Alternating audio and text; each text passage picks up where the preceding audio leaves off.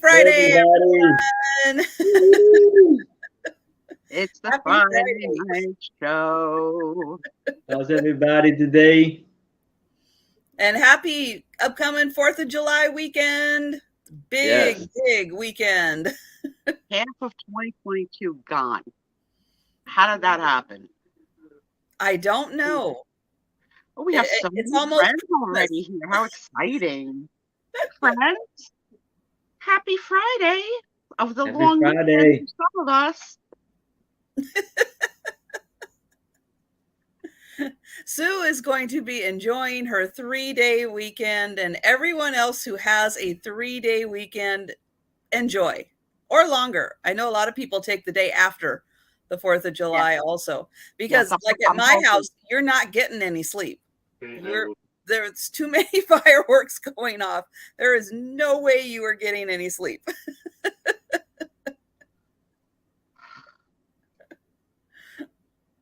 Tom, it looks a little messy behind me. Can you come see what is showing in cam? We have not undone the non-perishable grocery put away, so that's what you're seeing behind me. We're not really hoarders. It's a bad angle, so deal with it. Hi, Nobody can see everybody. anything. Nobody can see. Yeah, I got a new angle, and now you see my dirty secret, right? That Tommy and I didn't put away our groceries. So that means later, at any point, I could just get a snack. Oh, Yes. see, that's Salsa? not such a bad thing. Yeah, keep the Salsa? We're snacks good. handy. Denise, I have, you got to keep. Oh, hold for the makeout session. Good night, honey. Good night, Thomas. Say hello to everybody else. Night, Thomas. Look at this handsome boy going to make the sleep to make the money. Thank you, Denise. So he has to work this weekend. He has to work tomorrow. Make sure to take. But tomorrow, because of the way the week fell, he'll get time and a half, which is nice. Oh, that is Awesome. nice. I'm like really into the money, so like I'd be like, "Do you really need to take the day?" Right? So if he worked Monday, it would be like double time. I was like, "We're not doing anything anyway. Why don't you just work Monday?" Make He's sure like, Faye takes care of her. He's like, "You're trying to kill me." I'll have Faye keep an eye on her. Yeah, you have to.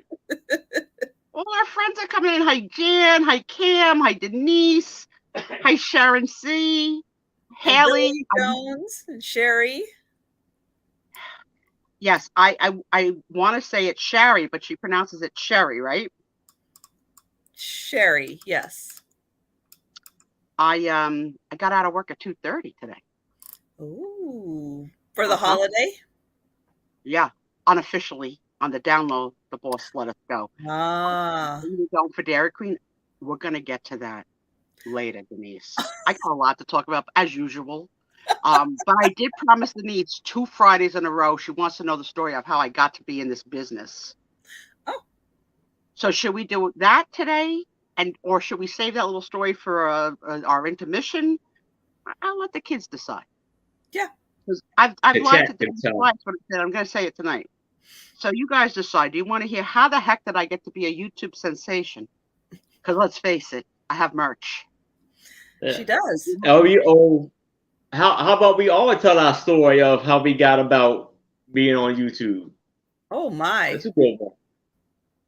I think we should let our host go first. Yes. Well, I'm pulling up the link for the merch, which I didn't have a chance to do yet. A second. Then you tell us, Aaron, your please. story. How'd you get here, Aaron? How I got here. Let me just say, this when it starts out, it's away from YouTube, but it's going to come to YouTube. Basically, one day I went over to my cousin's house, and I don't know if you ever seen the show Storage Wars, where people buy storage lockers and find stuff in there. Tommy watches that. You're not allowed in. You can only stand outside and look. Yes. Yeah, I fell in love, so I went over there and I fell in love with the show. And I started watching it all the time. And so I started thinking one day when I was watching it, I know it's got to be some storage options in my area. So I checked it out. I bid on some online. I bid on some, won some, did decent with it, pretty good. And then one of the people that was on the show actually had a YouTube show on there. So I was like, oh, wow. So I checked them out and was going through there. And then while doing that, checking their live, I seen other stores locker buyers there. And while in one of the options, someone contacted me, was like, hey, come check my show out Friday. So I did that and saw how they were doing it. They were resellers like we do now. And so I was like, oh, this is cool. And I like the community. It was very, welcoming and stuff like that. And so I think the one lady was on the show, she was like, hey, if you ever want to do an interview with me or start out, let me know. So I emailed her. So I sat there for a minute. I was like, why not? So I just emailed her and I did an interview with her. And I started telling her about my stories about buying stores, lockers, and just going on and on about that. And she was like, well, have you ever thought about doing options? I'm like, sure. And then and then the people in the chat contacted me to do an option. So I did it and just went on from there. And here I am, basically. And here you are. Here you are. Yeah. And what big event happened last week live while all we were watching, right? You hit 500. Yes, I did on this show. You did. And I thank y'all so very much. Thank y'all. Now I'm at now I'm at 520. So nice. We're getting up there. We're moving there. We're moving. More people have come in. Hello, Bonnie and Billy. It almost So sounds like I'm more than halfway there. Bonnie and Billy and Robbie. All the bees. Robbie and Billy and Bonnie and Bo. It's a song. I'm still working on your song, Trisha. My millennials have an idea. I don't like it, but we'll see. It's all right. No rush. So I guess, Trisha, are you ready now to share your little journey? Yeah, sure. So I found out about eBay, like a lot of people, back in about, 1998, 99, and thought, oh, that's kind of interesting, and saw what they were doing. And then I was laid off of my job that I had for 17 years at the time. Mm. I know it happens. The company I worked for was sued by the state of New York. And apparently they've got really bad lawyers and they lost. And they had to lay off a third of the company. And wow. My whole department was just cut out. You're fired. Yeah, it was just one of those, they just went like department by department and just like eliminated a ton of departments to get rid of. They ended up laying off 20,000 people. So it was a lot of people. Yeah, they had to pay, essentially the way that it worked, they had to pay back to some customers what ended up being like $850 million. But the CEO who got taken out of his position because of everything, he got $150 million exit package. So yay. Isn't that nice? Is he after single? You screwed up? No. No, I know 20,000 people get laid off and he gets $150 million exit package. Yeah. Wow. Welcome to corporate America. Yeah, so I had a little time on my hands at the time and I thought, oh, well, I can get into, I know garage sales and yard sales and eBay and stuff. So that's kind of how I started my little journey into eBay and reselling, which I kind of did on and off for, the past, what now is about 20 years. And you must have been a baby. Then then the company I was working for most recently ended up being sold.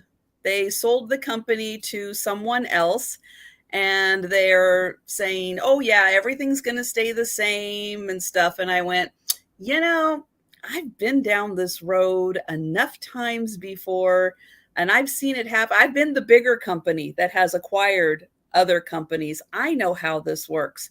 And so back in 2019, I decided to start up my company again just to have it as a backup plan and, start kind of getting everything set up and ready to go just in case.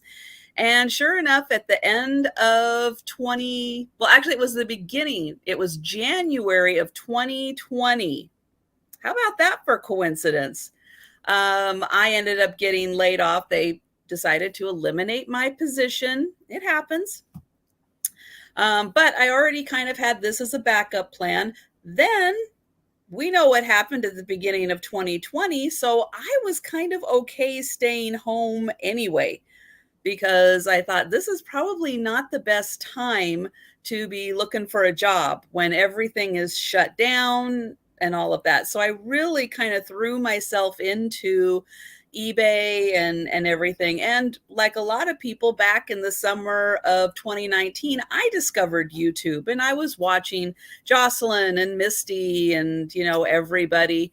And two years ago in August, so it's almost my 2-year anniversary, I went, you know what? I can do this. I'm a very shy person. I'm a very quiet and reserved person. But I thought, darn it, I can go ahead and do this. So I'm going to give it a try. And here we are almost 2 years later. You're the internet sensation. And no one would believe that you're shy, but she really is shy. I'm very, very shy. And when she says she's shy, she's a vault. Okay. I still to this day don't know her last name. My name, however, is on every t-shirt and her merchandise. Don't tell us here, Trisha. I want us to hit our 5-year friendship anniversary when you feel close enough to me to tell me your last name. So now, for me, I'm going to put the merch link in here. Yes, please. So, yep, check it out. And when Sue is done telling us her fun story, I know the story. I will share my screen and we'll go over and take a look at some of the merch.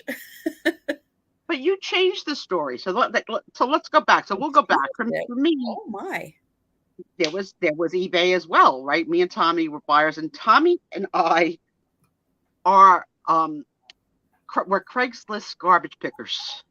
So it'd be like, come get anything in my house that you want for free.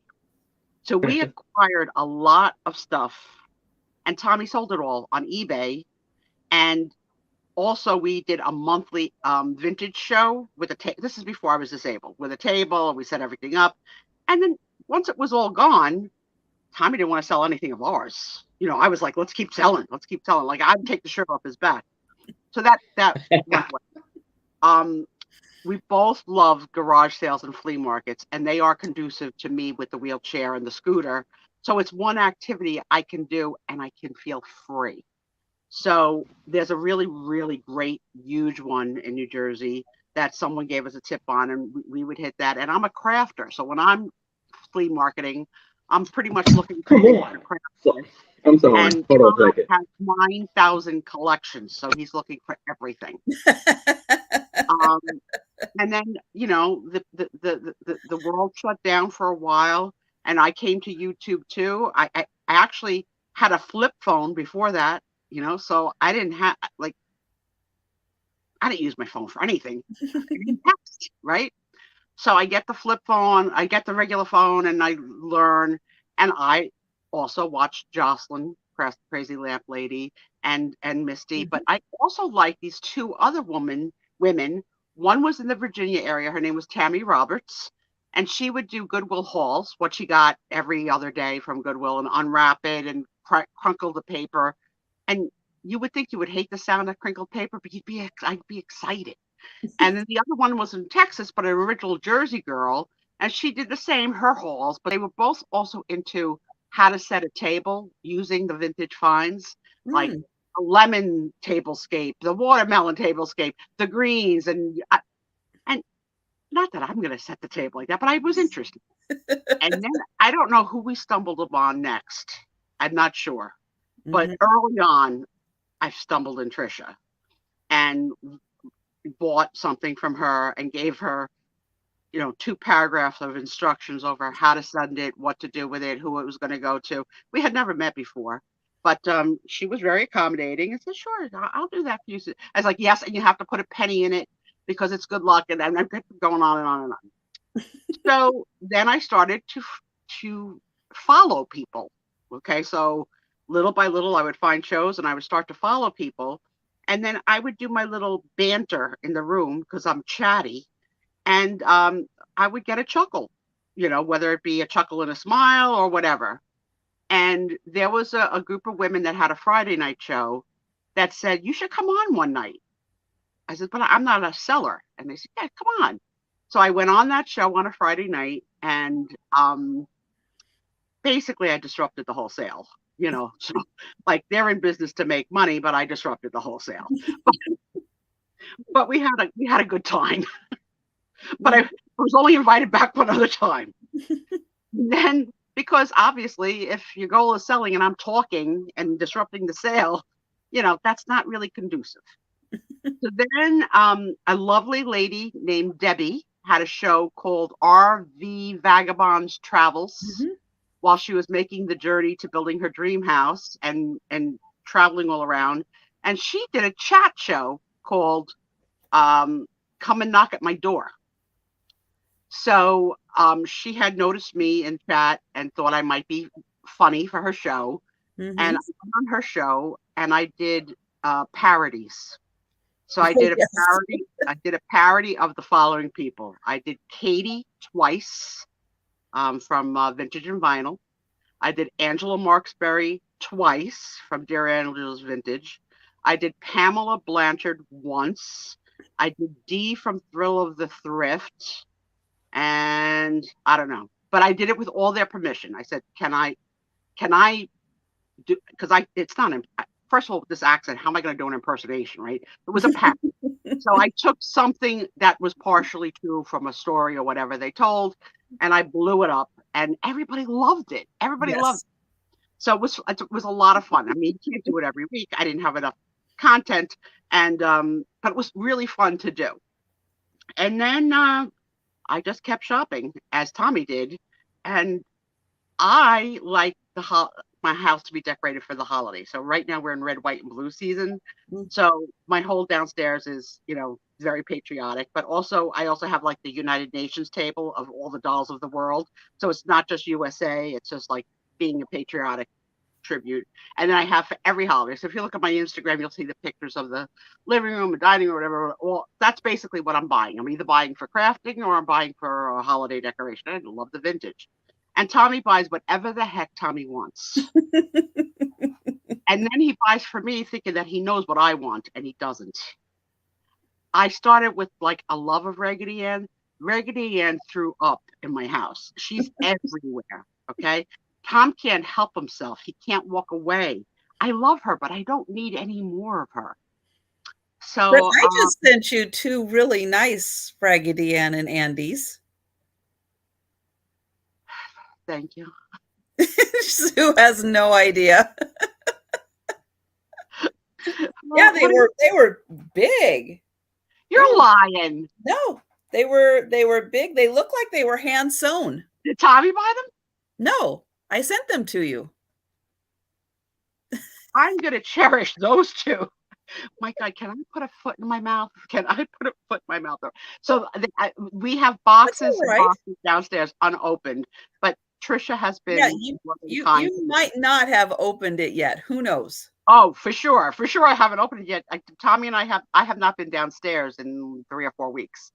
So then I'm going to let Trisha take it from here of how the heck I got here, because that's all on her. What happened? Oh, well, so then I was thinking of setting up this, I had come across a lot of pictures. Sometimes you're at estate sales and, there isn't any family left for pictures, or like my mom just brought down some pictures and she's like, I don't know who these people are. I know they're part of the family. I don't know who they are. So I'm probably going to, take pictures, add them to our ancestry, .com account just to have on file, but we don't know who these people are. So I don't really have a connection to them. So a lot of that happens with estates also. Someone passes away, the younger generations come in and they're like, I don't know who these people are. So they don't want the Denise, photos. I'm sure he's fine. He probably just took a bio break. We talked to him before the show. He's not sick. No, he's okay, but he might be having some technical difficulties. Yeah, but don't worry, he'll be back. If he can come back, he'll be back. And so at estate sales, it's like you feel like, there are so many people who, number one, enjoy older photos, and number two, like to use them in their crafting, their, all kinds of different mediums, whether they paint or, make cards or do junk journaling or, something. A lot of times when you have those old photos, they love to use them in their medium. And so I thought this would be a great opportunity to have some fun, talk about the photos, kind of what's going on. I love vintage fashion, what people are wearing, and so I'm always drawn to these photos, and I want to see, what are they wearing, what's their shirt, what's their jacket, what jewelry do they have. I'm very interested in seeing what everybody's got on. And I thought, Friday nights, a lot of times people like to unwind, chit chat, have a lot of fun. And I thought that would be a great way of kind of combining a sale, but with a lot of chit chat and unwinding and just having fun in the chat. So I was thinking about, who to have with me on the sale, thinking. And then, I don't know, Sue said something in one of the chats, and I just went, Sue. It's got to be Sue. It has got to be Sue. One, because she's got the best personality out there. And everybody just absolutely enjoys having her in the chat. You can see people brighten up when Sue comes into the chat. And I thought, no making me cry. That was 2 weeks in a row. And I'd already seen you do YouTube, so I knew that you could do it. You're comfortable. It wasn't something that you would be like, oh no, I don't want to. It's like, no, move over. Give me my space. Yeah. But you invited me to come once, but that didn't happen. No, right? No. But I said as often as you want. I said it's open. You can come in whenever you want to. You can leave, whenever you want to. It's totally up to you. I am so thrilled that you are here. Yeah, every week I send her the link every week, but it's always except for once. Yes, once when I forgot. But it's the funny thing. I know, and Aaron was there like 10 minutes before the live, going, "Where's the link?" No, we didn't know each other. We still don't really know each other. I mean, you probably know more about me than each other, which is a vault. But she said I could come whenever I wanted. I'm like, I'm in. I'm going to come every week. And the community has been great to me. And I left one part of my story out, that I'm really a crafter, right? So I got a chance to sell my crafts last November on Jody and Pat Doodle's Thursday night maker show.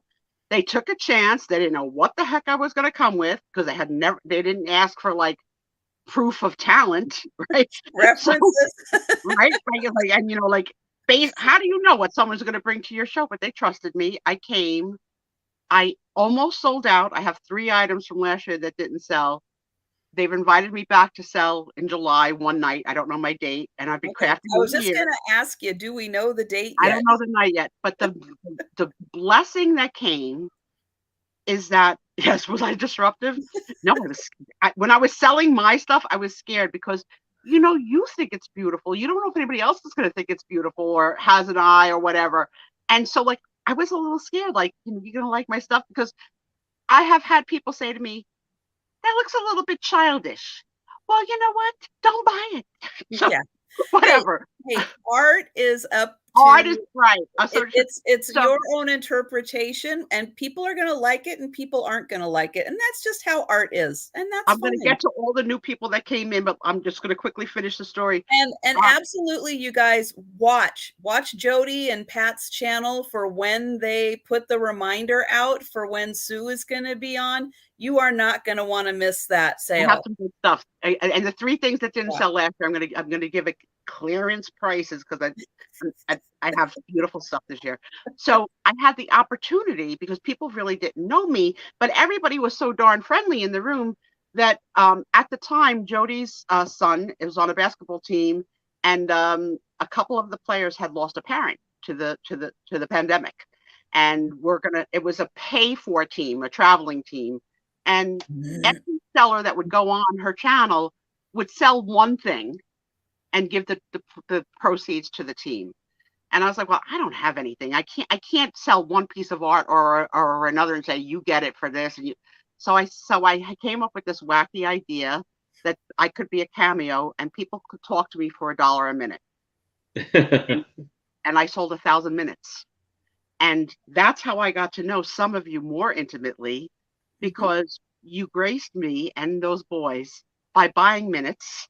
And last Christmas, between Christmas and New Year, I spoke to about a dozen or so of you, like just wonderful one-on-one conversation. I didn't really count the minutes, right? Once we were on the phone, we were on the phone. I've kept all your secrets that you shared, and you've all shared some good ones.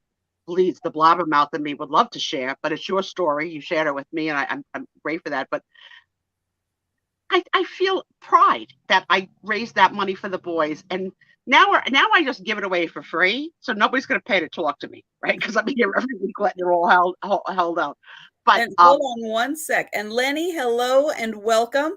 We will get back to the chat and answer all questions and all that kind of stuff in just 1 second, as soon as we're done with just this one little chat point.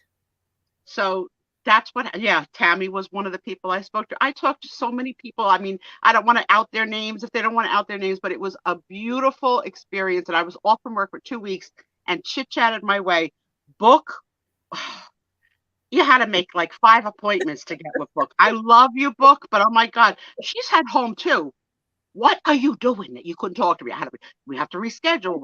Everybody was sick. Everybody was getting whatever. But yeah, it was great. It was great. And the kids got the money and they were able to do the season. And it was one of my proudest moments that I had. So that's the gist of the story. And to everybody who came walking in.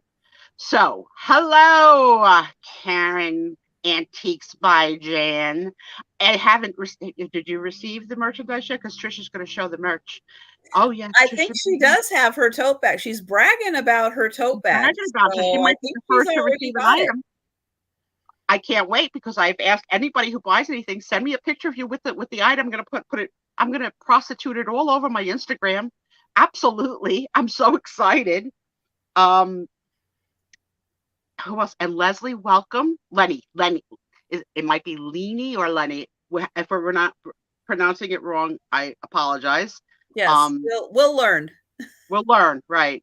Donna Maria, I think I caught everybody that came in. So Denise, I hope I've satisfied your curiosity.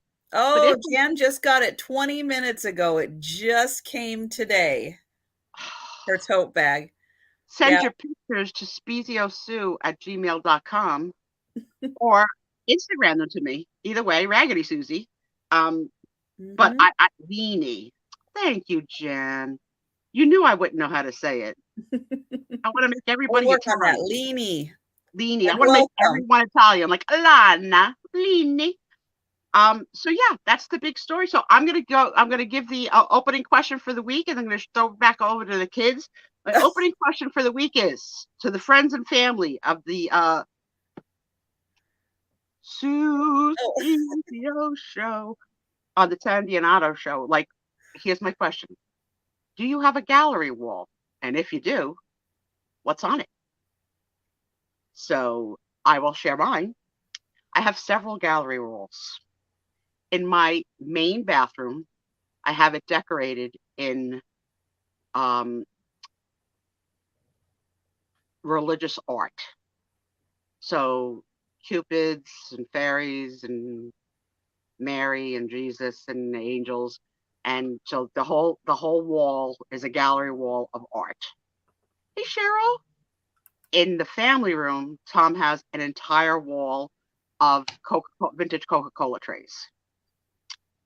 In the kitchen, we have walls of vintage kitchen tools, the egg beater, the chopper, lots of things I could kill Tommy with if I had in an emergency. So we have 3 gallery walls. And what did my coworker say about the merch? I think they're buying. I think they're gonna buy. They're supposed to stop in tonight. They're busy. Again, the girls are busy. Oh, well, it's summer. Yeah, it's okay. Yeah. A lot of people are busy. It's summer. They don't need to be with this old woman. I can't convince a family member to come. You're my real friends. My internet friends. Yep. So yes, what do you put if you have a gallery wall? What's your gallery wall? What do you have on it? Don't leave me hanging. No, you got gallery walls. I have gallery walls in almost every room of my house. There isn't enough time to tell you what's on all my gallery walls. Yes, one day, I'm going to be doing some rearranging of things, but one day I'll do a video on it on my gallery walls. Okay. Aaron, you have a gallery wall? I got a little something. I think I did show it on Instagram, where it's just a little bit like these head figures of different people. Like it's like Native American, Middle Eastern guy, and it's like a circle going around this lady, this angel with a star. So that's all I really got. It's like Nice. these head. I've watched other people have like a basket wall. Who's the Newton's Cupboard has? I'm jealous of this wall. She has like a cruel embroidery wall. I dig that. That's like, I would like to see a close up of everything that's on the wall. Oh, Jan, everything's getting reorganized.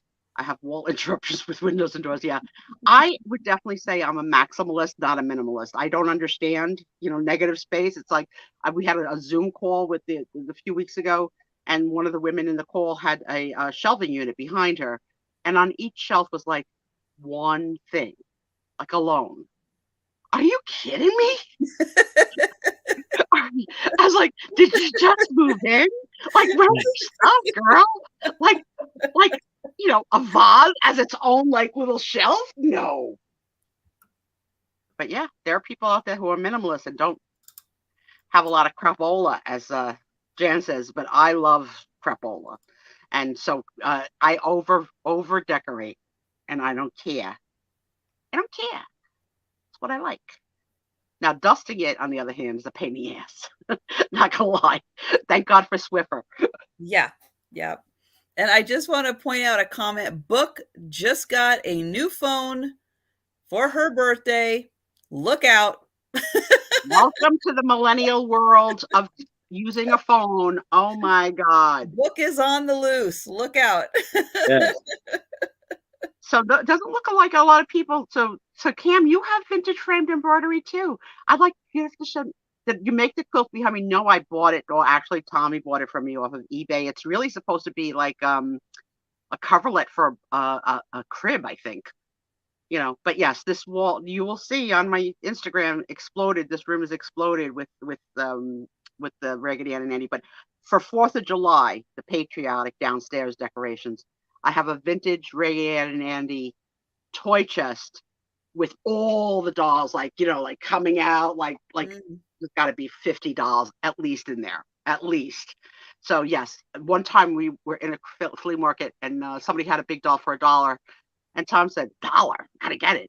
I was like, I'm good. So we walked away. He gets me in the car. I says, where you going? He goes, I can't leave that doll for $1. And he came back just with the doll, like it was his baby. It was the cutest thing. He gets more excited about finding things for me than I do. I know, right? And so yeah, so not a lot of people. So Jan has Prince, antique and newer, family photos, some mid-century metal and plastic stuff. Cool. I got my hands on a vintage hand mirror, the silver ornate back, and I'm thinking hang it like a piece of art or glue the heck out of it with lots of vintage jewelry and make it like an ornate.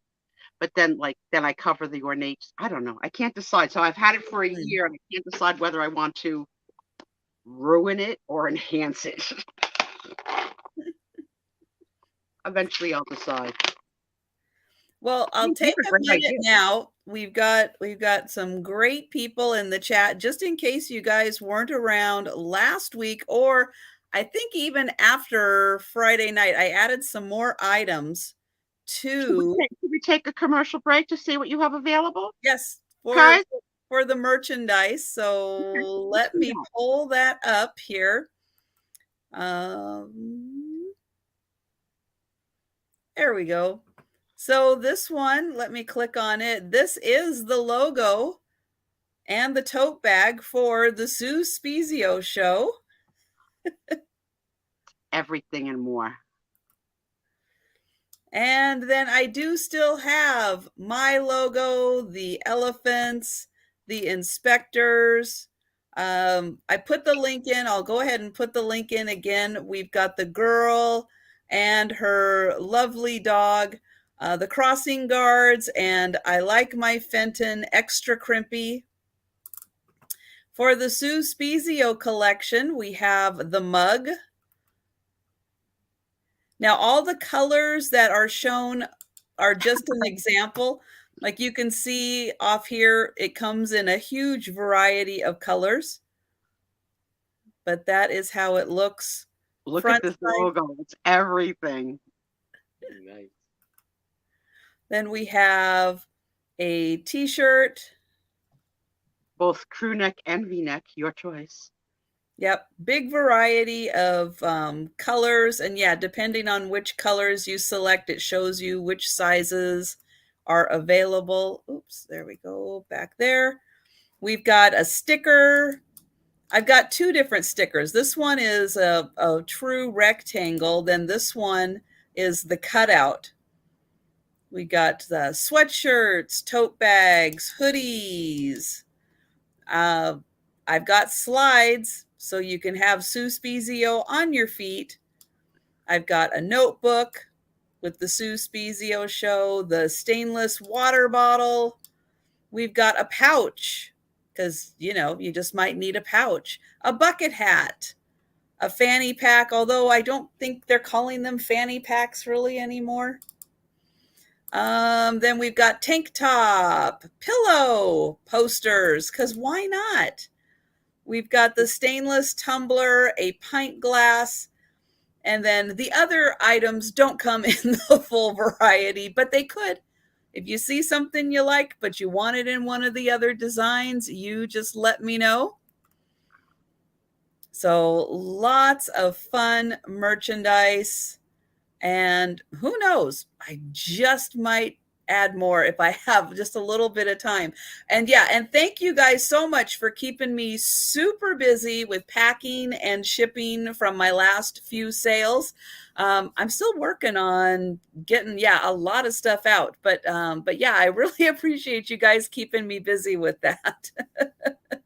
I told Trisha I have a little fantasy that I made that Tom, handsome Tom walks around flea markets with the Sue Spiezio tote bag, and that perhaps I have, the hat or a visor or something, and then people would say, "What's that? What's the Sue Spiezio show?" And then I could have business cards made that say, "You too can be a member of the Sue Spiezio show, showing every Friday night live on YouTube at 7 p.m." And then I took the idea further, like I could go to flea markets and start handing out business cards to promote the show. what if I did it on a cruise ship with thousands of people, including the crew? Yes, you too can watch from any country in the world. Yep. Oh, wow. That's great, Jan. And actually, I do. You know, it's fun. You go into your YouTube stats and it will show you all the different countries that people watch from. And I have to say thank you to all of the international people who do watch the show, not just the people who are in the chat internationally that we know, but yeah, a lot of people, different times all over the world. It's like, thank you Yes, guys they're watching, so watching much it on for the watching. replay sometimes, right? Because you Yeah. could see the next day Mhm. the number of views the show has had. Somebody's watching it, unless you knuckleheads are watching me twice, which I don't know. I think once is enough. That's But enough. you really must go back and watch me a second time. We'll take it. Why not? My husband's like, you're really not that funny. I'm like, I got murdered. So yeah, I got to shop a little today. There was a young lady selling this afternoon that I had never met before. Her name is Darcy, but she had $1 jewelry bags, you know. And Oh yeah, she was with Jane. yeah, so most of my crafting is with jewelry. So I was, and she must be a new seller, because you remember when you first sold and you didn't know that you should stagger your numbers and not do one set Oh, followed by item 2, followed by item 3. So she was using, J20, J21. So I just kept entering, like, yes, yes, please, yes, please. And then I got busted on the last one because it wasn't a uh-oh. jewelry bag. It was something else. And I had to retract it. I was like, oh, she's on to me. Yeah, it was Darcy and Jane. Yeah, Yeah, so if someone could put in the link to Doggone Vintage, doggone happy vintage. Doggone Happy Yeah, Doggone Happy. Jane is a doll, and she has sent me jewelry packages before, but yeah, I'm that girl. I'm that girl that goes to a flea market and likes to see the big clump together with a seller I'm like, how much you want for that trash? Because I don't mind undoing it at all. It gives me so much pleasure. Well, as I've almost gone through my jewelry stash and gotten it all organized. And as I was going through, I've been finding like single earrings, and some other things. And it's like, yeah, I'm going to be having a few little jewelry things up for sale in upcoming. And she's doing another book sale tomorrow. Oh my gosh.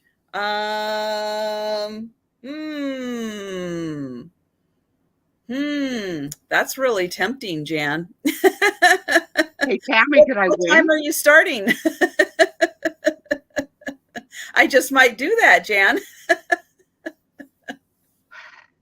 And is it going to be a 3-day Saturday, a 3-time Saturday, or 2? Are you already booked for 2 tomorrow? No, I just have one. I just have mine tomorrow at 11. Come on. Oh, that's 8 in the morning. Oh gosh, I can sleep in. You saw it here first, announced live on that channel. Mm-hmm. If you're into books, these girls have a lot, and they'll be selling tomorrow morning, 8 a.m. Pacific. No, 8 a.m. Yeah, Pacific and 11 Eastern. And if you're in the middle of the country, my apologies. I'm still studying the map. If you're in the middle, but you're west of the Rockies, it'll be at 9, unless you're in Arizona. And if you're west of the Rockies or east of the Rockies, then it will be 10. So Leanie was impressed with the book selection last week. So there's a challenge. See if you can top it. Did you see that Pat Doodles was going to do a book sale but didn't want to conflict with you ladies last Saturday? Oh, Pat knows we're not like that. We don't. Everybody. No, yeah, but Brett, I did see that she did it on Sunday. Yeah, she did it on Sunday. Yeah, there's space for everybody. We Yeah. all support each other. And what happened in pop culture this week was Elmo got the COVID vaccine. Oh, I did not know that. Yeah, big news. Okay. Big news. Elmo is fully vaccinated now. All So, right. All you right. know, just in case. And then the embarrassing thing that happened to me this week, because it usually is I woke up with insomnia one night, really feeling mushy, very mushy. And I saw Dexter, my cat, and I don't know what it is about animal people, but you go into that whole other voice. So I'm like, Dexy, Dexy, come by mommy. Come here, baby. Come here, baby. Hug mommy. I just let mommy rock you like a little baby. Nothing, right? It's like, all right, let me get up and pee again, right? So I get up to pee. And then I noticed like he wasn't moving. And I was like, oh my God, is there something wrong with the cat? It wasn't the cat, it was a shadow. I was courting a shadow for about a good 5 minutes. Come here, baby. Yeah. Mommy needs Oh, thank goodness it didn't move. I'm losing my crap, guys. I'm begging shadows to hug me. Please come hug mommy. Oh my goodness. So we do have prescription for new eyeglasses, but as per usual, I usually don't wear them in the house. But yeah, I thought so when I finally did see him, I was like, you rat B. You tricked mommy. Oh, you're having a threesome. Oh, look at Jen. I love Jen. Ooh. Always pumping up. That's good. Cool.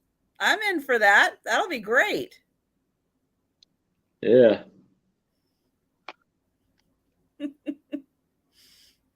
That will be a lot of fun.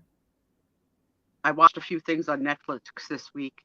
They called it The Last Cruise. So remember when the pandemic broke out and the first cruise ship was like stuck at sea with sick people? So some crew members and stuff documented what was happening on that cruise and what was being told and not told, and being at the dock and watching all the ambulances coming and that hazmat suits and all that. I had never seen this documentary before. It was fascinating. We were hearing about it on the news, like, oh, there's a ship at sea and it's got Americans on it, so we were hearing the American version of what was happening, but we weren't really hearing it from the crew's perspective because they were sick. They were sick and working. And I think the number got as high as like 700 positive on the ship. So it was like an inferno. But yeah, it's on Netflix. It's called The Last Cruise. It was very interesting. And then not so interesting, I watched J-Lo halftime. So it was apparently, I'm not a sports person. Apparently she was a halftime show. So it was like the 3 or 4 months of preparation to get ready for the halftime. Frankly, I was bored. I don't watch the Super Bowl. Aaron, calm down. Well, at midnight last night, I know where you're going, Aaron. Part 2 of the Stranger Things season 4 dropped. And I heard it past the internet. It took me all day. But I watched it because I'm, packing and invoicing and everything. But I was determined. I could not stand not knowing what was going to happen. So yeah, that's a good advertisement for you guys. I never see that, so I may need to do that. I love a good binge. Hocus Pocus 2 is being made. So for those of you who loved Hocus Pocus, they're going to do a Hocus Pocus 2. I'm excited about that. The Wendy Williams show went off the air. Done. Watched a stupid show called The Ultimatum where people gave their boyfriend or girlfriend, marry me or get lost. So stupid. That's why I don't like reality stuff. Stupid. Or like supposed reality. I think Jen, can you imagine? Wouldn't it be fun to watch it on the big? It'd be fun to be out in the woods with Jan and babes and a fire and playing it in, like, you could play a movie like Against the Black Sky and watching Hocus Pocus under blankets while Babe got us snacks and hot cocoa. I'll have that dream later. And then my last bit of pop culture this week, Oreo cookies is coming out with 2 new flavors. Neapolitan, which will be vanilla, chocolate, and strawberry, and coffee crunch.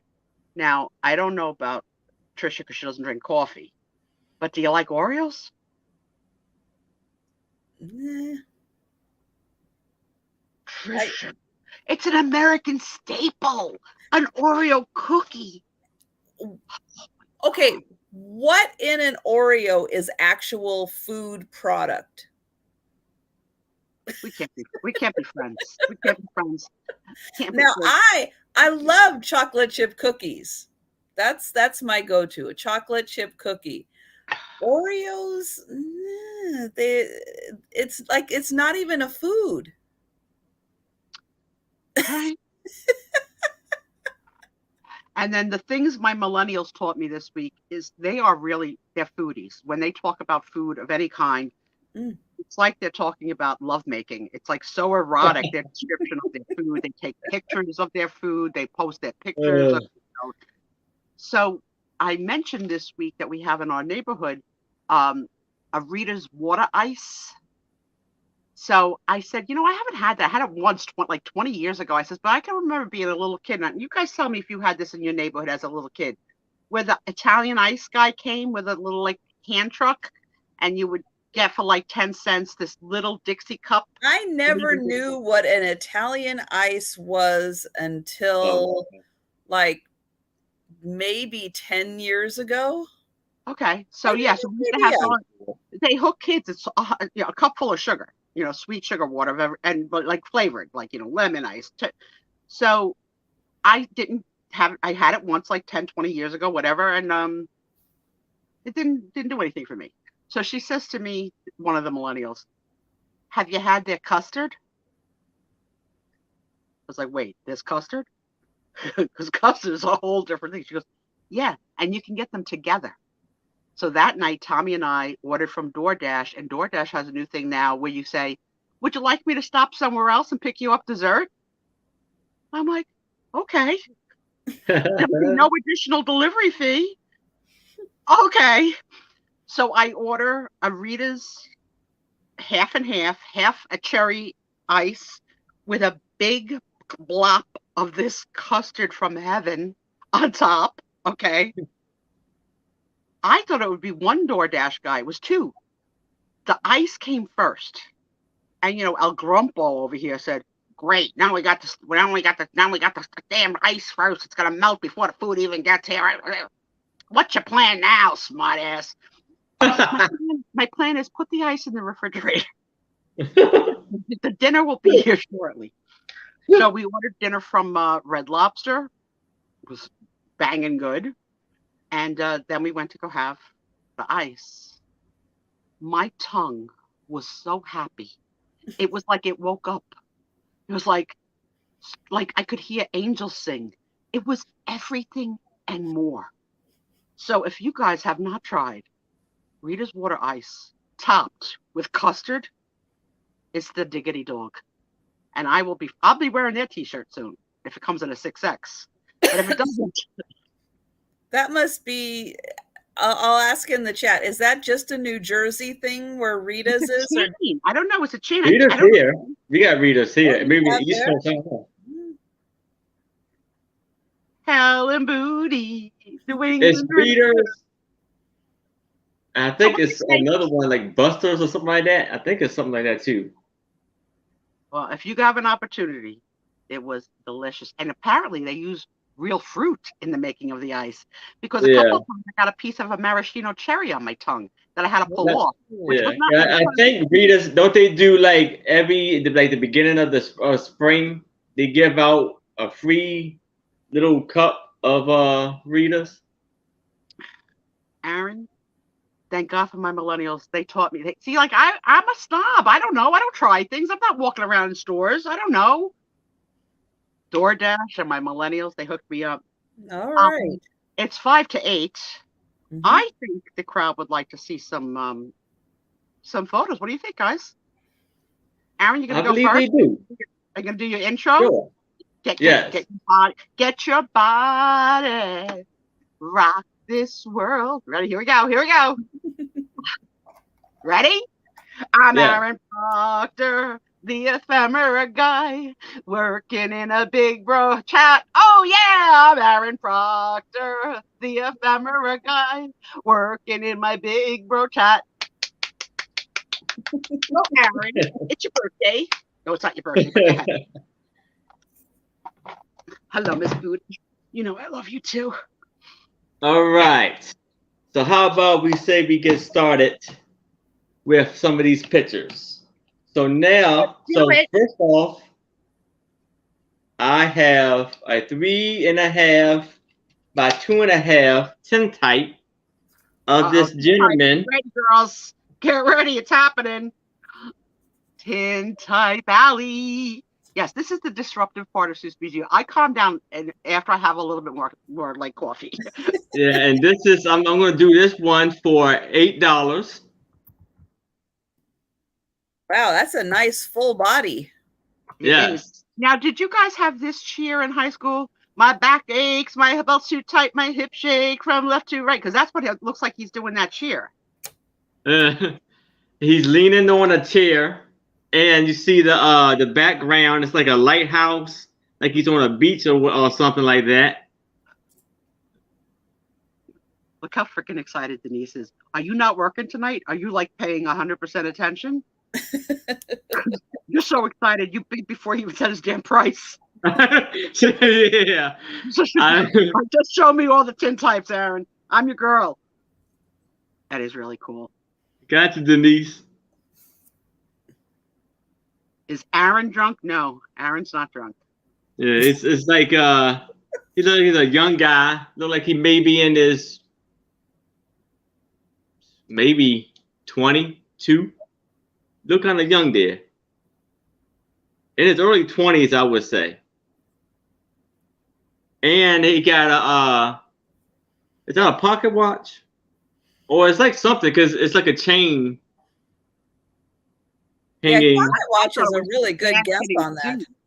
But yeah, right now there. close, it does look like a chain. Oh, the guy in the photo. He looks a little like Charlie Chaplin-ish, the hat, like, you know, like he's and his feet are like out. Yeah.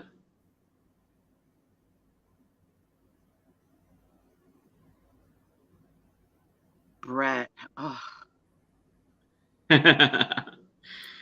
Book, I love you too. I love all you guys. Yes, I'm gonna be disruptive a little bit.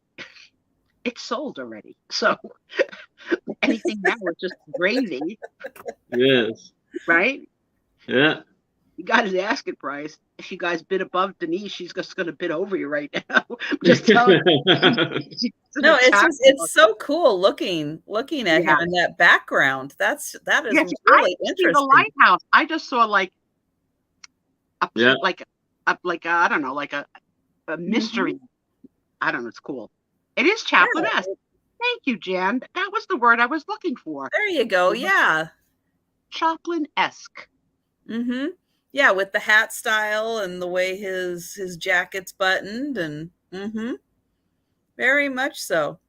Yes. And he could be doing that on purpose. Yeah, to be very, very much like Chaplin. Even his feet are kind of turned out a bit. Yeah, that's what I said. Look how observant I am, but I don't see a big damn lighthouse. No. It could be my cat back there. Side there. Is that my cat behind you? Come on, mommy. And it's like I don't know, boards right there. Look, it's like that's a sand. Very freaking cool. Mr. Proctor. Do y'all have lighthouses, Trish? Yep. Oh, please. Here we go. Washington is on the coast. We've got lighthouses. Yep, it's true. There's I never seen no lighthouse. Yep. Look up Mukilteo. Mukilteo has a really pretty lighthouse. What is that word you're saying? I'll spell it. I never seen a lighthouse in person. T.O. Okay, so Aaron, I'm going to tell you a little secret. I went on vacation on a girls' trip to the island of Aruba, which has a spectacular lighthouse. And the next day, I saw my girlfriend coming out of the bathroom in our hotel, and I said, "Oh my God, what the heck happened to your back, of your legs, and your bun, and like you're all scratched up?"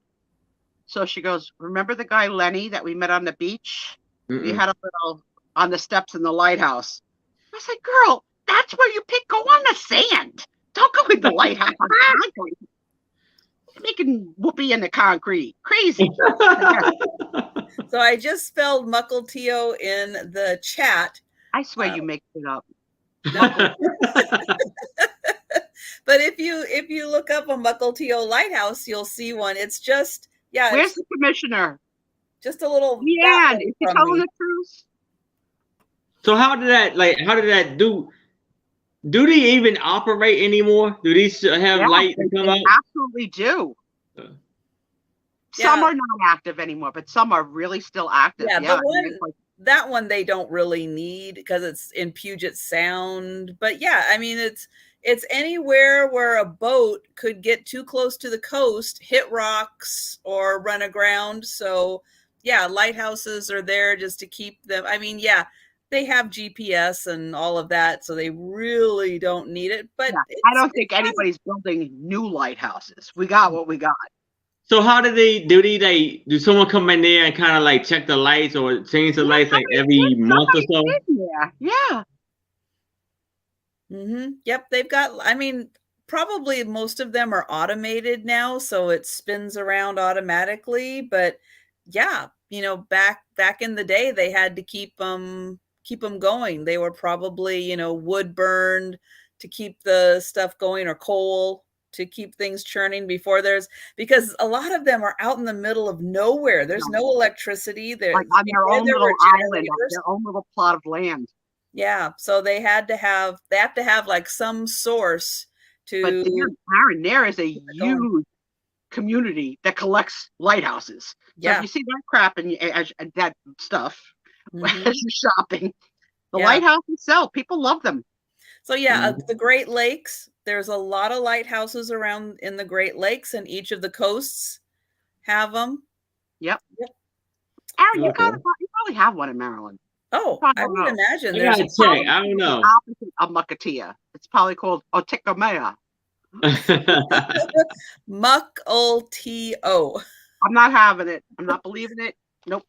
I want to look it up to see if they do. Photo, going once. I'm waiting for the commissioner of the room to come and verify.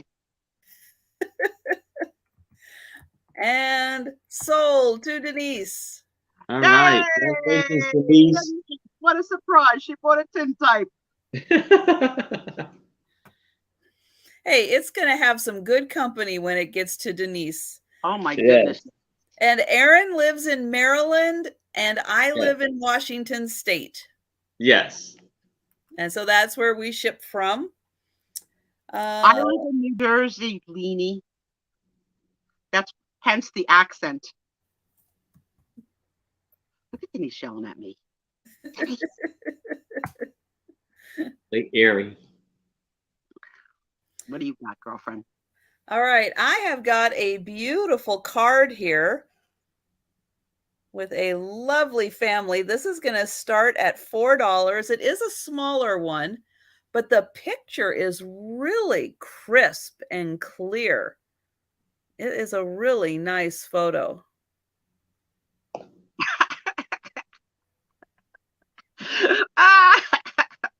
Read what Leanie wrote. I am a foreigner from New Jersey. That little girl is so beautiful. The dress is amazing. Yeah. Oh, I love that.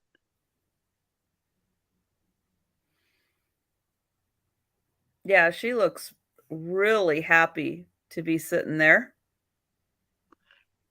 We haven't had a middle-parted man in a while with a handlebar. Have you got a handlebar with the curly?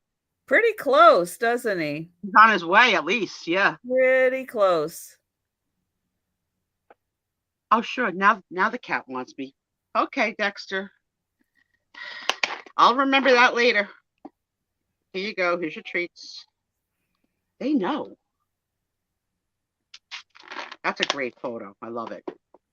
Now the mom's got, I don't know, lots of jewelry. It looks like a necklace maybe there. Maybe another necklace. But yeah, the mom looks like she runs a pretty tight household. I don't think much gets by her.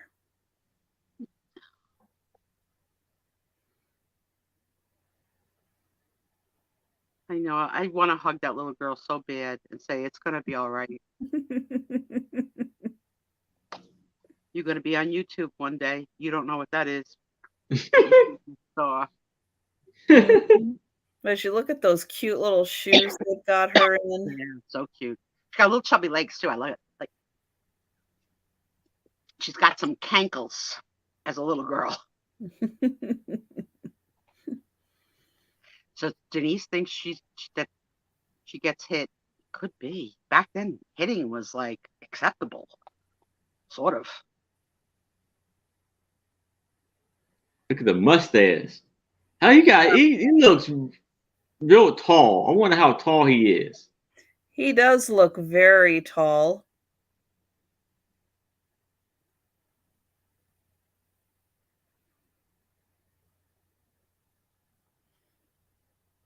Yeah, because even with her sitting down in a normal sized chair, he does seem very tall.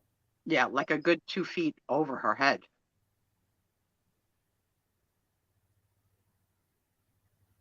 It kills me how their sleeves are so tight. Like, I would feel choked. Mhm. Oh, that little girl. She's so sweet. And then the You know mom. what? You know what photo I would love to find? I don't think I never will. I don't know if it ever be like that. But you know how the like the little rascals and stuff like that, how they would stand on each other's shoulders and put a jacket over themselves and Yeah. like they're an adult. I Yep. would love to find a picture like that. That would be awesome. That's gonna be my dream picture if it ever happens to find it. All right. Well, we're going to pass on that one and we are going to go back to Aaron. All right. It got me another tintype for $8. This is a 4 by 3.5 by 2.5. And we got this lovely couple. And he looked like Abraham Lincoln a little bit. And then the lady right there. So they're an older couple. He's handsome.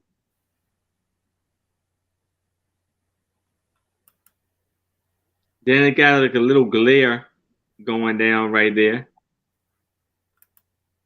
I used to watch a show in the 70s called Dark Shadows, and there was like a handsome guy called Quentin.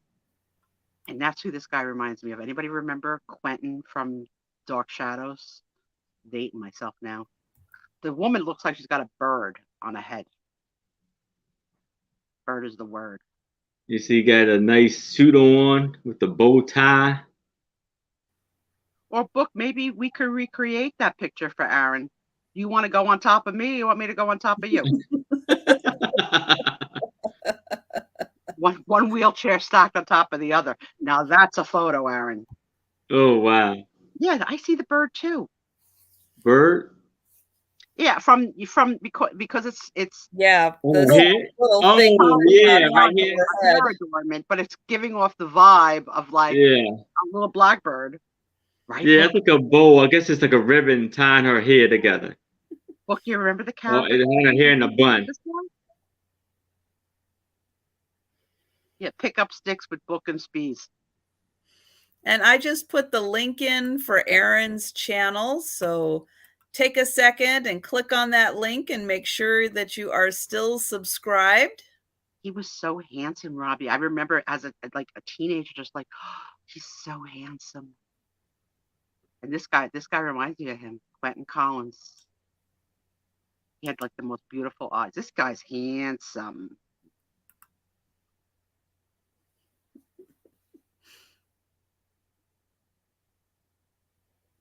It's tin. Huh? Yeah, it's a tin type. Mm-hmm. Yeah. I don't know if I could. There we go. Yes, I hear it now.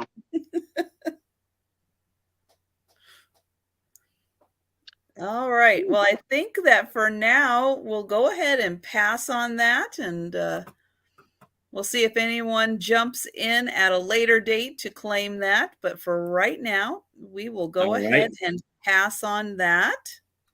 Okay. Um, Moving on.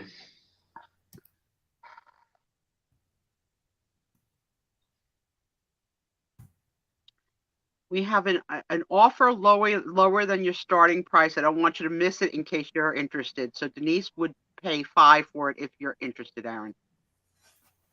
Your choice. All right. We can do that. Frequent buyer program. Congratulations, Denise. I gotcha. okay. Well, I don't have a tin type, but I do have a handsome man. Show me, girl. So look at this guy with the fancy hair.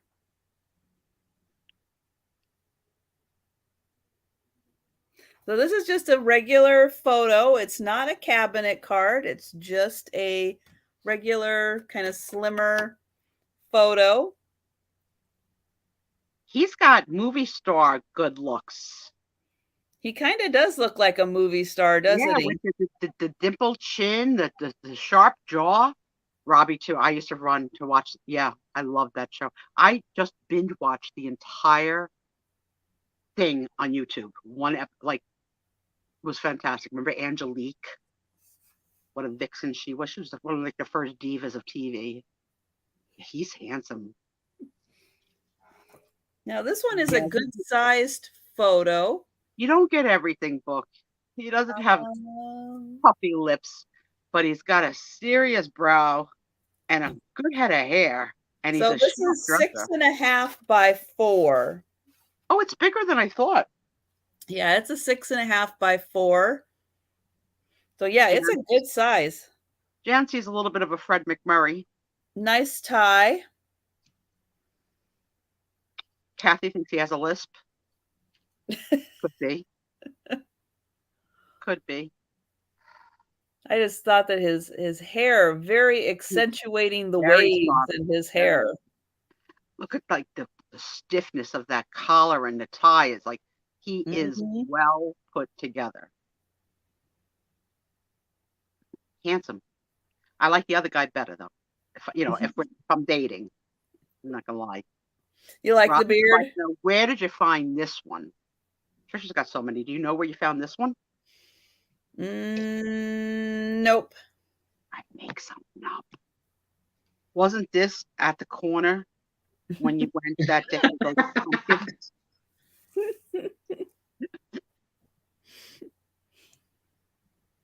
No, she won't see. She won't tell a fib. It's not Italian. But yes, you can have, for your instant family gallery wall, here is the movie star to add to your collection.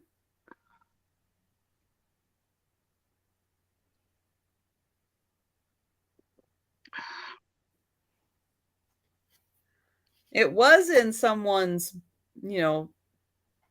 photo book or something at one point. Oh, show the back again. Let me see the connections. Oh, yeah. Yeah. I haven't seen that in a while. Yeah, that's cool. Even though I like that. I like that as a story in history, too. The back of how it was attached to a page. Yeah, a lot of them were attached with the corners. Yeah. They'd glue the corners down and then stick the photo in, but this one was straight on. Disgusting glue when you had to lick it. All right. So we will go ahead and pass on him. And we will go back to Aaron. All right. Oh, I just put in the Dark Shadows, the full series, and I went to season 1. You put in like season 1, episode 1, and then it starts. All right. So this one, I have another tintype, but this one I'm gonna do it for $8, but it's gonna be a solid $8. You're gonna be solid for this one. I love. It got a lot of character to me in this tintype in this photo, cause it's kind of funny because uh look like the older gentleman and his, I think this is probably his grandson, and his grandson has a little like the almost like a Civil War hat kind of a thing. But you see the background is supposed to be like the beach, like it's the water and stuff like that right there. But you see that the man, but he's kind of messing it up because you can see his shadow in there. Speaking of shadows, the photographer did not do very good job with the lighting. The guy is good. The photographer didn't do a great job with this one. And almost like right here, it looked like something like a bug, like maybe like a bug or something like that may have been in it. You can see something right there.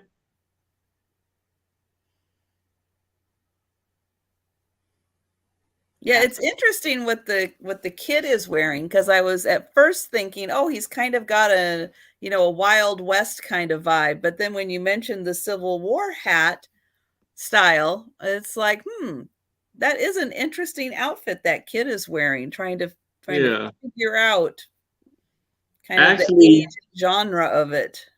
Actually, hold on.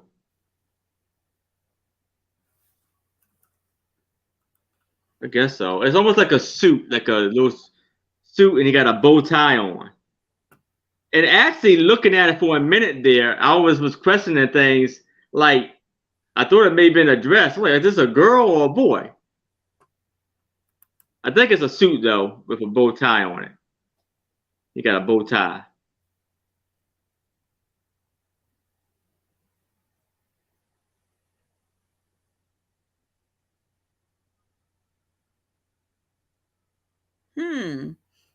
Very nice. I actually love that the photographer screwed it up. I like Poltergeist back. It's like, you see me coming and you see me going. But the hat style almost looks different in the shadow. The hat looks a little more like a cowboy hat in the shadow. In the shadow, it has a bigger brim. You're right. It's not like identical. You're right. Oh, like I said, you can make up any story. Like, it could be a ghost back there. Anything.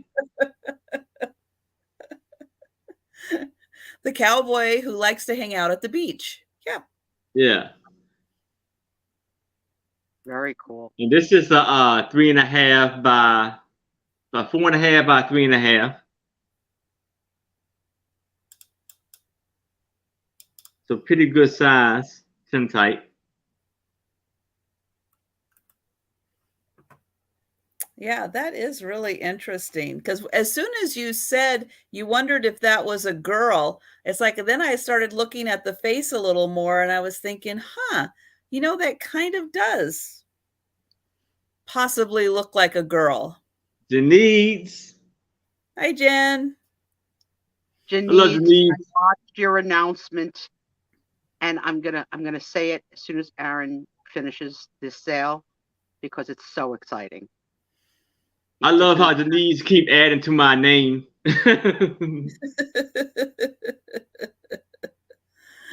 Sue. Well, go ahead, Sue. I don't see anyone in for this one.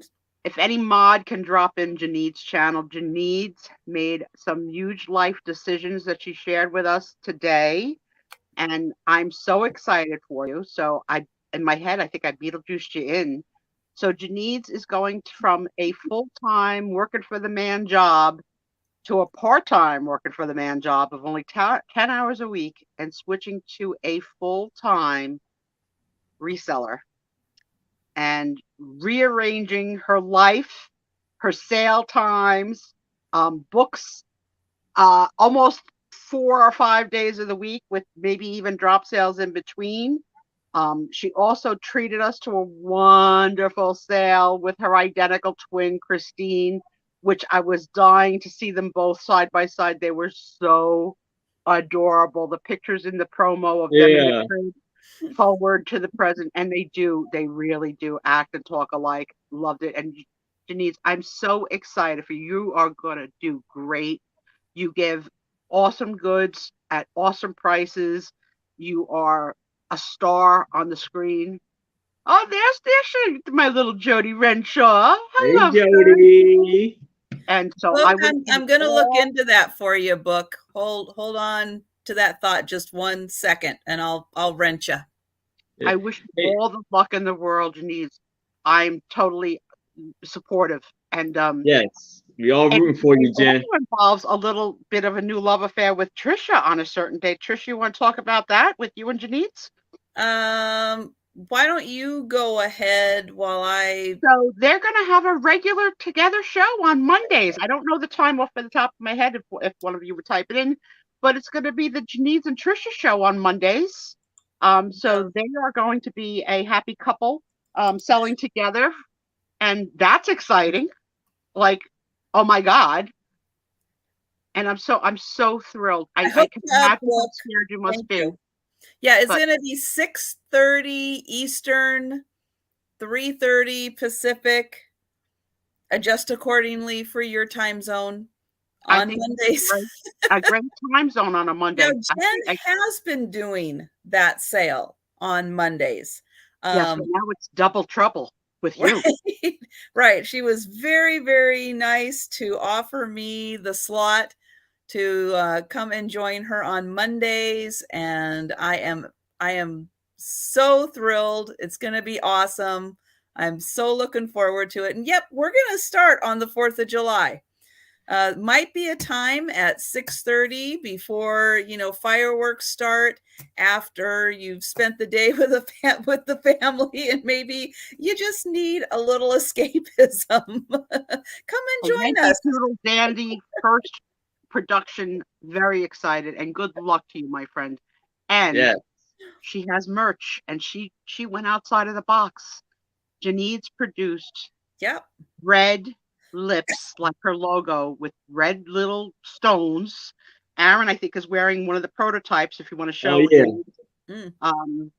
on your hat, if Aaron, see, that's the merch. Suitable for everybody. It's fantastic, Jen. Good luck. Really good luck. Love the TheBroochHat, Jen. Love it. Love you. Love it. One of a kind merch. Fantastic. Go support it. All right, Aaron. So we will pass on that one for now. All right, and Jody, save the curvy girls at the club for me. I'm coming to get them. Aaron's back in business. Aaron's car has been repaired. He's out on the prowl. Yes. Aaron's got my car back. I'm ready to go. Right. And Jody, I was talking about you like 45 minutes ago. Like, seriously, I Beetlejuiced you in. All right. My next photo comes in this really nice folder here. It is this lovely couple. It is going to start at $6. They are a nice bit older couple, a little bit older. Maybe they're empty nesters. Maybe the kids have all gone, so they decided to get their photo. Oh, they're still doing it, these two. Absolutely. Absolutely. Look at her smirk. Oh, hell yeah. They got something in before they took the picture. Yeah. Yeah. This couple, I'm certain of, Trisha. Certain. I have a question, because you know how old books have a smell? Do old photos have that smell? That same smell as like an old book? Well, the paper could a little bit, yeah. Oh, look at her. She's like, uh-huh. Yep. That's my man. No? I love it. She's liking life. Yeah. You can tell a satisfied woman. I'm every woman. This is my man. Yeah, she's curvy. Yes. Mm-hmm. And I wonder if that white neckline is interchangeable with other dresses. Like, like a is the word dickie? And I'm not trying to be dirty or silly. I think I call it a dickie, right? Yes, it is. Yep. Yeah, it could be.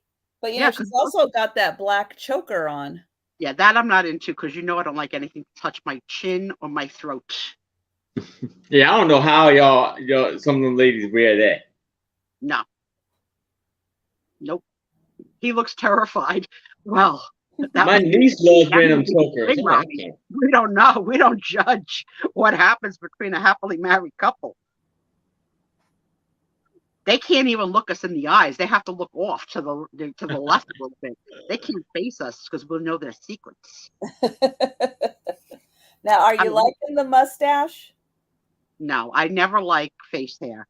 I love you, Aaron, but I'm all about. You just said that the one guy with the Abraham but in my mind, I took everything off of him like Quentin Collins. I'm going to shave him. I'm going to have him shaved. I shaved the back of Tom today, and now he's scratching like a monkey does, like how a monkey itches himself.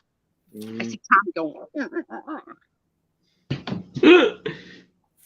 Let's see. So the photo is 5.5 by 4. But the card holder or photo holder is 9 by 6. And this is from Newark, New Jersey. She's a Jersey girl. Welcome to the Sue Spiezio show, Jersey girl. I knew. See, Jersey girls, we know we put out till the end. We don't stop. Nope. Disabilities don't stop us. We're hot.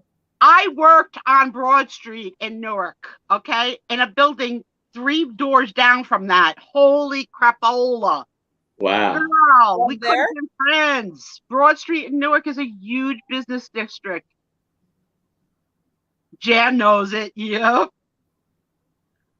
I went to college in Newark too. Rutgers University, Newark, New Jersey. Not the New Brunswick fancy campus like the kids that had money had. I commuted every day with my little book bag. I still had the life though, Aaron. I met my husband on the first day of college. What kind of life could I have? Oh, wow. Hello, I'm Sue Spiezio. My first day of college, I wore a T-shirt that said Sue. No, it was a big thing in 1977 for a while to get your monogram on a shirt, like your first initial, your middle, your last name big, and then so I was like, I don't have to do that. I could just say Sue. So Sue Spiezio went to college on the first day with a T-shirt that said Sue. All right, Aaron. So we'll pass on that couple and we'll go to Aaron. All right. Now I have another tintype, 4.5 by 3.5. And this is this beautiful, wonderful, beautiful lady right here with a lot of hair that's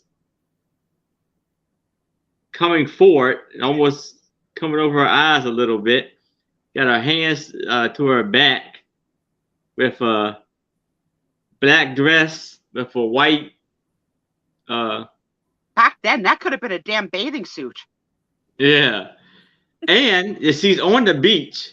As yeah, you can see, look at how smart Sue Spiezio is. I'm no the dummy. water, you got the waves, and she's standing right next to a rock. Did you have a start price? Did I miss it? You had a lighthouse in the back. $8. 8 on her? Okay. And I don't know if you can see it or not, but there are sailboats behind and back here in the background. Tammy, you got to retype that sentence. I don't know what you mean. I have enough for in morning, have to have tomorrow. I don't know what that means. Leanie is in at 8. Ah. Hey, Leanie. No, Thank you. it doesn't look like she hit the water yet because the hair is still like puffy. Yeah. Can you imagine having to go swimming in that kind of a freaking outfit? See the shoes.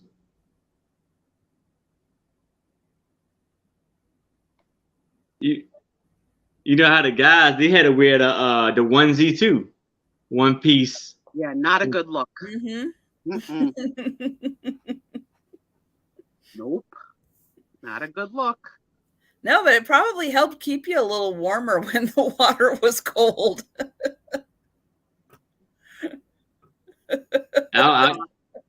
Jen, is the other twin the swimmer? Like, would she be able to save you? Like, did one twin get the swimming, jeans and one not? I wonder how cold the water is. How cold? I don't know how you throw your body in that position to dive. Like, my body just would not do that ever, even as a kid. Like, how do you just go boom, boom? Oh yeah, I'm a pretty good swimmer. I had to learn how to do it. It was kind of, you get kind of like. Some people, they're just so natural at it. They walk across the diving board and just their body flips in half. Yeah. You would die if you had to depend on Christine. All right. Note to self: do not go swimming with the Janine and Christine. All right. I gotta go for a bio break. I'll be back. Okay. I'm gonna let you see my mess this week. Oh. So, Trish. Mm-hmm. How cold is the water in Washington? I know it's got to be pretty cold, don't it? Oh yeah, it's very cold. If you go out, because people do go out surfing and scuba diving and all kinds of things, but you have to have a cold water wetsuit on. Now in the summertime, if you're just in like the shallow, like if you go out to Puget Sound at the beaches and you're in the shallow part, on a hot day, that can warm up fairly nice, that you can go out and wade a little bit. But yeah, if you go into like some deeper water, it's still going to be a little on the cold side, even on a hot day. Swimming pools, they have heaters to warm them up. But yeah, the ocean water, Puget Sound water, it's still kind of cold, even on a hot day. Yeah, because now I go to Ocean City in Maryland. It's pretty cold most of the time. It's pretty cool. But then one time I went to like Miami, but basically Fort Lauderdale.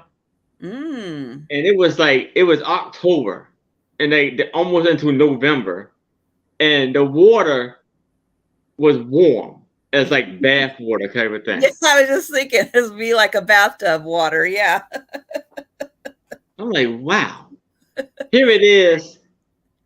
I'm wearing, because I got myself in trouble a little bit, because I left there with a pants with short sleeves on. That come back here and it's like 40 degrees. So I was like, oh. Yeah. In October, yeah, it's gonna be a little colder, and yeah, big temperature difference. Yeah, that's what we do. We go down to California, and it's like, you leave here and you've got your coat on. You get down to California and it's like, whoo, get the coat off. You don't need any of that stuff on. But yeah, then you get used to the warm and you come back and you're like 3 times as cold. Yep. All right. So we do have Leanie in, and we will go ahead and count this down. We are going once, going twice, and sold. All right. And Leanie, if you can email me at jamesproctor809@gmail.com and just give me your info, like your PayPal account, like your PayPal address, your physical address, and I will invoice you and ship your package out on Monday if you pay by Sunday. And I will invoice tomorrow night. Thank you. Okay. I was just getting a measurement, so I just kept you up there while you were getting that last bit of info. Okay. So my next photo is going to start at $6. And this is a beautiful lady. And we actually know who she is. That's right. Tuesday, because won't be any mail on Monday. That's right. Oh, that's right. That's right. I forgot. So this is Will's wife, Edna Reed. It looks like Blaze. And hello, Paula. And hi, Kathy. And anyone else, if we miss saying hello, just go ahead and keep on talking. So look at this stunningly beautiful woman. Woo. And she has got a gorgeous dress on. This photo is 6.5 by 4, just the photo part. You can see it's on a much bigger card.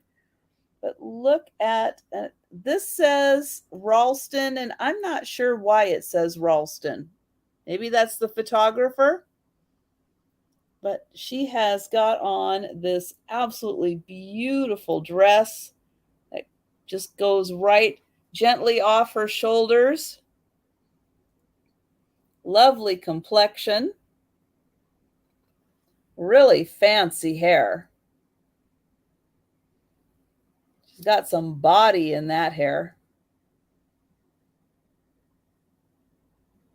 You know, she actually looks like my aunt a little bit. With the face, yeah.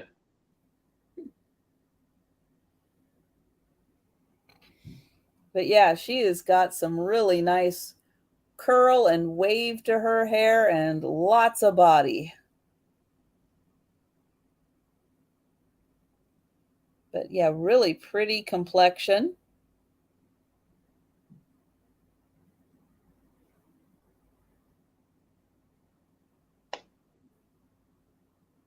And I love the pattern on the lace. It's very delicate.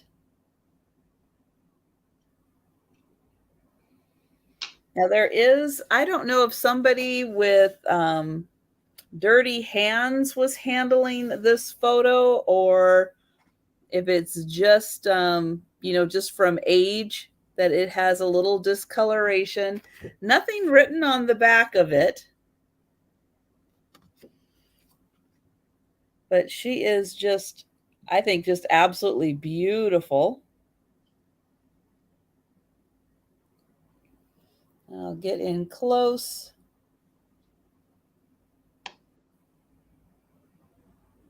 Nice features.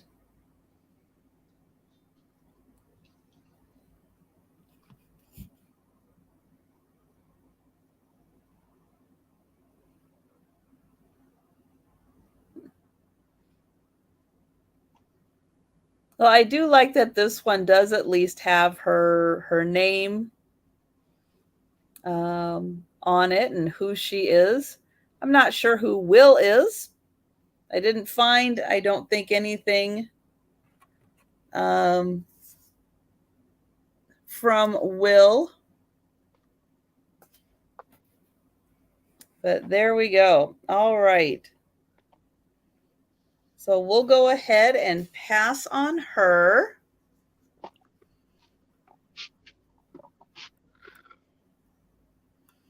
And we'll go back to Aaron. All right. So I have another. No, I don't actually.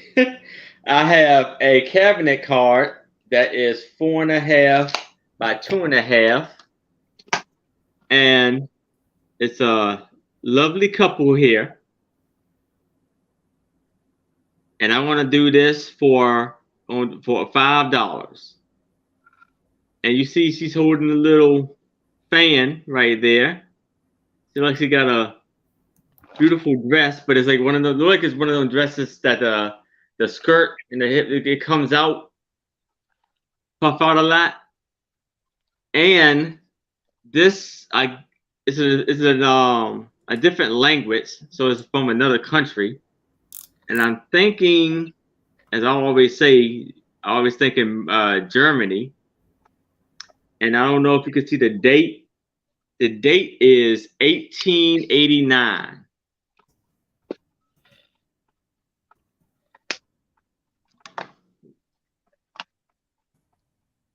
And sorry, Lois, I missed your bid. Yep, I'm going to put Lois down for that photo. I'm so sorry, I did miss it. So thank you, Lois. I've got you for the beautiful woman. I leave for 5 minutes, and she's already screwing up. Mm-hmm.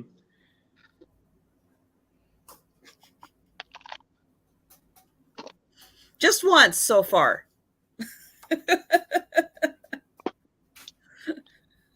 That looks like an arranged marriage.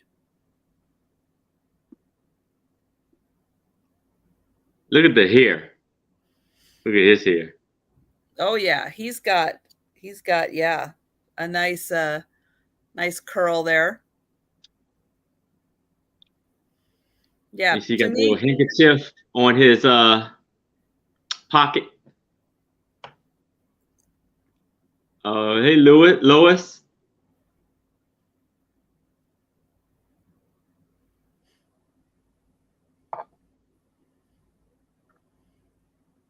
Yeah, she is very pretty, isn't she?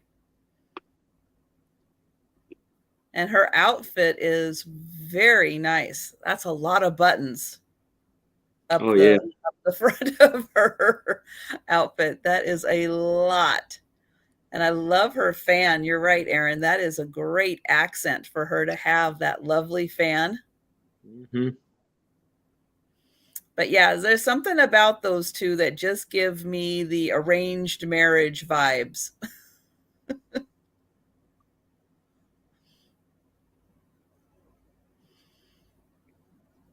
And I don't quite know what is with that plant that he's kind of leaning on. That's a little odd.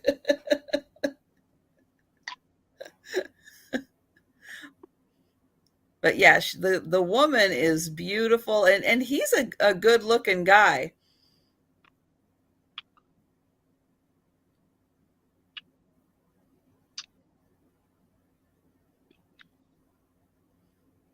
Sue has no thoughts on it.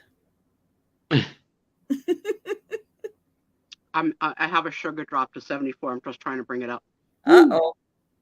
I'll be all right. I'm taking my dextrose. Okay. View.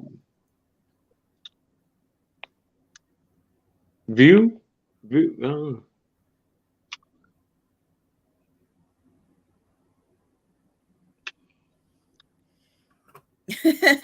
And Ravi, yes, Ravi is noticing that a lot of the women are sitting tonight. That is nice, isn't it? Because you're right. A lot of times the women do not get to sit down.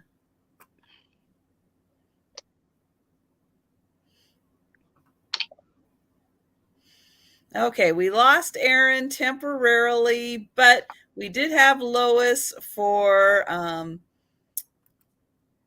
that photo. So I'm going to go ahead and count it down. Oh, here comes Aaron again.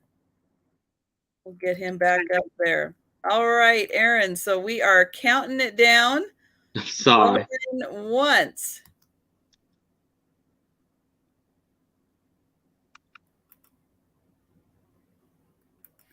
And going twice. Is Jan still here?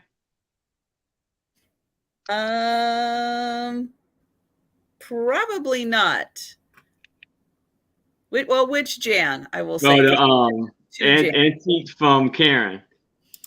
I don't think so, because I thought she had said something about babes making dinner or something. Okay. I was about to ask her, am I still Mr. Wiggles?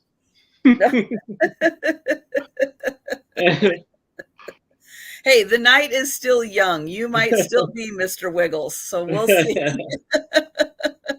right, congratulations, Lois. And yeah, Sue, if you need anything else, you take care of that. It'll come up. It'll come up. I'll be fine, guys. Thank you. But diabetes is like, it sucks because 1 minute you're fine, and then like the next freaking minute you don't know why. But yeah, 74 is too low, so I got the shakes right now. Okay. Well, you keep checking and make sure that you're on the path. Sugar, and I'm going to take a mouthful of peanut butter at Paulie's suggestion. Mm-hmm. I happen to have it handy. I'll be okay. Very good. I love peanut butter. I eat a lot of that anyway. When you live alone, Trisha, like you and me, we contaminate the jar. Actually, I don't eat it out of the jar. I hate you more than I ever have before. Yeah, it went down to 74, Robbie. Yeah, that is the one nice thing with peanut butter. Yeah, it really does kind of stay with you, and it's great. And it's super easy to eat. That's one of the things I like about it. So my next item is going to start at $5.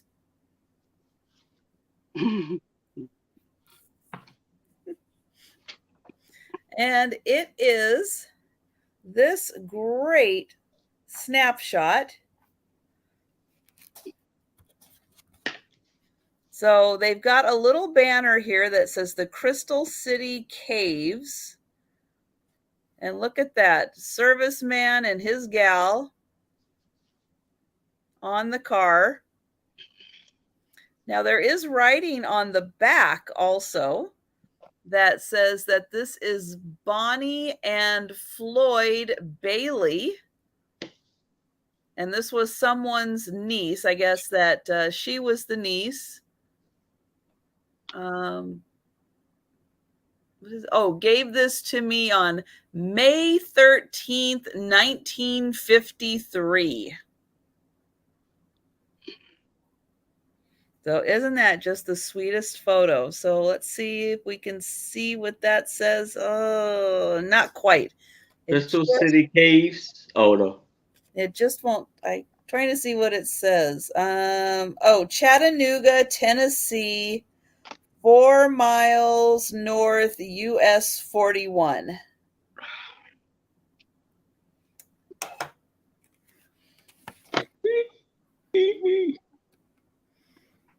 So there's that. Look at her cute little sandals that she's wearing.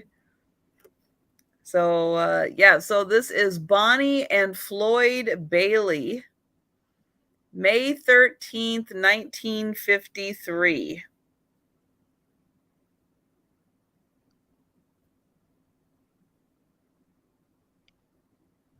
So it is a smaller size, but I just thought the subject matter was so great on this one. So 3.5 by 2.5 photo. But it is just so cute with the two of them sitting on the car.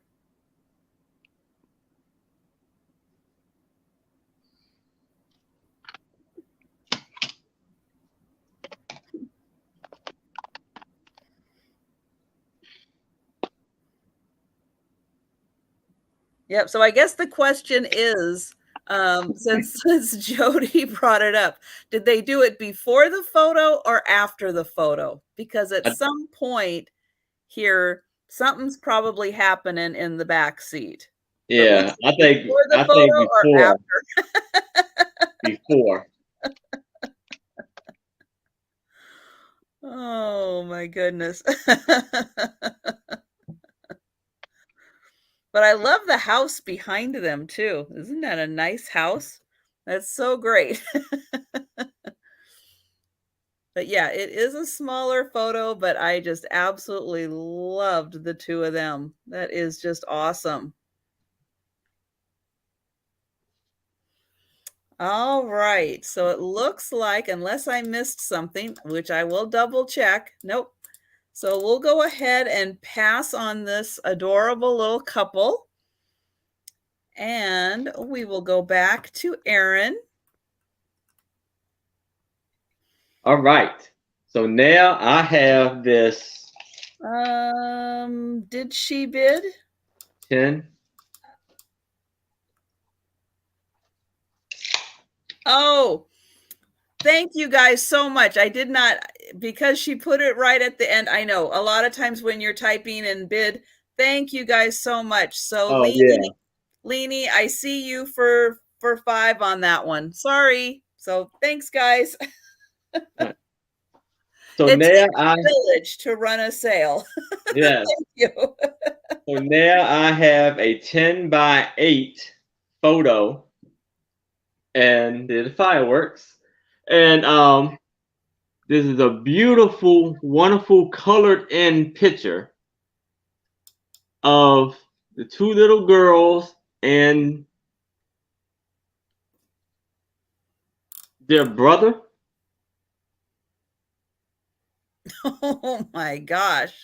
And this is going to be for $5.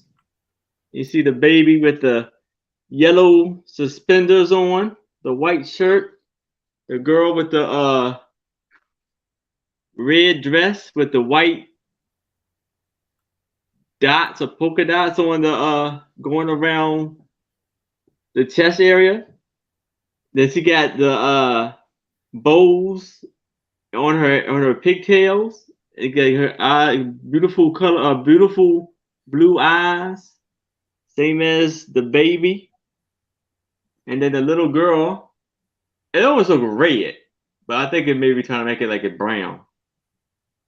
And then she got bow in her hair and a red Jan, still dress working. on. And it almost looked like the one of the German style things. Yes, it does look a little bit like the Lederhosen. Yeah, and this is like it's like flowers going across with the what do you want to call that? Like eyelet lace, Yeah, kind of on there. cuffs, the sleeves. That baby looks like he's got on a very uncomfortable diaper. But I know back then it would have been the nice cloth diapers with the pins holding it on, but he does not look very comfortable sitting there. I'm going to say, Trisha, I noticed the sack in the babies as well. And I was hesitant to say something because it seemed a little pervy to be looking at a baby's crotch. But Well, it's a little bit packed. It's like a double diaper. it's a predominant diaper. It was, and you know, like the adult in me is like, why are you looking at this baby's crotch? But yes, it was eye catching. Jody, I hope you bought that book. And thanks, guys. I'm moving from the peanut butter onto honey now. So hopefully within the next 5 minutes I'll be okay. And then see that beautiful smile the girl has. So let's see if I can get the age of these girls. Oh boy. Uh, I'm not good at kids' ages. 8, 6, and 1. Nah, well, yeah, probably about 8 to 9 months.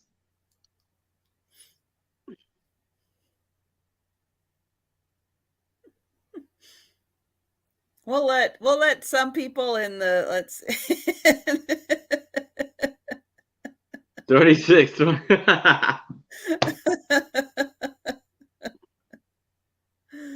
Oh.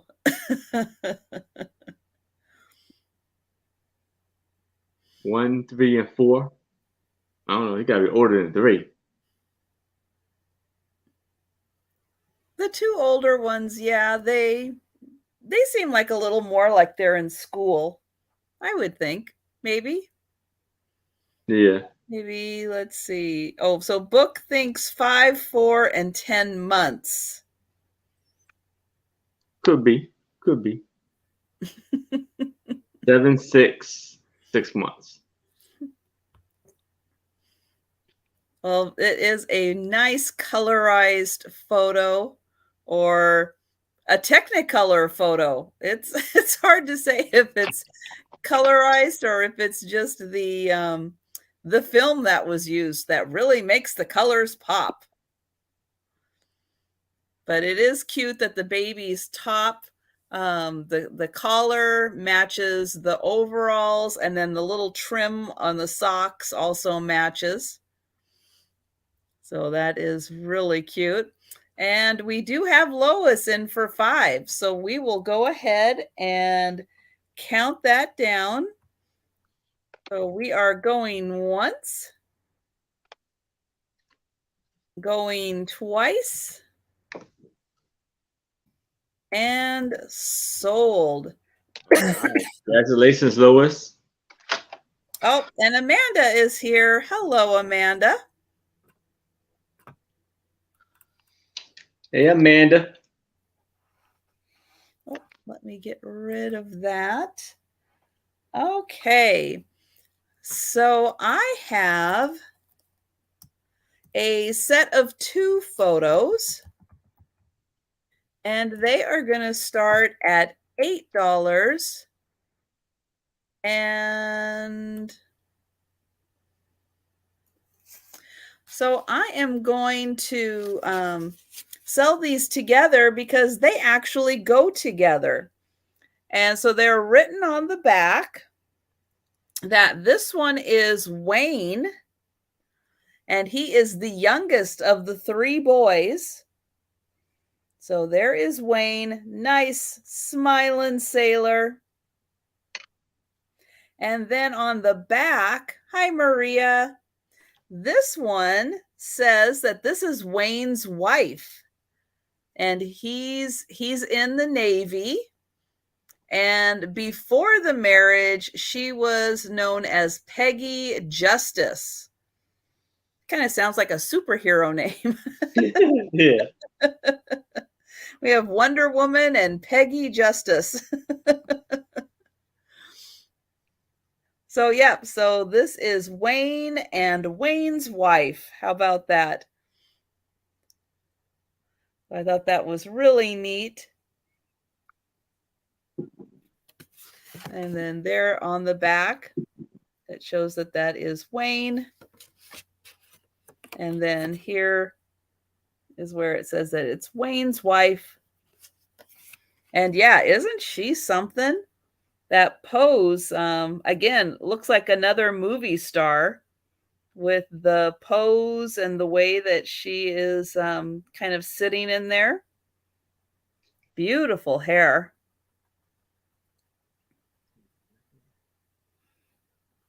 And so these are not super small, but not big cabinet cards or anything. They're just nice sized.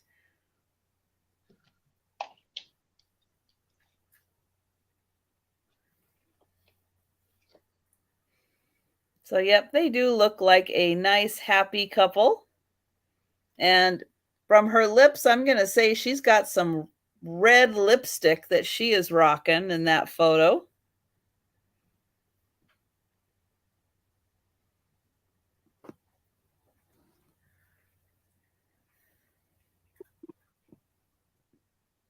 Doesn't say the year, which I wish it did. I wish that somebody had put the year on the back. That would have been helpful. But she has kind of a 40s look. Not quite sure if it's a look that goes into the 50s, but definitely giving me 40s vibes.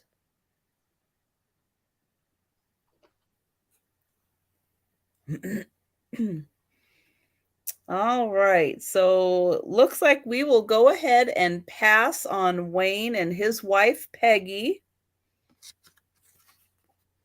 But if you think about it later, just put it into the chat. And we're going back to Aaron. All right. So now I have this beautiful black and white picture with the little girl and her baby brother.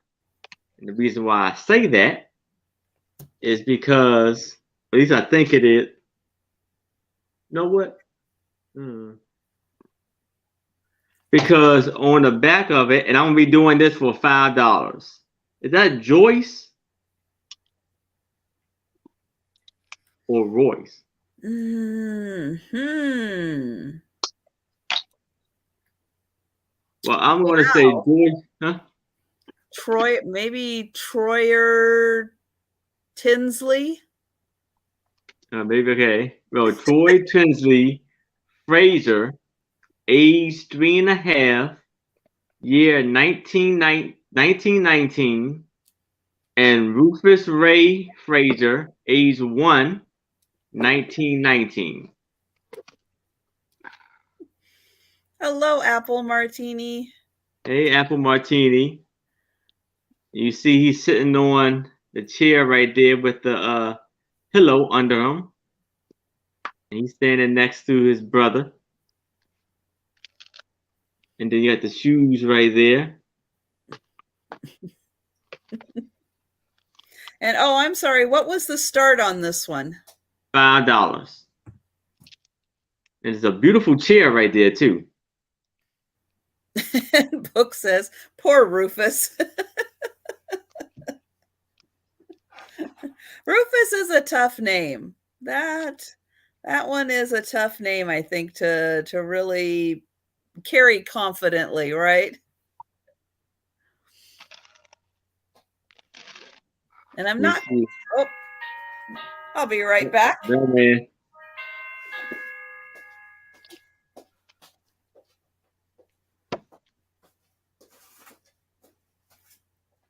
You know, it's funny because I forget that Trish lives on the West Coast. So I keep saying, like, why is the mailman coming so late? But even then, it's still what? 5, 6 o'clock there? 5 o'clock there?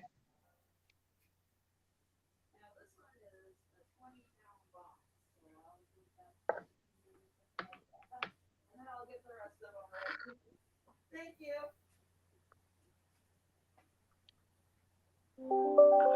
I'm back, kids. Up to lunch. I'm good. And Maria, no, I just checked. I don't have an email from you, honey. Maria. I just looked in my inbox and I don't have anything. I ain't know peanut butter was like good for your sugar. The honey brought it up. Well, when you're not to give a medical lesson, but when you are in a low state, you want to take a high amount of sugar to bring yourself back up. Because low can be worse than high. When my sugar gets low, I have the shakes. So I knew. Cause I seen actually one time, cause I didn't never had an experience with like diabetes with a reaction. But luckily, my coworker knew what to do. Cause one time, one of the guys that we worked in one of the buildings at, he was this big, tall guy. Normally, an even keel guy. But one day, we saw him just skipping up and down the hallway. I'm like, what is going on? And he's like, I know what it is. And he went to basically he bought us stickers and gave it to him. And then he calmed down after that. Sometimes I was like, good thing you knew what to do, because I didn't know what was going on. But I also carry these like sucrose tablets because I never had the low blood sugar before, but I started to take a new drug a couple months ago called Ozempic. So now I have no appetite and I'm running on the low side. So I don't know. I'll figure it out. I love this picture. The commissioner's in at $6. Hi, Amanda, my little millennial. Amanda's on vacation this week, but she's still been working. Bad girl. Oh, and Leanne will be on with me Wednesday night at 8 p.m. Eastern. Yeah, Ozempic once a week. I've been on that, but since, like I said, since I've been on it, I've been having the low blood sugar problem where it's dropping sometimes as low as the 60s, which is not good. But yeah, it only happened when I went to the bathroom and back. As soon as I came back, I knew it dropped. Hello, So weird Maria. how that happens. Look, Hello, John. What's up? And look, we're like a walking commercial. All of us in the room on Ozempic. hello, Polly. Ozempic.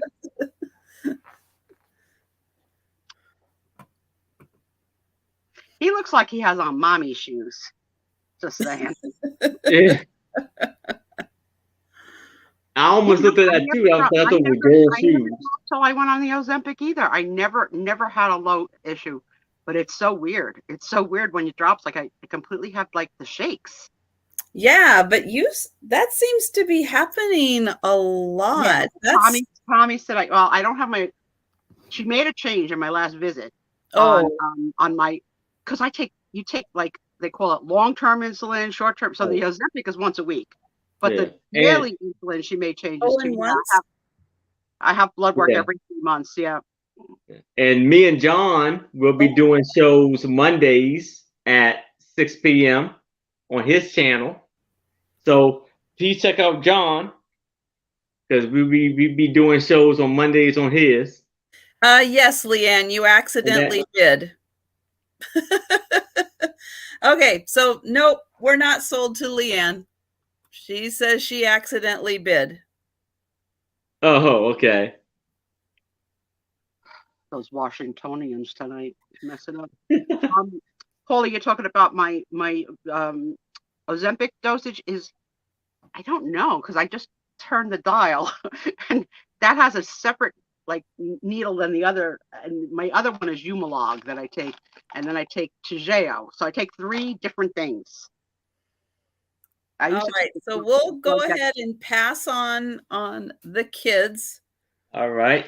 Troyer and Rufus.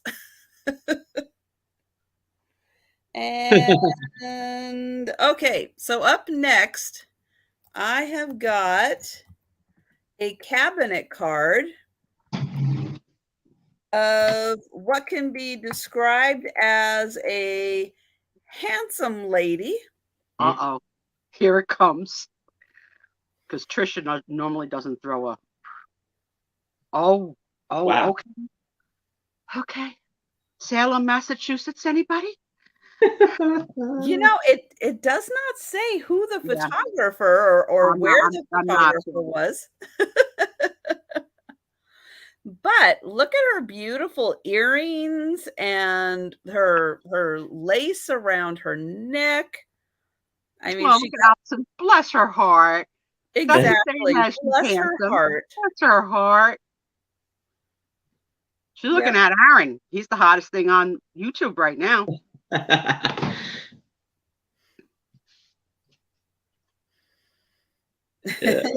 Who is she looking at? I don't know. Maybe Paul, two different people. Why you're good? Because you just spent like a week with Sam, who's also good.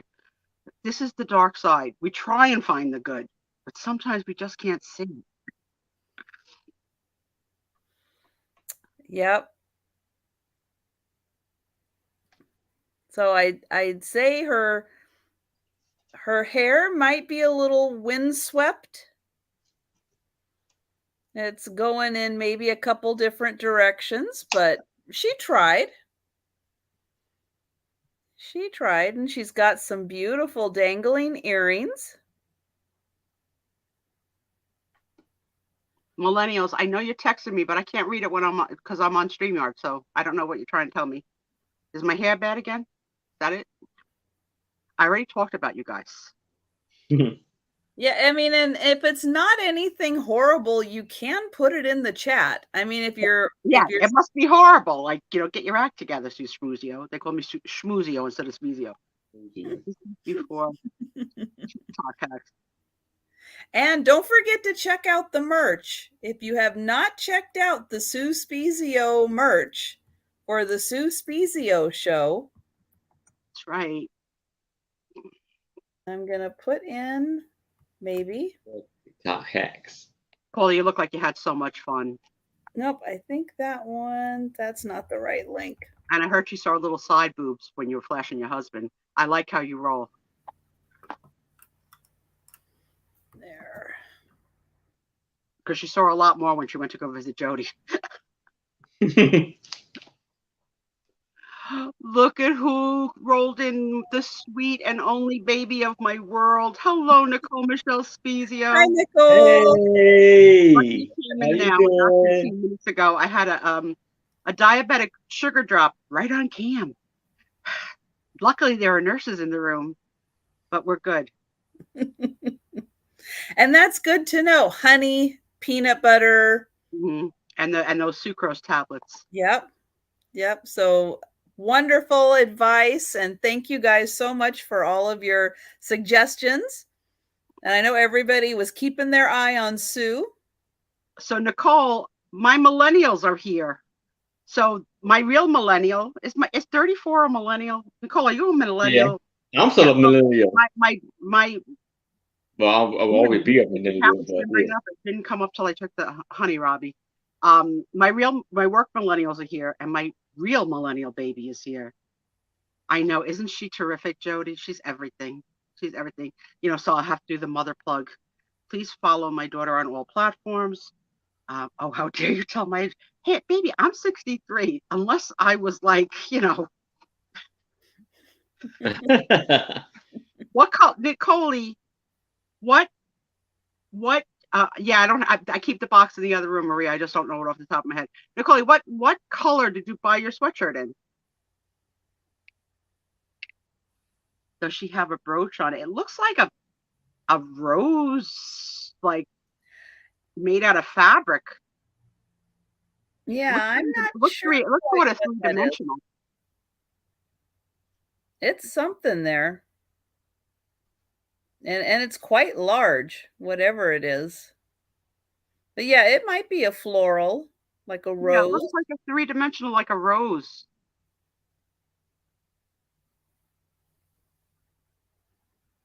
Wow, she's still deciding. I know, it's a tough decision.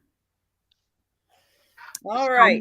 Someone in our community is the first to get a piece. Our friend Jan got her bag today. She said she's the coolest in the room.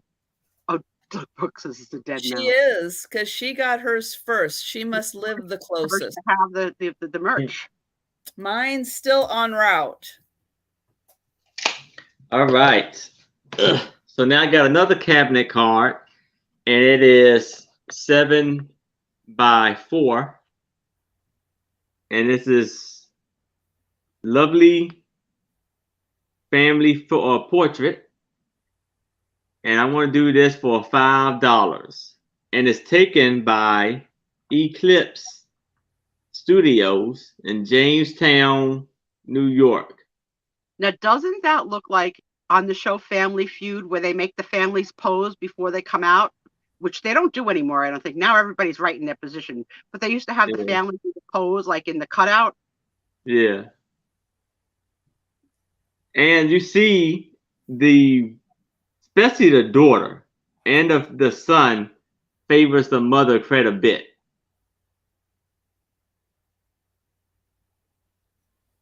It's interesting how they're all like, one's pointed north, one's pointed east. What's the, you know, I'll defer to the photographers in the room. Jody. And then you have here, it says portraits. 3rd and Washington Street, Jamestown, New York. Was it C.H. I love the Monroe? of the photographers. Like, that's pretty, even just the back. Ground floor. Book, I'm going to have to break it to you, but the odds are everyone whose pictures we're showing are dead. All of them. Yeah. Yeah. If you didn't know. And they got the little art on the wall. I like the rug. You like the rug? Yeah. Look, a little gallery wall, a little couple of things hanging. Mm-hmm.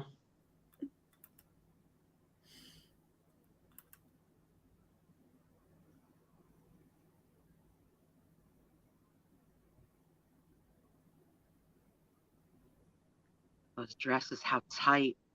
I would die.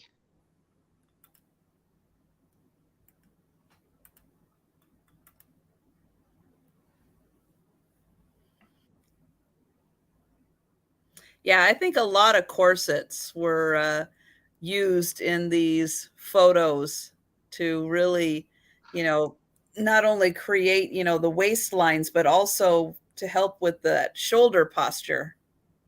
The silhouettes, yeah. Yeah, you're right. Book either side. Print out the front, but also frame the back. The back is cool too. Look at the mustache. There's no beard. Yeah, that is a big mustache. I can't. That is super big. Probably smells like tuna. Maybe fried chicken. Oh. Maybe he's got a little bit still in there. I can't. I smell it from here. Oof. Oh my goodness. All right. So that was Lois is in for 5 on that one. What part sold it to you, Lois? The part of the tuna smelling mustache? The mustache. I think it was that big mustache that the husband has. And I'm going to count this down. We are going once. Mayo. I can't wait to meet him. I got to tell you something really funny, Jody, that maybe the world won't think is funny, but you'll think is hysterical. And sold. All right. Congratulations, Lois. I'm not kissing its book. Okay. If I would have been smart enough, I would have put it in the prenup because there was a year where Tom decided it was the year of the beard. He really looked like Abner from Little House on the Prairie. Nicole graduated from grammar school. I have a middle school then. I said, you can't be in pictures with that freaking face. I was subtle. Oh, sure. I bet you were. What are you doing? But you eased into that conversation. Started gently. Yeah. Okay, I have got a beautiful young ballerina for this photo. Now, this is tinted pink. So as you look at it, yep, the whole thing has a pink tint to it. And it is this beautiful young lady, lovely little ballerina. So who in the room took ballet or dance as a kid? I did for a short period of time, but I lost one of my ballet slippers on the way home from class. And my mother said I wasn't being responsible with an Italian accent, so I didn't get to go back. But it was just as well. I freaking hated it. I hated it. You leave it on purpose. My little fat meatball body in this black leotard. What was I thinking? So this is a good sized photo. You can see a little more of the pink when I hold it back here. It does have a nice. Anybody go through the dancing school program? Like, cause that's some serious stuff. Now, when you go to a recital, you're there like 5 hours till you see your kid for 3 minutes. I'm so glad that we didn't put Nicole in dance. Sorry, Nicole. So this photo is 7 by 5. And she's got her little, let's see. Oh, she doesn't have point shoes on, I don't think. I think those are just regular dance slippers. I know, right, Paulie? It's the worst. It's the worst when a friend says, "Do you want to come see my kid?" No. I don't want to see my own kid. I don't want to come see your kid. You want to watch the 5-hour video? No. Is it my kid the best? No. My kid would be the best. Yeah, horrible. But the hair. Look at the hair. It's gorgeous. Yeah, she has like a little tiara or something. Maybe it's because I assume because of the picture angle, but her arm that's sticking forward looks awfully big compared to the rest of her body. This one looks a little long compared to that. Yeah. It's true. It does look a little long. But yeah, it might just be the angle that they did that at.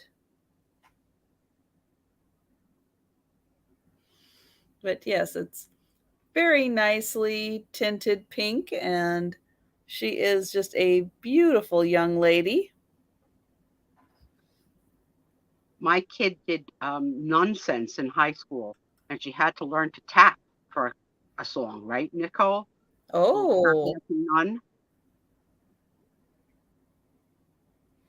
And thank you, Lois. I do see you for 6. You know, I don't know what year this is. I wish I did. I had a cousin who they took like the yearly photo at dance school, and the mother bought like the full package, the 8x10, the 5x7, and 1,000 wallets. So everybody in the family got Patrice's picture every year. I got Patrice in this costume and that costume. I still tease her about it to this day. You were the cutest little tap dancing nun I ever saw. Hello, Pat. Padoodles, hi, babe. Hey, Pat. Pat, Aaron's got his car back. Yes. Going to be cruising. Looking for curvy women. Going out tonight. He's going to be cruising. She broke the vault, not me. I didn't say you were going out. It's all good. You got to tell us what happened next week. All right. Going to the club.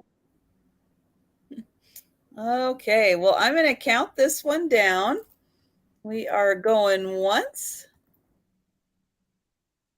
going twice,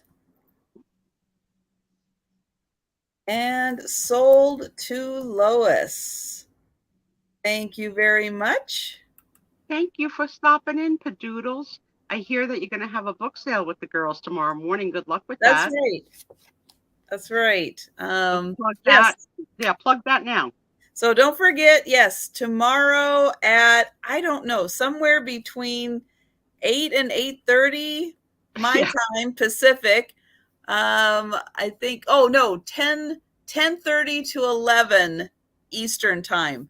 So 7:30 to 8 o'clock Pacific time. Check in with probably Jan, Antiques from Karen. Her channel will be having a book sale. 3 sellers, all books. 3 sellers, all books. That's right. Who said all you right. can't come on a Saturday morning? So now I have a cabinet card. Maria, excuse me, Aaron. There's a challenge in the room. Maria. He's not your number 1. He's your 50-50. You said you were going to share him. Right? Yes, Maria, yes.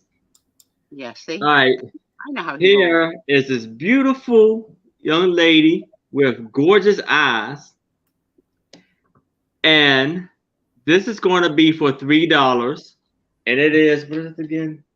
I think 4 by 2.5. And this is going to be for $3. And this is in another language again. I was saying, yeah, she has a very European look to her. I keep going back to German, but I want to see it. I want to say it looks like it's written in German. That's what I keep going to. Aaron, I noticed that you do look at the eyes on the souls of all the pictures you bring forward. You always mention the eyes. Yes, that is what makes the picture sometimes. Meow, Picasso cat. Hi, Kathy. Hi, Kathy. Hey, Hey, here's Kathy. something I'm setting up with Kathy because she is going to be up in Everett, Washington over the week of 4th of July. So from the 4th through that week, Kathy's going to be up in Everett. So I gave her some dates, and hopefully either between me and Kathy and Leanne, we can figure out some kind of a meetup to do. So, yep, Make it happen, girls. Make it happen. The magic. I love when resellers meet and sellers and buyers meet. It's all good. Yep, I am looking forward not to too that. many people are going to Washington State. They're all coming.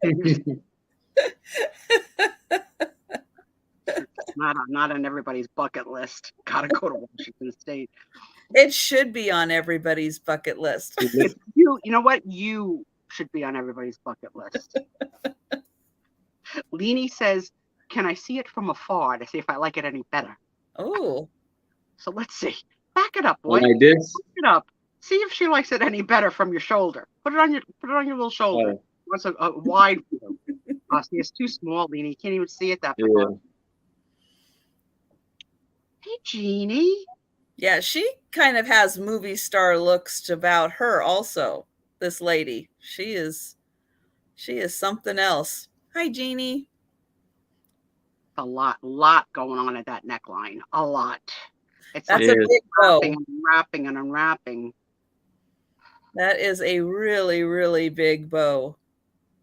Leanie, we have Robbie in at 3. You'd have to come in higher if you're interested. But she's got really striking cheekbones.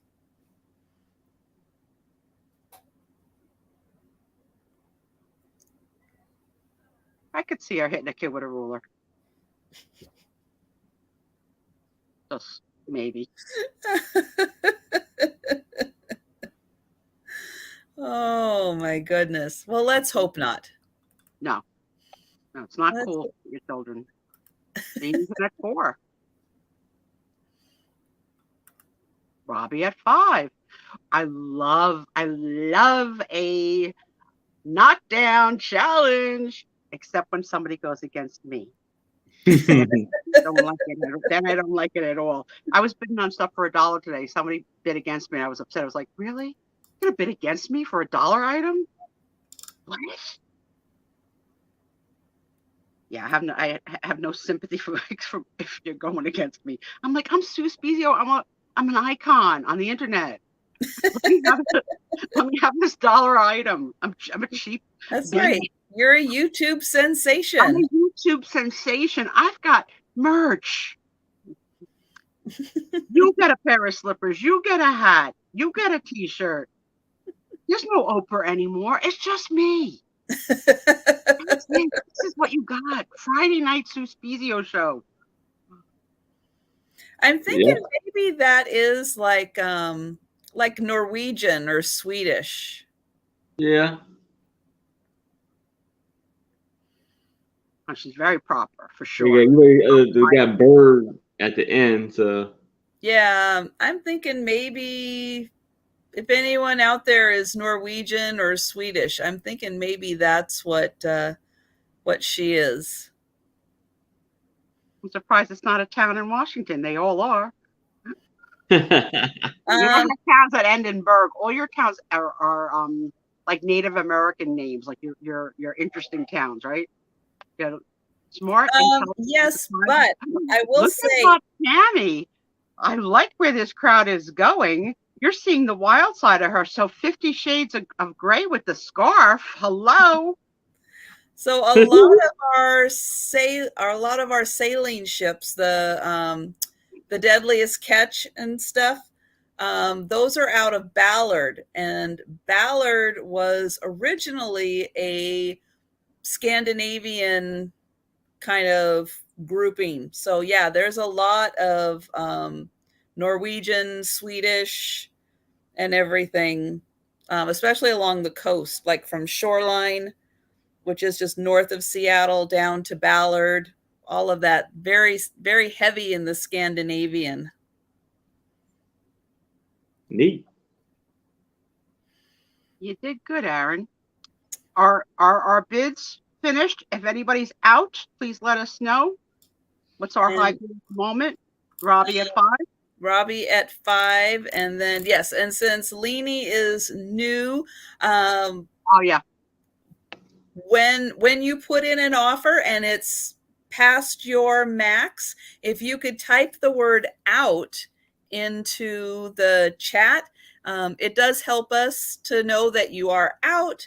So that, thank you very much, because we don't, because of lag, I don't want to count down unless I know you are out. So thank you so much for that. So we will count down, going once,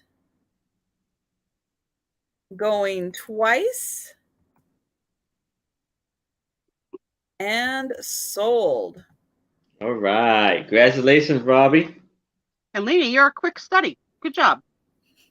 Caught on immediately. She was answering before you even finished your sentence. Absolutely. Love that. Okay, let's see. Next up. This one is so good.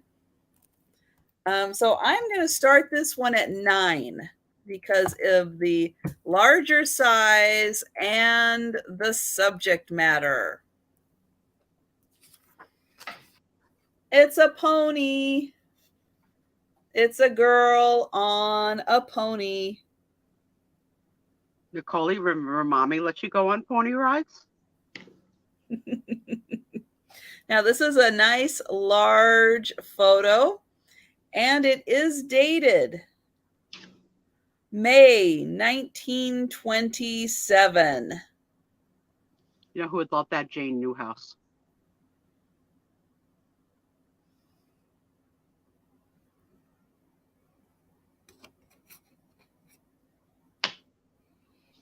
So look at that sweet little pony. He kind of looks like a palomino.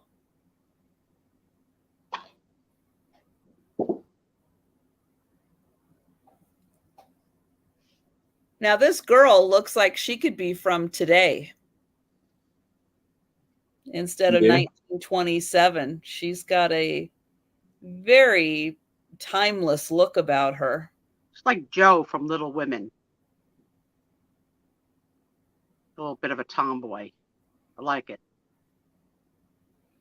And she's got a little saddle and her little lasso and a little bag there. Oh, yeah, I forgot that the pony that little Nicole Ravioli rode was called Peanut Brittle. See? I was such a good mother. Because I think it's her father that probably took her there, not me. But I'm going to take credit for it. This is 8.5 by 6. So it is a really nice size. Look how cute that pony is.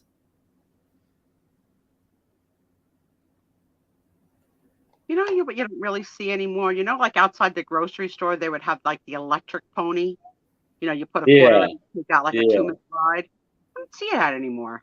Yeah, they don't do that anymore, no. No.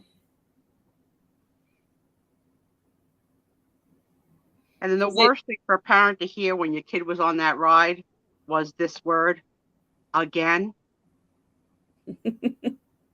Oh. Mommy's out of quarters. No, you're not. I saw them in your wallet. You could go make change right there. Yeah. Smart kids. Yeah, probably because nobody has change anymore. So they don't have a lot of those. Nicole, remember going on the little mechanical things outside of stores? I do. Made her happy.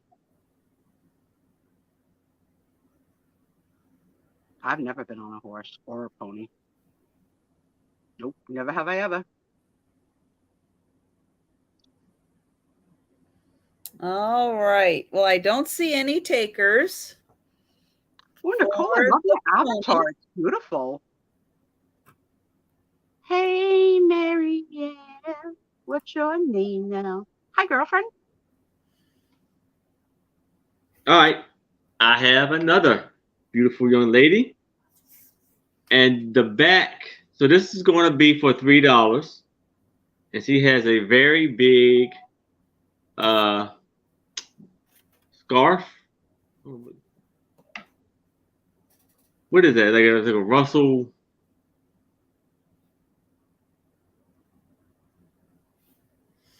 Neck piece there. Yeah, that's some kind of a necktie of scarf. That is big. Yeah.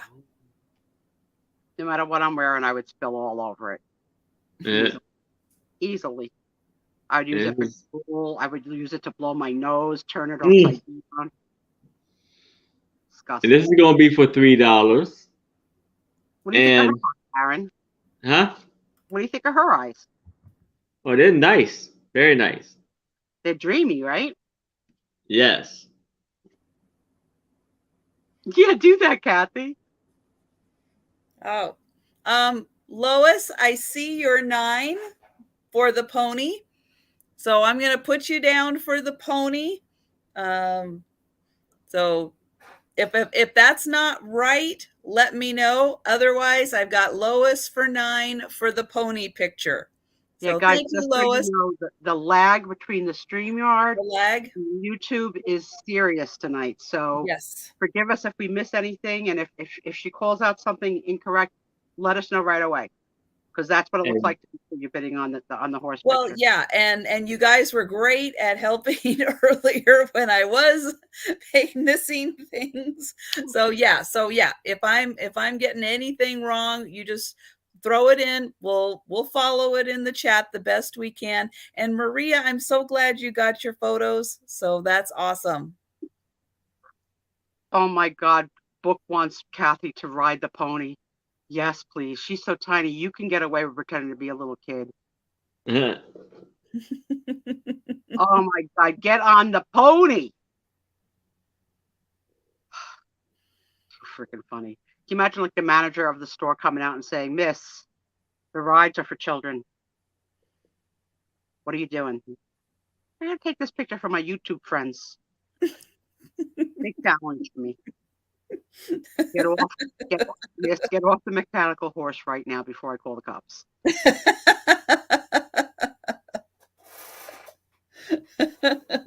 Do it. It's not illegal. Unless there's a sign. There's no sign. It's not illegal. Right.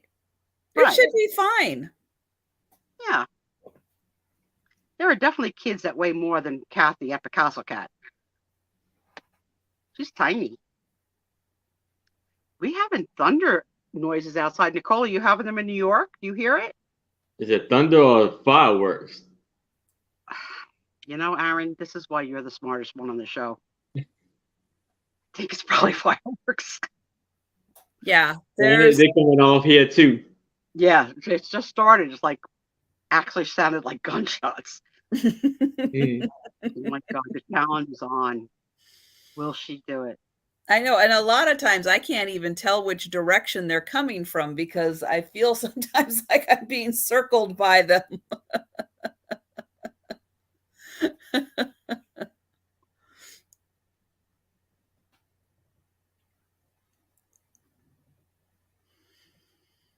Well, good. I'm glad you are on the shorter side, Kathy, because I am too. Went to Tom. Okay, he's sound asleep, and he's working tomorrow, so I'll have to ask him. I'll have to ask him tomorrow night then.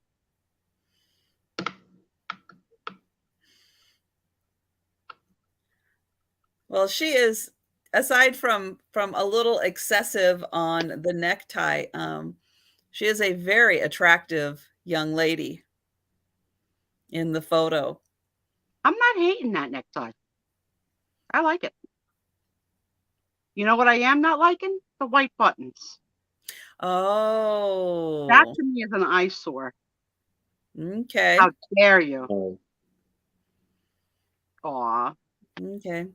So darker buttons because the fabric is darker. You think that might have been a better touch? But I would love the buttons for crafting. So if she's wants to send them to me.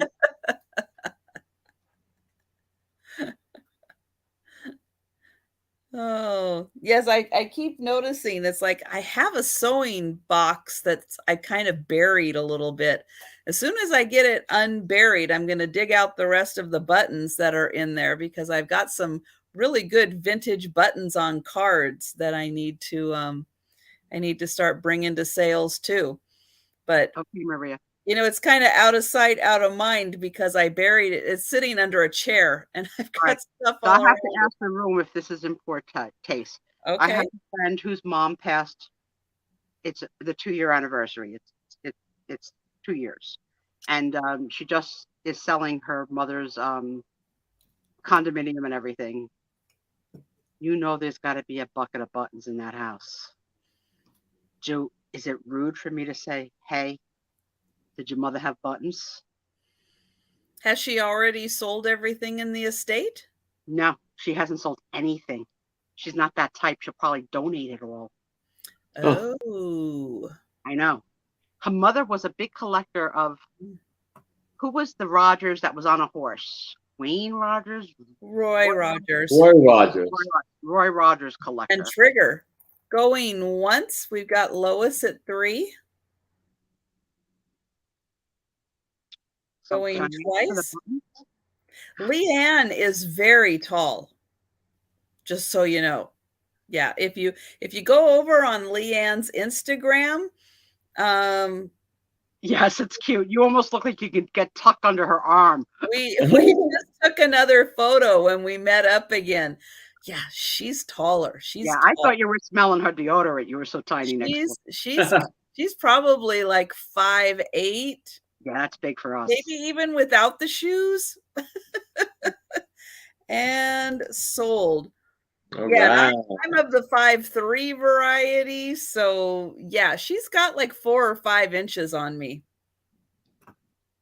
I love it. That's easily. when the worlds collide. So guys, can I ask for the buttons or is that like disrespectful? You know, there might be more than just buttons in there. All right, I'm gonna do it. I'm gonna casually bring it up. Subtle. So she's selling the condo, but she hasn't emptied it out yet? That doesn't make any sense. She doesn't make a lot of sense overall. Okay. But she travels. She's a traveling friend. We travel together. So she's a cruiser. She cruises with us. So like, you know, I've spent, 10 days at sea with her at least twice. So, I just don't want to see her throw the buttons out. Joe. There's got to be buttons. Everybody has, when somebody passes away, a bucket of buttons. Well, a lot of women do. And I waited 2 years, Trisha. I waited 2 years. I didn't ask for them right away. Oh, look at your baby. Nicole, you see her baby in the background? Which one is that? Can you see? That's Joe. Hi, Joe. That's Joe. Here she comes to save the day. Hi, Steph. Hi, Steph.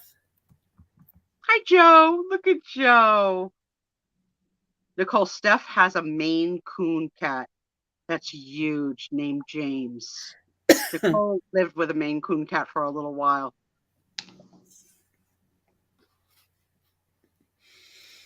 So I have got a family.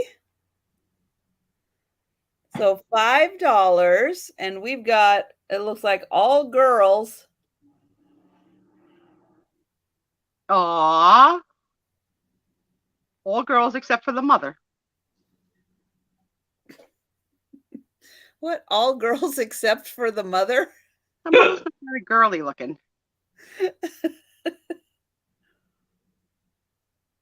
Mom looks tired. Yeah. She pushed those 3 out. I'd be tired too. Nicole, Steph is the girl who had the headband that I asked you to get me for my birthday. From Free People or something like that. I can't wait. I'll get in and show you the shoes. Aren't they cute? Now, Patrick has taught me that middle kid, that's called a T-strap, not a Mary Jane. Oh, that's a T-strap? Okay. That's called a T-strap. Because There we go. Made that mistake on her show.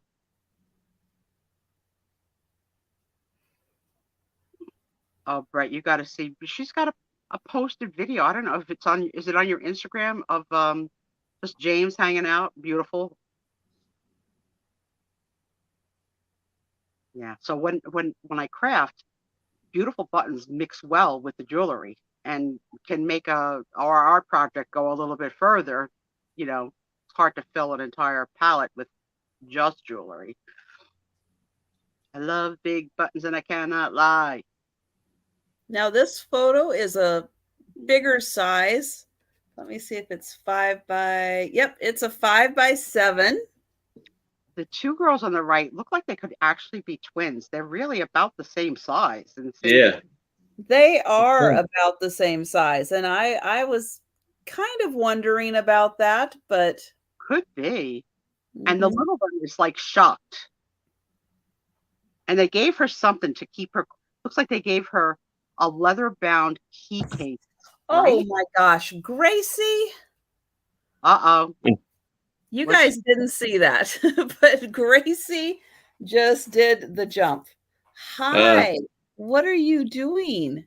You're not supposed to be there. I want them for free. I don't want to pay for her mother's buttons. Hi. Yeah. Hello, Gracie. Like a good dollar sale. Hi there.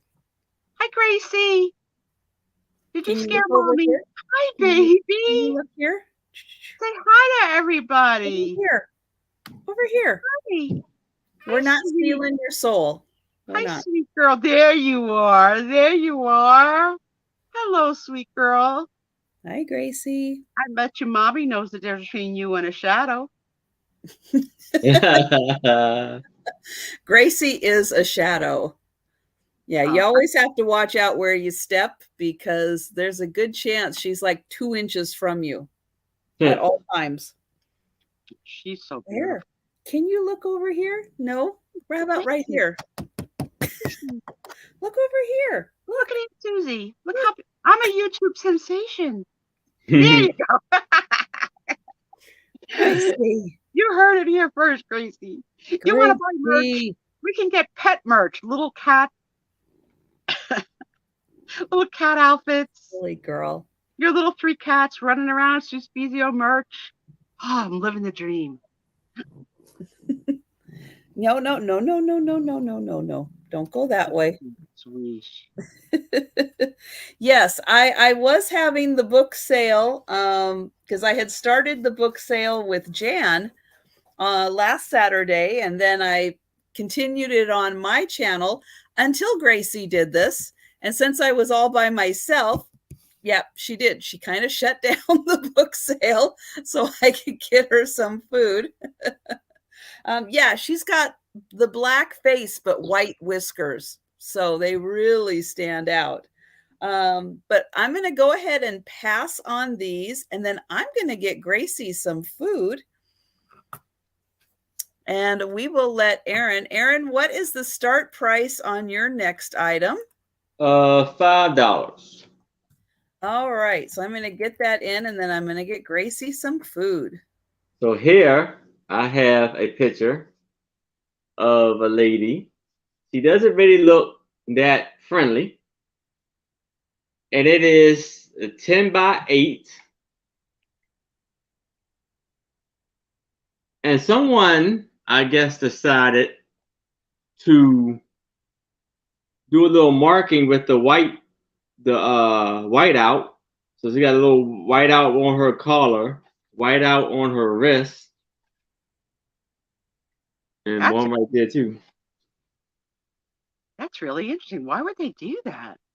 I don't know.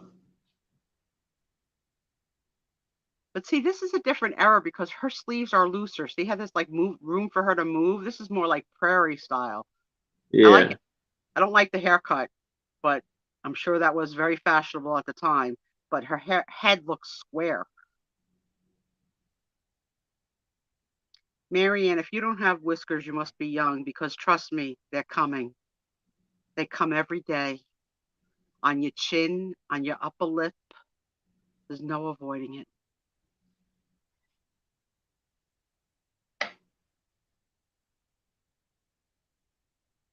I think she worked the saloon.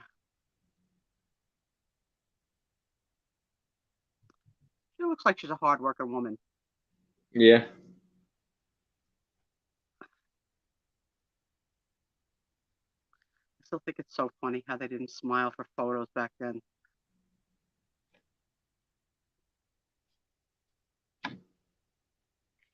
Got a little ring on her finger.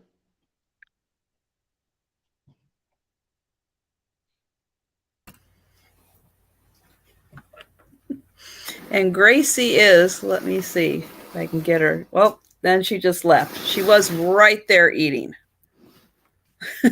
Come here. Oh, and now she thinks she's done.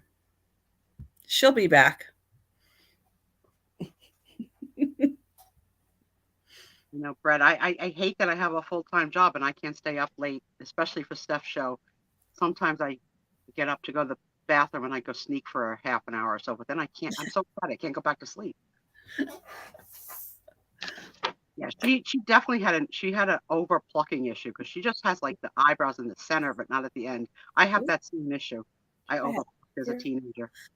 When do you think tweezers were invented? Good question. I'll bet the researchers can figure that out. Yeah. I would say that they were probably around, let's see, 1920s. Women had really thin eyebrows in the 20s. I would think that tweezers were probably around at least by the 20s, so that they could if I had to guess, I would say they were probably a medical device first, and then turned into a fashion device. So if anybody's playing Google for us right now, please tell us what you can find out about the introduction of tweezers. I don't go anywhere without tweezers. If I feel one right here. It's hard too. Now, are you going to take care of that tonight, or are you going to wait till morning? Every time I pee, I check. Multiple times a day. So this one was not here before, or I didn't feel it before. But now that I know it's here, I won't be able to sleep till I get that guy out. No way. No freaking way. Oh. Just like I have this vape in my hand at all freaking times. I have weird things with me at all times. So things that should go someplace else. I think, Trisha, were these like toppers in something you sent? I can't see anything. Here's my camera. Kind of looks like it. Yeah. The little stickers. They'll be in an art project soon. Cool.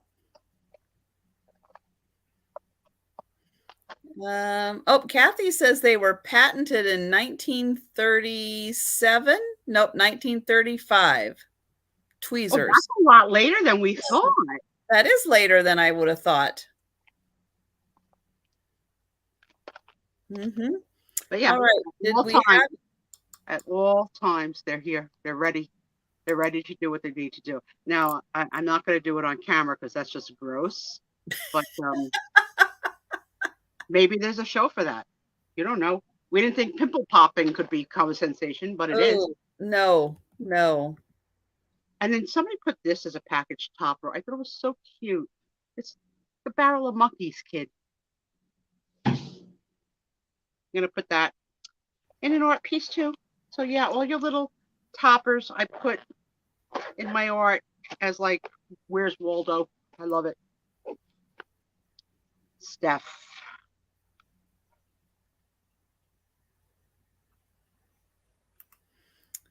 Okay. I didn't see any takers for this photo. No, I don't think so. I'm going to go ahead and pass on this. All right. This bit of history. Kathy says, originally in Japan, they used 2 clams pinched together to pluck hair. Think about that work. Ooh. Tweezers are known, from Denise, tweezers are known to have been used in pre-dynastic Egypt. Asiatic tweezers were commonly used in You're killing me. In Mesopotamia Mesopotamia.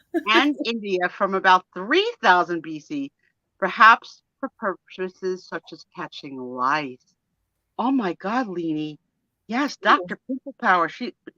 That Dr. Pimple Popper is a YouTube sensation and has a television show all about popping pimples. And I don't get it. I don't know. well, No. it's No. just it's like because you must not suffer from like real anxiety because it's like an anxiety. Like when you see the pop, it's like, okay, she got it. I think it's because I have had pimples all my life. Well, I don't find anything great about them. It's one of the good things that happened for Tom because when I was not disabled, I would chase him around to look to see if he had anything that I could get my hands on. But now that I can't walk, he's like, oh yeah, whatever I got, I'm keeping. You can't have it. I'm sorry, Paulie. Sorry. Denise, you're my girl. Okay, my next item is a little baby photo. And I'm going to start this at $3 because even though it's on kind of a big cabinet card, the photo itself is kind of small and it's from Providence, Rhode Island. I don't think Helen's still here, but there is Rhode Island here in the house. And we've got this little baby sitting in, I think, a carpeted chair. I think they just threw a rug. Oh, like Aladdin. But there is a little, kind of a little bald baby. Cute little photo. But the baby is quite small in here. So just $3 start. Let me see. The cabinet card is 6.5 by 4. But the baby is just about 3 by 3. Kathy, what are you cooking?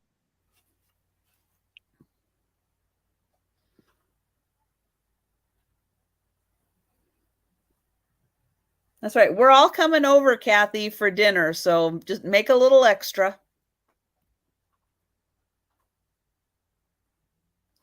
Nothing written on the back on this one. Oh, pizza. You're making pizza. Whoa, I'm impressed. This was done by Brown on Westminster Street in Providence, Rhode Island. So cute little baby. Okay. In when you're tracking what states you've been to, if you just drive through a state while you're on your way to another state, do you get credit for having been to that state? Yes. Okay. Absolutely. Even if you never got out of your car, you just drove through it. You were there. All right. I don't see why that wouldn't count. I may have upped my state list then. What state did you drive through but didn't get out? Well, whatever states are between here and Washington, D.C., and whatever states are between here and Massachusetts. Oh. So I've done a south and a north back when I could drive.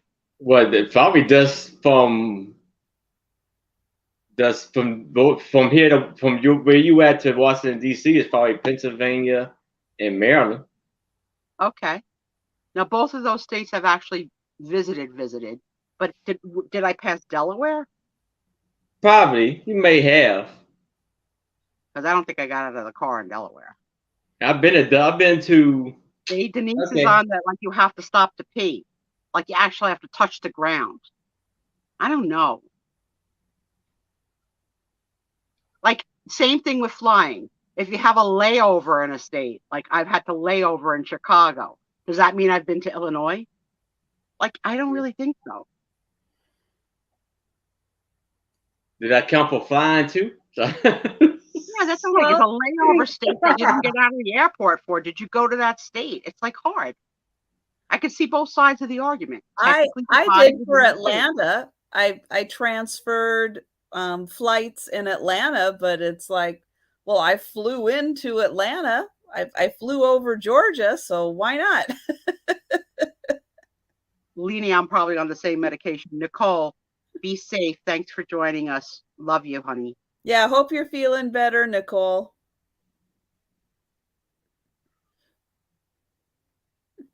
All right. Count if you're on the ground. Okay. But not if you, Denise, not if you fly over the state. You have to actually because land. from like Washington to New York, it's like I fly over a whole bunch of states I've never visited. Right. Yeah. I've never been to the East Coast. East Coast. I've never been to the West Coast though. Okay, we are passing on the baby. And I'm passing on my baby. I love you, baby. Be safe. All right. So now I have another cabinet card from Europe. Let me just say it's from Europe. And you got a little bow on her outfit. She's my only baby, Steph.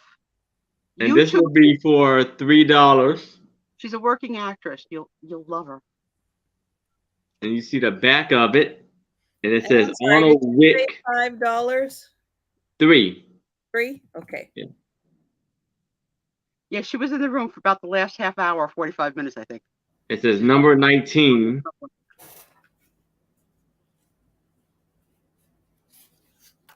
This is another one that I love the back as much as I love the front. Yeah. The back on that's fantastic. Even with like the rustic like stuff, right?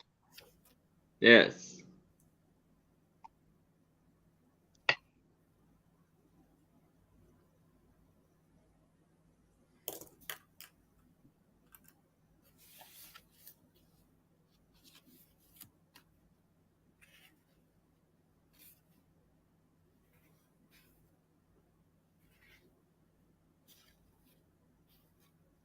Hey, Crazy Maze. Hey, Mia.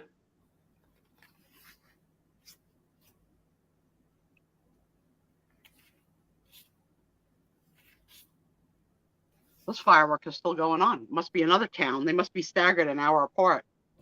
Because I hear it in a different direction now. Oh yeah, my neighborhoods, they go all night. Did I ever tell you about my fireworks accident? No. What happened, Sue? Okay, so we wanted to get good seating. So we went early. Me, everybody who was at my house for 4th of July, whatever for the thing. We went to a football stadium, so stadium seating, and we got there early enough that we were in the front row. And it was a little bit of a windy night. So, sometimes on windy nights, they cancel it, like it's too much wind, but they decided to proceed with the show. And somewhere around the middle of the show, an ash from a firework came down through the sky and down my blouse and lit my bra on fire. What? Oh my gosh. And the children were yelling at me, stop, drop, and roll, as if I could.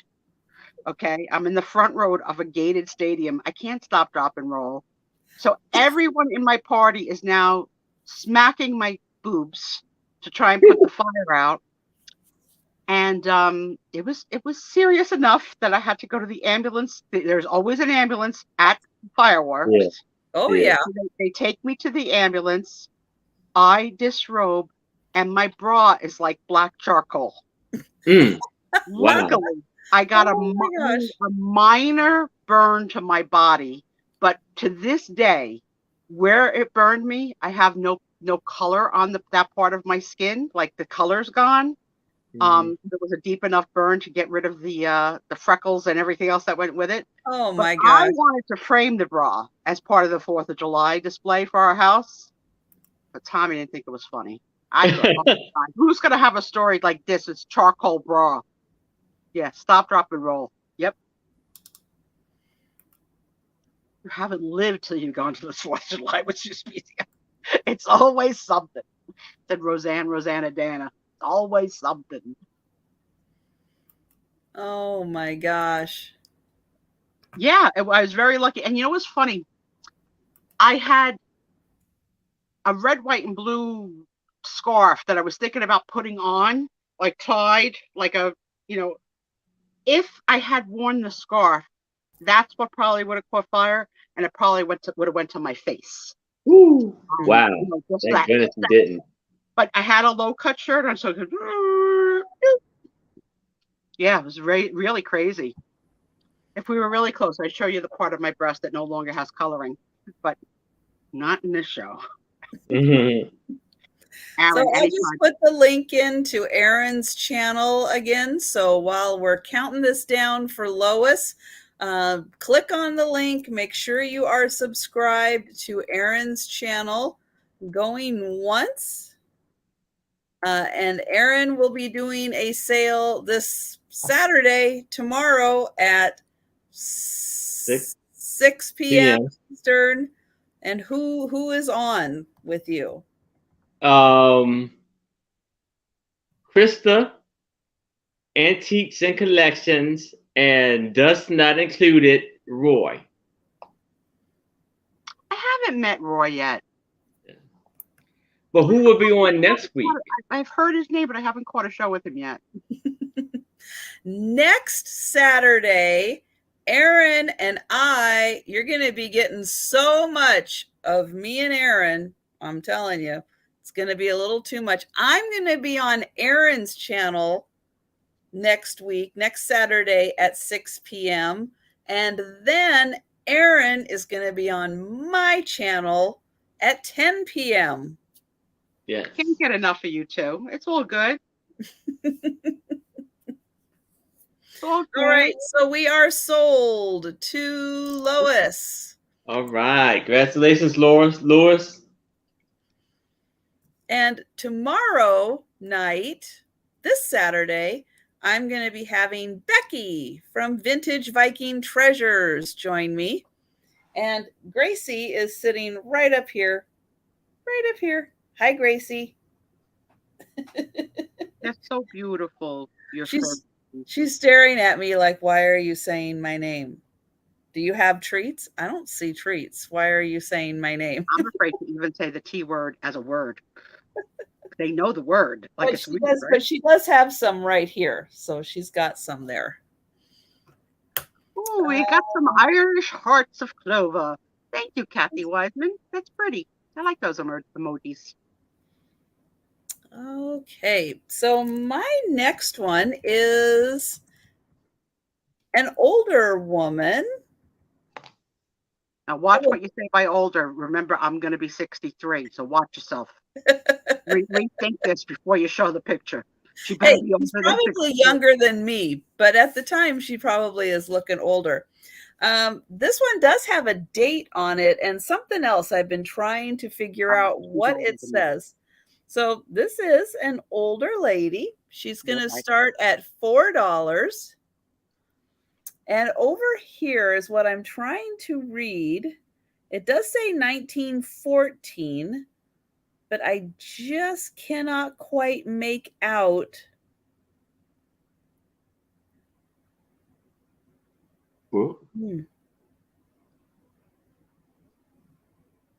Yeah, I don't know what it says.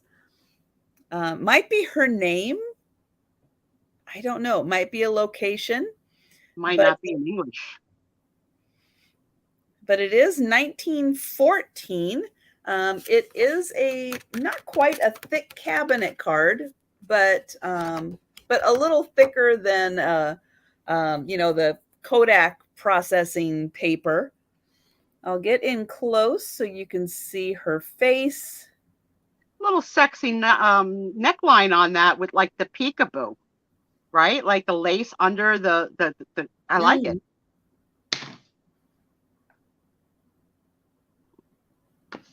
Yeah, I don't know. Can she do it up if she wants to be formal and then, I don't think Velcro existed then. A more casual look. Yeah, but we haven't seen this before, like a secret panel. No, it's very different.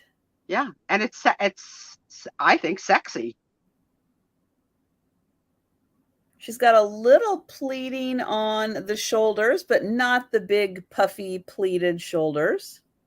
I know, Book. When we were first dating, we'd go to the movies and I would drop popcorn in my bra. Tom would say, "We'll have a snack later." Yeah. He hasn't said that to me in 20 years. Nope. Are you just not dropping the right snacks down? I'm not Is wearing that a the bra problem? anymore. I just stopped wearing a bra. So there's just direct access right to the floor. It's like I'm like a laundry chute. Hi, Sam. Here she is to save the day. Sam, I told them about how excited you got me with the Reader's Water Ice Custard. Maria, I thank God for every extra day. I really do. I really do. My own pop passed at 62, so I feel like every day is borrowed time. I really do. I try and live life like that, and I know you do too. And you're a fighter and a survivor, and you're an inspiration to all of us. We love you, Maria. Yes. Aaron, you didn't have to add in the yes. You're making me jealous. Yes, he did. Yes, You're he did. making me jealous. All right, Aaron prefers you over me. We all know it. Okay, we are going to pass on her. Oh, I can't believe she didn't sell. She's so lovely. Surprised. She is a lovely lady.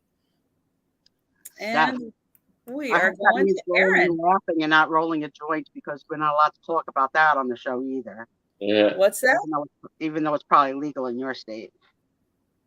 Not here. You just got Have a love. 7.5 by 5 cabinet card. This lovely lady. And this is going to be for $5.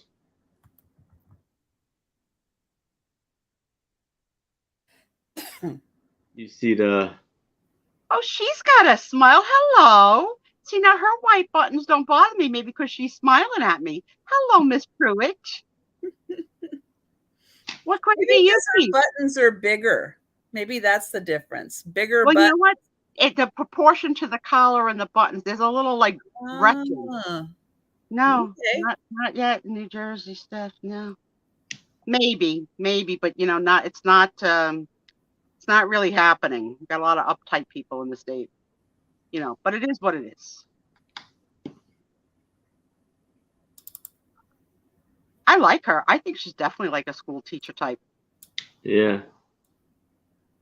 And almost a lot of the stuff that she has on her collar and the shoulder.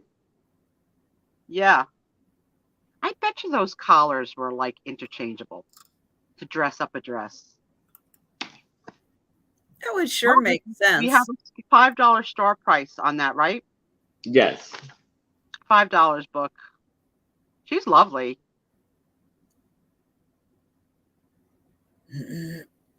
Remember when Eddie Murphy was a singing sensation with "My girl wants to party all the time, party all the time"? That's what I see when I see her. She's the partier. Are all the corners there? Okay, now we're getting technical. Have any mice bitten at that photo? It got a little bit of little bit there. Leanie, they are as is, but he will show you the four corners if you like. Yes.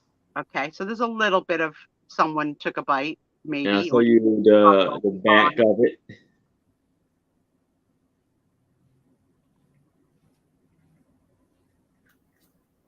Yeah, that's what I do too, Steph. When I don't know, I make it up.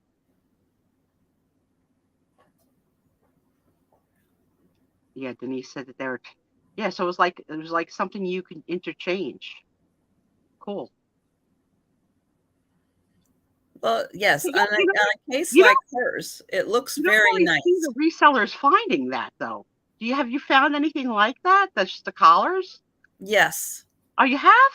I've sold several, yes. Very cool. But I didn't know if they were something that you would, just put on temporarily or if you would sew in.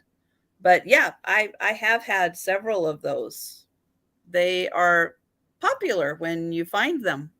I know what you mean, Book. I'm on the same page. No fireworkers going down that blouse. You do, Denise?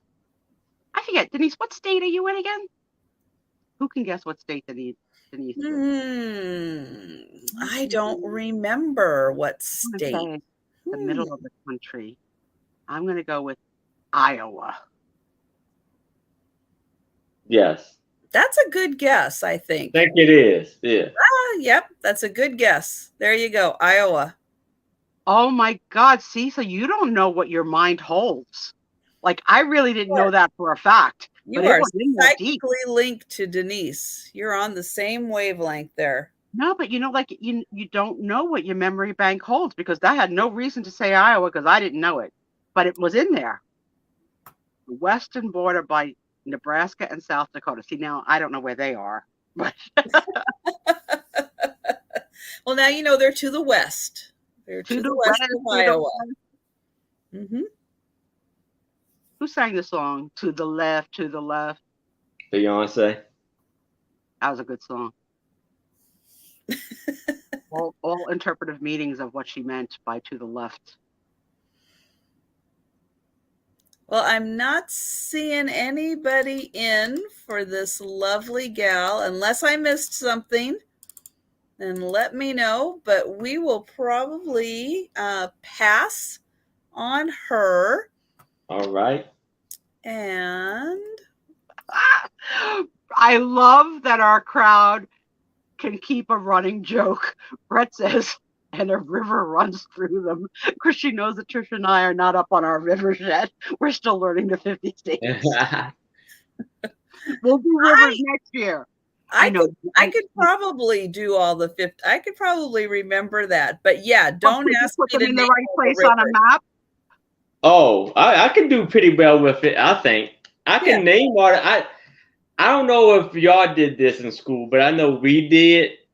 The way they taught us about all of the 50 states was we would sing it in alphabetical order. So it'd be like Alabama, Alaska, Arizona, and they go on and on like that. No way. No, they didn't sing that in New Jersey. Nope. We didn't have that song. I got taught to spell the word together. It really is to get her. To get her is how to spell together. And to this day, I still say it every time I type it. Yeah. Steph, I've been to Hawaii 3 times, and 1 time I got married there. So I've got a family portrait up next. Oh, hello, Lord Fauntleroy. Yeah, look at this fancy young fellow. Yeah, he got a pretty good outfit there. Isn't he something? They've got some money, this family, I think. Yeah. Well, yeah. He's got on a bigger lace collar than any of the ladies we had all night. Look at him. Isn't he lovely? Stevie Wonders. Isn't he wonderful?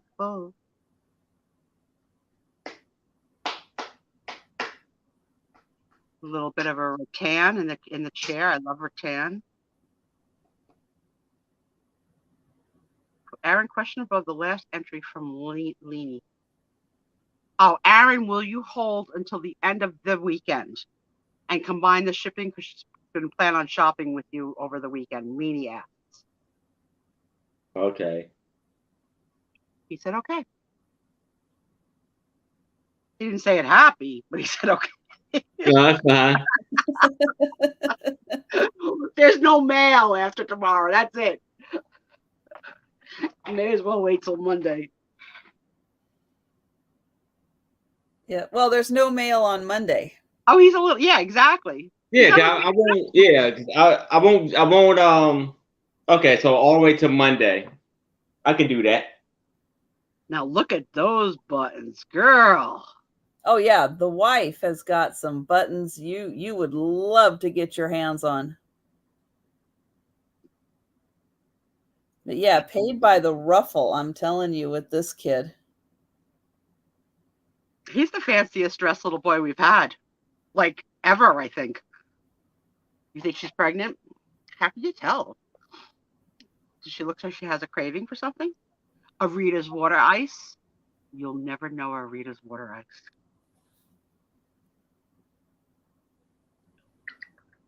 Okay, Marianne.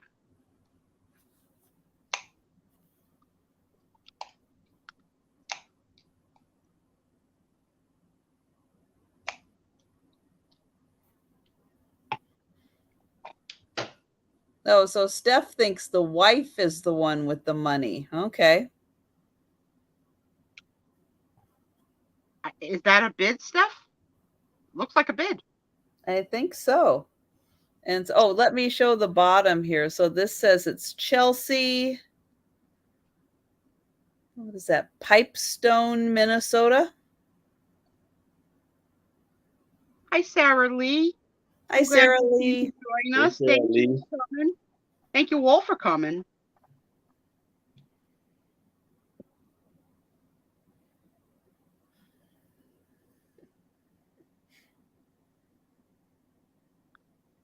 Double check something.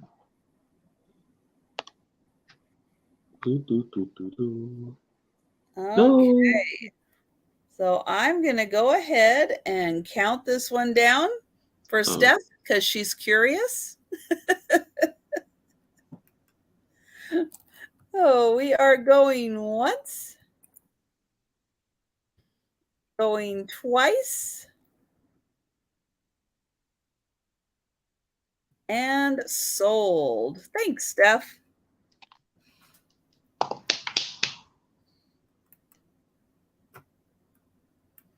All right, Aaron. I thought I did 15. Are we not at 15? This is it? Okay. Wait, 1, 2, 3, 4, 5, 6, 7, 8, 9, 10, 11, 12, 13. That was number 13 for me. Okay. All right. You mind going? I can get some more. I come back with I'll come back with some more. If you don't mind showing another one. Okay. Yeah, if you got two, grab two more because it's okay. We've got time for two more. All okay. Right. So I have got another cute little baby. We're going to do a $3 start on him. And somebody knitted him a cute little matching outfit. What a little love bug. He's so cute. Isn't he adorable? Gorgeous. So he's got the little hat, the sweater, and the little pants. And look at this. Look at they don't do this anymore. Look at that right at the bottom. He's got like little stirrup pants on. Look at that. Yeah, and you think if they did do it, you would put it in the sock, not outside the shoe.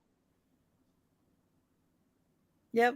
Isn't that cute? Now on the back, this was a postcard, and it says, "Your grandson, David Joe Ratledge, taken January 29th, 1942. Aww. So there is a chance that he could still be alive. He would be in his upper 70s, close to 80. 3, 4. Yeah, he'd be right about 79, 80. So absolutely. So he could be, he could still be with us. I don't think he's, I think this is before he's walking. You'd like to think that he's not walking yet and taking that risk with that little buckle. He's cute. I even like the asymmetry on that sweater. That's cool.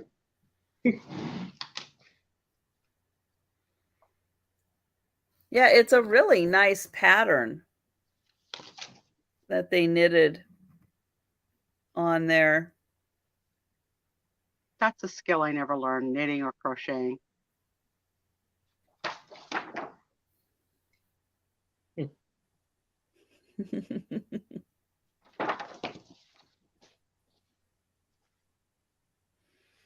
All right, so for the little postcard, we've got Lois at 3, and I'm going to go ahead and count this down. Going once, going twice, and sold. Thank you, Lois. All right, let's see what gems Aaron has found. All right. So now I have these photos of these 2 photos be for $8, and they are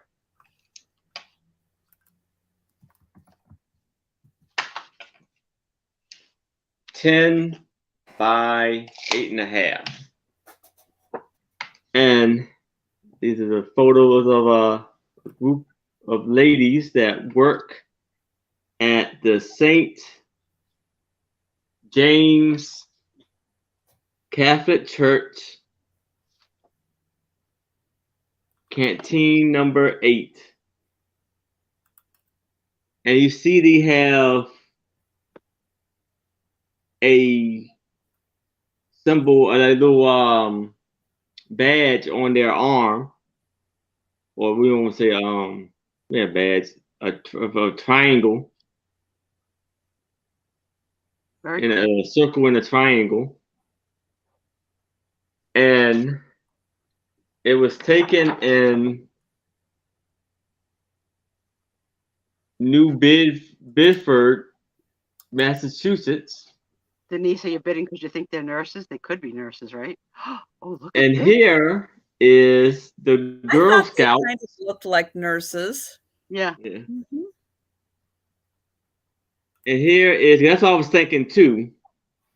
But here got the Girl Scout chorus, troop number 20. A big freaking troop. That's a big crowd. And the same as, New Bedford, Massachusetts. So I don't know if these are connected. That's an old phone number on there too. Oh yeah, it is. 20277.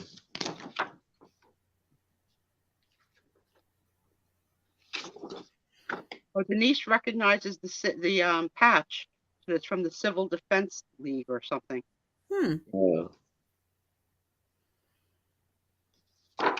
That's above my pay grade, Denise. I don't know that kind of detail. So there you got the Isn't Girl that Scouts where, right there. Bedford, where It's a Wonderful Life is, or is that just Bedford? Ooh, that's a good question.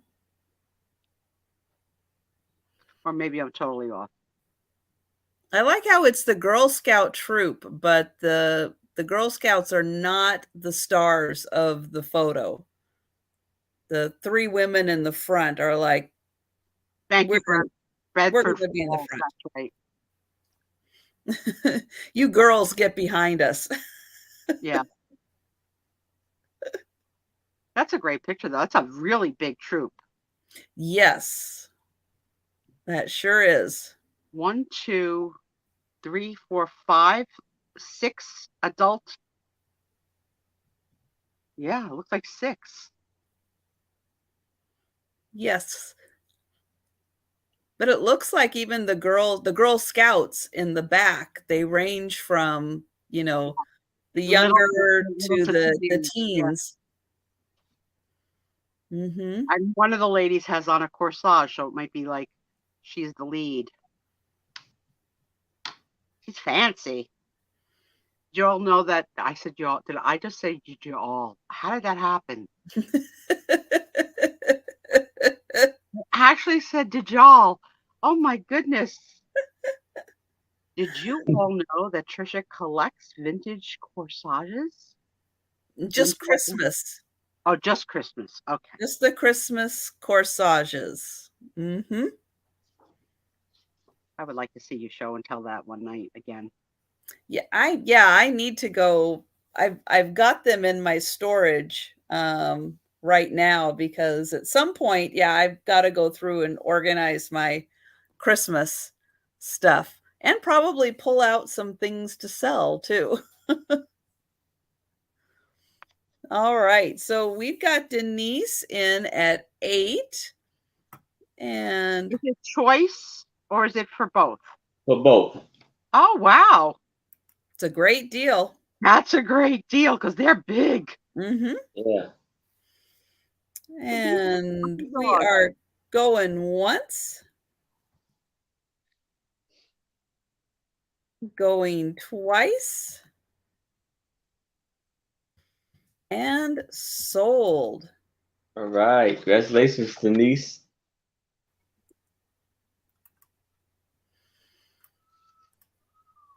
Okay. Up next, I have a lot of 12 photos. I'm going to start them at $5 for all 12 photos because they are some kind of an event. And some kind of an event, it was a sit-down event, and a lot of people attended. And these photos were taken. But the first one I'm going to start with is this gentleman. So you can see all the rows and rows and rows of tables and table sets. And he is pouring a hot beverage. You can see the steam coming out. Holy crapola, look at that steam. So probably coffee or something in there, giving everybody a nice cup of coffee to start with. Good night, Maria. I'll ask Tom about that email tomorrow night. So then we have several photos of people sitting down. This one looks like they're listening to some kind of a speaker. We've got, this looks like there might have been a prayer beforehand.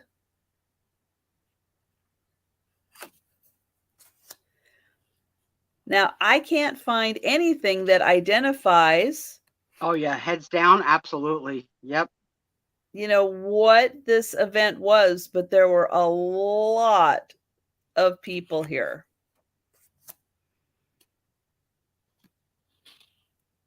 And not a fairly even mixture of ladies' tables and men tables? Was it like?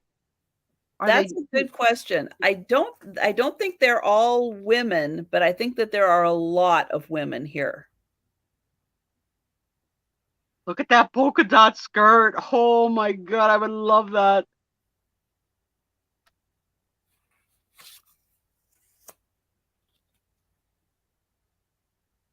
They're very well behaved. Oh, yes. Nobody's dancing on that table tonight. Mm-mm.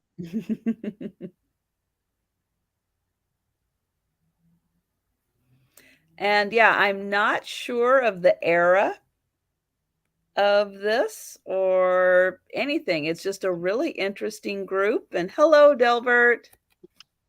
Hello, Delbert. My friend, my ginger friend. I think 50s or 60s.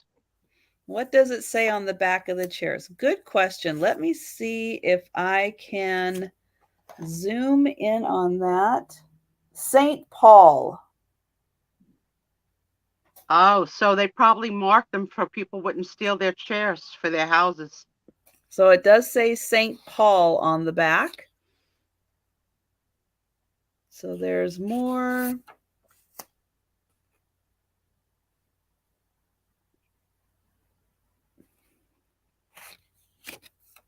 The lag is unbelievable between StreamYard and YouTube. It's crazy. Like so different in sync. Also, that's not a polka dot skirt. It's like print. I love it. Look, if the figures are moving with the reflection, what are you drinking? Mhm.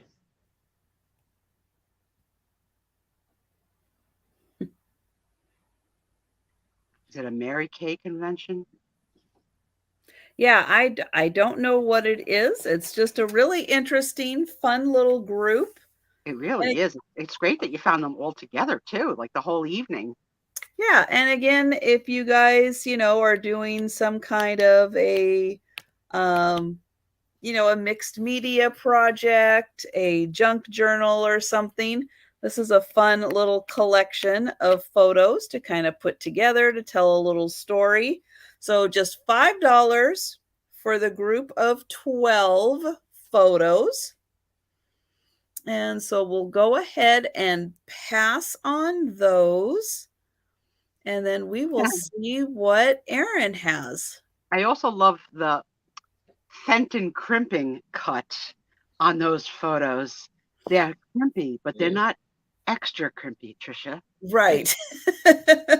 Then I have a photo of a, what do you call it? A drum, Yeah, like a majorette. majorette. Right? Yeah. But majorette. And and this is the size of 7 by 5. And I'm gonna do this for $4. What were your school colors, guys? Ours were Blue red and gold. What was yours, Aaron? Blue and gold. And Trisha? Blue and green. Seahawks colors. Even before the Seahawks. We were Seahawks colors. Guys, what were your school colors? Ray from York, Pennsylvania. Gold for Delbert too. I would love to know what color her outfit is. She's so beautiful. Purple and gold. That's outside the box. Husky colors. University of Washington Huskies, purple and gold. And with the Washington every freaking time. Rolled it right into conversation. Like we're not going to catch it. Well, and not only what were the colors, what were your high school mascots? All right, Robbie, orange and black. Sherry has maroon and white. I think that would be a nice combination. Mm-hmm. Lois had orange and black. Did Lois go to school with Robbie? We'll never know. Good question. Okay, so our school mascot was the Bruin Bear. So it was a bear. What did you have, Aaron? Oh, cougar. Of course you did, you little fox. You're not going to like it, Sue. It was a Thunderbird. What is a Thunderbird? Is it a car? No, it's a Native American bird. A Thunderbird. You make crap up every freaking time I call on you. I told you you weren't gonna like it. I don't like it. I don't believe it.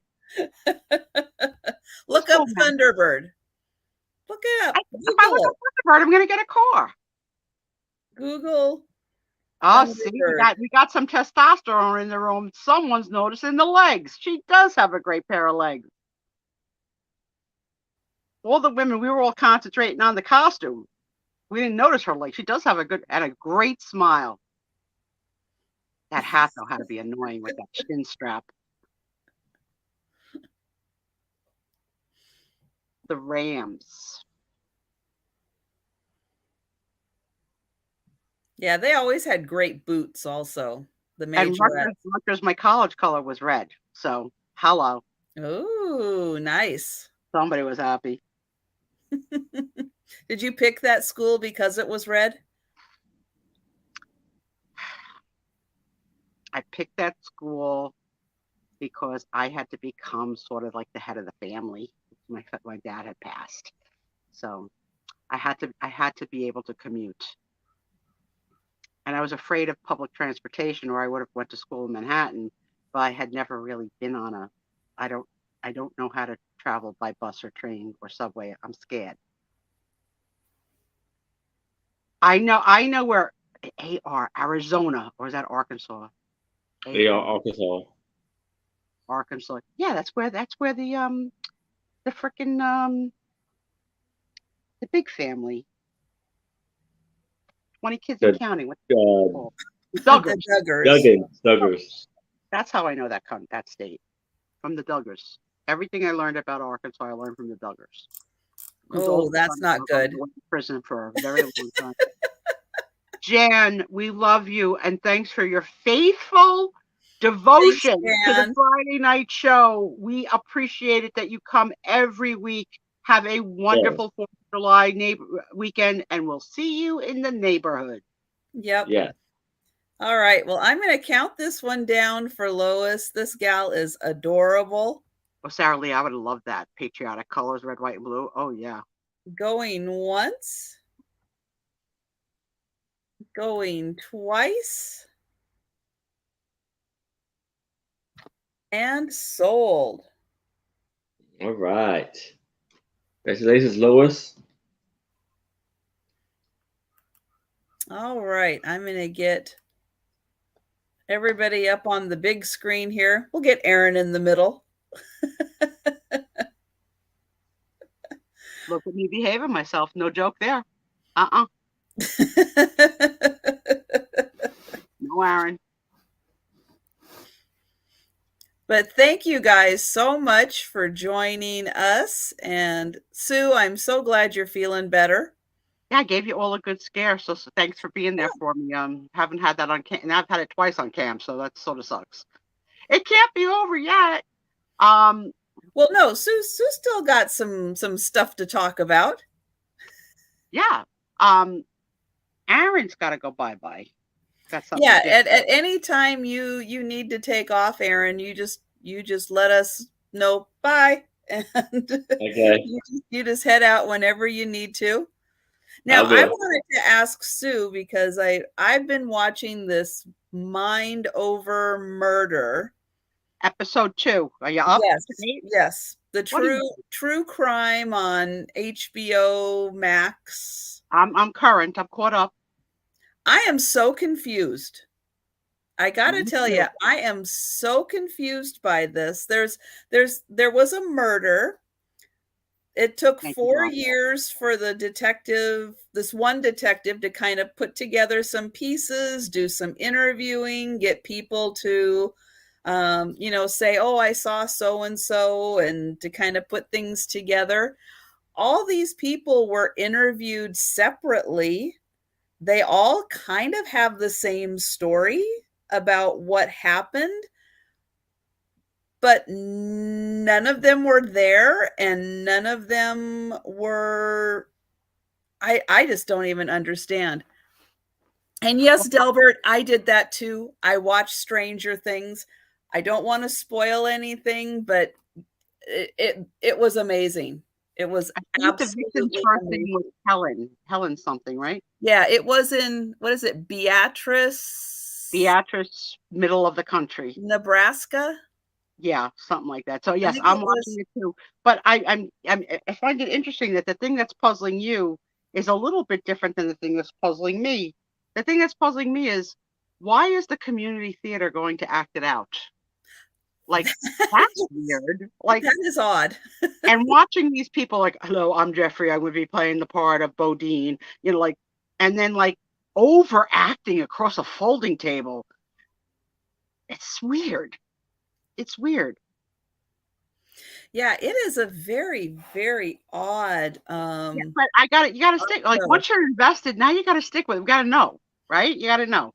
But yeah, it's not must-see TV, but once you're there, you gotta finish. Yeah, it kind of sucked me into the fact that all these people admitted to doing a crime. They were 6 people. They were all sentenced to prison. And then somehow they discovered that all these people had lied about it, and they've all been released from prison. I haven't seen that yet, Sarah Lee. Tell me what platform it's on. I'm always looking for something to watch. Yeah, I haven't heard of that one yet either. So yeah, let us know what where we can find that. I watched the first episode of something called Harlots last night. It's set in the 1700s, and they gave a statistic at the beginning of the show. Book, I sleep till about 3 Eastern time, so anytime after 3. Don't judge. Where was I going? Trisha? Harlots had Harlots. So like they give like in the opening, like they set the year in the 1700s, and they give a fact which I don't know is real or movie real. They say that at that point in time, 4 out of 5 women were working girls. So can you imagine 4 out of 5 at the prostitution level? That's crazy. All right. You gotta go. You gotta go. Man's gotta go. You gotta see a guy about a horse. All right. Have a nice day. Have a nice night. See y'all. Love you, Aaron. Love y'all too. So yeah, so I've only watched episode 1, Sarah Lee. I plan on after tonight staying up to watch a few episodes. It doesn't look like there's a season 2, but if there is, they haven't made it yet. But I enjoyed episode 1. It was you. I like when you quickly jump into a story and identify with the characters, and they all don't look alike, and you're not confused. Like you know who's who. And after 3 Eastern, I might be up earlier. You could always Instagram me and see if I'm up. I try and sleep in when Tom works till 3 o'clock on a Saturday, so he gets home about 4. So I have that hour to pretty myself up. Oh, my man, who my grumpy old. I said to him, you're a cross between the grumpy old guy on the Muppets and Mr. Magoo, half and half. The guy's up in the balcony. Yeah. And it's like a running joke because he doesn't mean it. He's not a mean guy, but he's got a mean tone.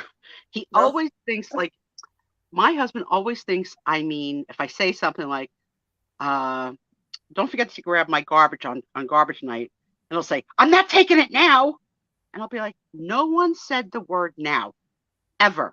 I never say like right now, stop what the frick you're doing and go do blah, blah, blah, blah, blah. So now it's a running joke so tonight we have the running joke that he cheats on me with Gina and, and Kathy from Collective Cats. So we set the tone that we would try and push back the time for me to get ready for the Trisha show that he had to get me up at 6 instead of 6:30 because 6:30 was not working out. I was barely making it. So he comes in to wake me because I was taking my disco nap. And he doesn't come all the way in. He calls from the hallway and he says, time to get up, geek. Geek is his word of love. Calls me geek. He does. Time to get up, geek, from the hallway. I am on so much medication that when I dream, I'm deep. I'm in a deep sleep. When I finally get there, I can't fall asleep, but once I get there, I'm in a deep sleep. So I hear him, and my heart jumps, and I take the pillow off my head because I have myself in a whole head cocoon with the mask, the iPad, the noise machine. You can breathe. All wrapped up. I start undoing all the layers, and I said to him, how many times I tell you, don't scare me. I want you to say to me, honey, come on, baby, at 6 p.m., time to get up. You got to get ready for Trisha. I said, can you just do that for me? And I said, where are you going? He goes, why? I said, where are you running to? You have to help me. I need clothes. I need to put on clothes. And like, where are you running to? I forgot that the girls were on. So I was interrupting his cheating time with the ladies. Which is why you got the bullhorn instead of the nice, gentle nudge. Yeah, that's exactly right, because he was already with them. So I said to him, I need water for the coffee pot. I need a dress, blah, blah, blah. And he's like, so now I meander in for dinner, which he ordered, and he had it here ready. Nothing fancy. We just ordered in hot dogs tonight. We have a great hot dog place. And I said to him, I hear him chuckling, like, like chuckling out loud at whatever Gina and Kathy are saying. And I said to him, I want to be married to that guy. The chuckling, happy guy who heckles poor Gina and Kathy and doesn't scare them half to death. He goes, all right, I'll try. I know, right, Delbert? Yeah, did you see Delbert come in with a Jason mask? Yeah. Did that to my cousin once. He jumped out of a closet. My cousin has a heart condition. I said to him, you're nuts. He goes, well, I didn't know she had a heart condition. I was like, you don't scare people. Like, it's, what are we, 10? We're playing, like in the dark, like hide and seek. Oh, no. He put rubber worms and all stuff in her bed when she was sleeping here. Oh, so no. Yeah, he's like 10. I love him to death. Hate him and love him at the same time. That's why long-term marriage. But yeah, that's the kind of thing that you go, oh, please don't do that. I was watching Helen Booty the other night, and apparently her husband is into police patrol radio, I think it is, like scanner radio. And she said that in their small apartment, there are scanners in 3 rooms. So every once in a while she's selling, you hear like the, 10th floor on 32nd Street. Right? So she just shrugged it off. She goes, sorry about that, and then so she goes, he's really sweet. He's really good to me. And he's good to, I guess, their pet, whatever their pet is. I gotta know, is that her first husband? Because nobody can talk that good about somebody. Like, it's gotta be. I gotta know. Anybody know? Is that Helen? She was ignoring me in the room. I was like, I need to know. This man has 3 police scanners in your apartment, and you're still calling him sweet? No. That's right, Delbert. I'll bet she is a superhero. And yep. She is. Mm-hmm. Book says 4 out of 5 husbands. No way. I think you're just pulling my leg. Oh, 4 out of 5 are the harlots. Yes. Yes, that's what it said. Sarah Lee, yes, 4 out of 5. I don't know who needs that many scanners. Well, it's his white noise. You know how like I have a white, so it's his white noise. So she's now like doesn't hear it. Like, we're watching, so she doesn't even hear it happening. Like, when you live near a train or a bus, like, you don't hear it. It's your white noise. But like, It's so funny. It's so funny when it goes off. It's just like, and I have you here. And she's like, she's so relaxed, Helen. I love her. I love her. I Mr. Helen, Mr. Booty has book thinks it's the 3rd. That's my mission. That's what I got to find out this week, because I got to know if I got to marry a 3rd time to be able to say he's so sweet. I wouldn't trade Tom for a heartbeat, though. He's a good guy when he wants to be, but he's better to Gina. He bought. This is my husband. Kat moved from one part of Texas to another part of Texas, and her allergies are through the roof. Oh, I'll bet. They say that local honey helps you to get acclimated. Yes. So Tom didn't. I've heard that too. Right. Tom didn't just recommend local honey. He went to our farm in Cedar Grove, New Jersey, and bought our local honey and mailed it to Kat. I said to him, honey, not any local honey, local to where she is. Right. I said, so you sent her so that your body honey. gets used to the pollens that are in your new environment. Right. Yeah, I said, you sent her New Jersey honey? He goes, local honey. I was like, no, oh my God. I was just like, I love you, but no. He's a little too literal. Yeah. He's a little too literal. So she's so sweet. She thanked him, and then like he bought her an owl necklace because she collects owls. I swear. I'm doing something, but yes, he is been a rock for me, because I'm a high maintenance pain in the ass. But I think you might have known that.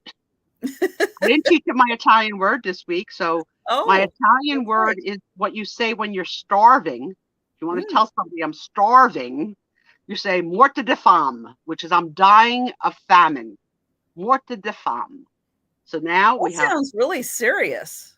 yeah, In it's because Italian, I mean, it's a Italians are very dramatic. We dramatic don't just say word. I'm hungry. We got Yeah. to say I'm dying from the famine to eat. Because morte is dead, right? Like, so Oh yeah, my gosh. we gotta make it big. You know, you gotta know. I've been watching some YouTubers, two American girls who married two Italian men. They have nothing to do with each other, but they both have channels. One married a blonde Italian male, which is rare, and the other one married a brunette Italian male. And every day they post some cultural difference of being married to an Italian man, you know, whether it be, and I'll throw this one out. Do you taste the difference in your pastas? And do you know that pastas are numbered? Have Nope. you seen that? Yeah. So with Nope. an Italian, you I am can't not a substitute. pasta connoisseur. Okay, so for example, in the world of spaghetti, right? You go Okay. from angel hair thin, Mhm. right? It's the thinnest, to linguine thick, right? Mhm. And everything in between. And they all have a number. And now to an Italian, they don't taste the same. So if your mother told you to go get a box of number 9, you better come home with number 9, not number 8, not number 10, 9, because it was for what you. And so we can taste the difference. Yeah, I know. Because he has a spending problem. He, he has a spending problem. He buys me. Oh my God! I'm like, I don't want that. I didn't. He goes, well, you have it now. And so yeah, but he's now learning, because I've been picking up broken jewelry lots from sellers, and a lot of you have nicely sent me packages of broken jewelry for my crafting, and I appreciate it. But yeah, he's starting to now. But now I'm like, but at what price, buddy? Like, if you're paying through the roof, like I'm going to wear the jewelry, I says, that's why I buy the broken pieces, Mhm. because they're not sellable, and they're not going to charge you $5 a piece. Because if I can't make that back on a piece of art, if I'm paying $5 a brooch, I'd have to Right. pay hundreds of dollars for, like, you know. You could, Delbert. Yeah, yeah. So last week we got a great pizza. The topping was garlic, a garlic pie. Oh We my. stunk. We stunk. It came out of our pores for the whole next day. Did It was Dexter so good. like smelling you? You know what? He is very aloof. Hmm. He's just could Because care my less. cats do like garlic. It's like when I eat something with a lot of garlic, yeah, the cats usually come around for a good sniff. They like the Marianne said garlic. unfortunately she got a chooch. I'm sorry, Marianne. Sometimes they're all chooches a little bit. Yes, we had chooch was an Italian word a few weeks ago, but more to the farm. Yeah, crazy May knows. I put garlic on everything. Started watching Bloodline. Sarah Lee, best thing I've ever. One of the best top 10 things I've ever seen. If you guys have not seen Bloodline. Bloodline, Okay. it Okay. is set in the Florida Keys. It's a family drama with a great freaking storyline. You haven't seen this one before. Really good. About probably 4 seasons, right, Sarah Lee? I loved it. I saw it years ago, but I still can visually remember seasons. Yeah, and Sissy Spacek. Remember when she played Loretta Lynn Carrie? I and remember when she played Carrie. Carrie, yeah. Yeah, Sarah Lee, stick with it. It's really good. It's really good. And the funny thing is, I always am amazed at characters that you don't know are really foreign till you see them on a talk show. Like, because they are so Americanized and like can mimic my accent or whatever, but meanwhile they're like Australian or British, and they like their real voice is nothing like it. I know, Carrie, that was so over the top at the time. Now in hindsight, oh my God. And of Oh, course, you want to talk about over the top. So I just got caught up on episode 6 of season 3 of The Boys. Is anyone out there watching The Boys? Let me tell you, do not watch The Boys. If you are not already watching it, do not put that on your list of shows to watch. But you heard it here first, folks. Do not. do We'll tell you. not. We'll tell you. Yeah, it's on Amazon Prime. Do not watch that show. It is the dark side of superheroes, like the really, really, really dark side. But yeah, you want to talk about over the top.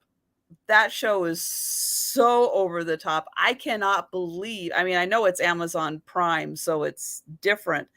I cannot believe that you can watch that on TV. But do not watch it. I'm not recommending it. Was The Handmaid's Tale.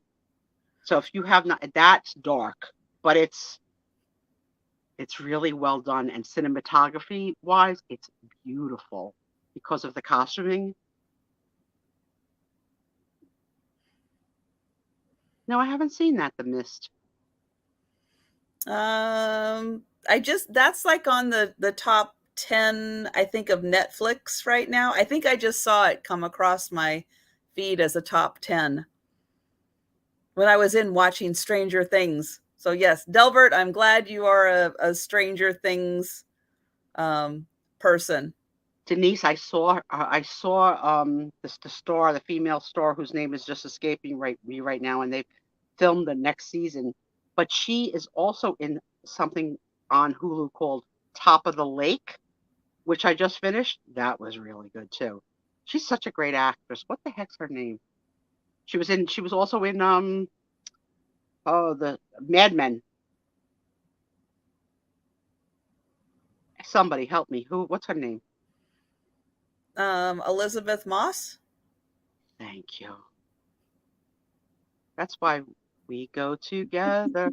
And if Steph is still here. Yeah, I don't get Hulu anymore, so I can't watch those. My cousin lets me steal her Hulu. But if you guys haven't seen the promo picture of Steph and Helen dressed as mummies for Laverne and Shirley, I practically peed myself. Their little heads sticking out of these mummy costumes. It was hysterical. I love watching all like the new combos of people and the energy exchange between people. Yes, Steph, I love that picture of you and Helen in the mummy costumes. And yes, book, do not watch The Boys. Do not watch. And I know for people who like action and superheroes and stuff, you have to be. It's like, have any of you guys seen Deadpool? Ryan Reynolds doing Deadpool. If you watch and really listen to Deadpool and you think, wow, this is really tame. It's like Disney rated G stuff. Then I would say, okay, bump it up and watch The Boys. But no, if you can sit through Deadpool, and I know I love Deadpool. I'm so looking forward to the third movie. I can hardly wait. But Deadpool's pretty out there, and it's kind of raunchy for superhero. It's a very R-rated movie. Steph, that one is golden. You got to bring that one back again at Halloween again, because it was your two little heads cracked me up so much. I know, Sarah Lee, ain't it the truth that could be a potential future. It's freaking scary. The Handmaid's Tale, the story is outrageous, but really could be. Well, I read a book, which oh gosh, now I'm drawing a blank. The Harrison Ford just redid with oh God.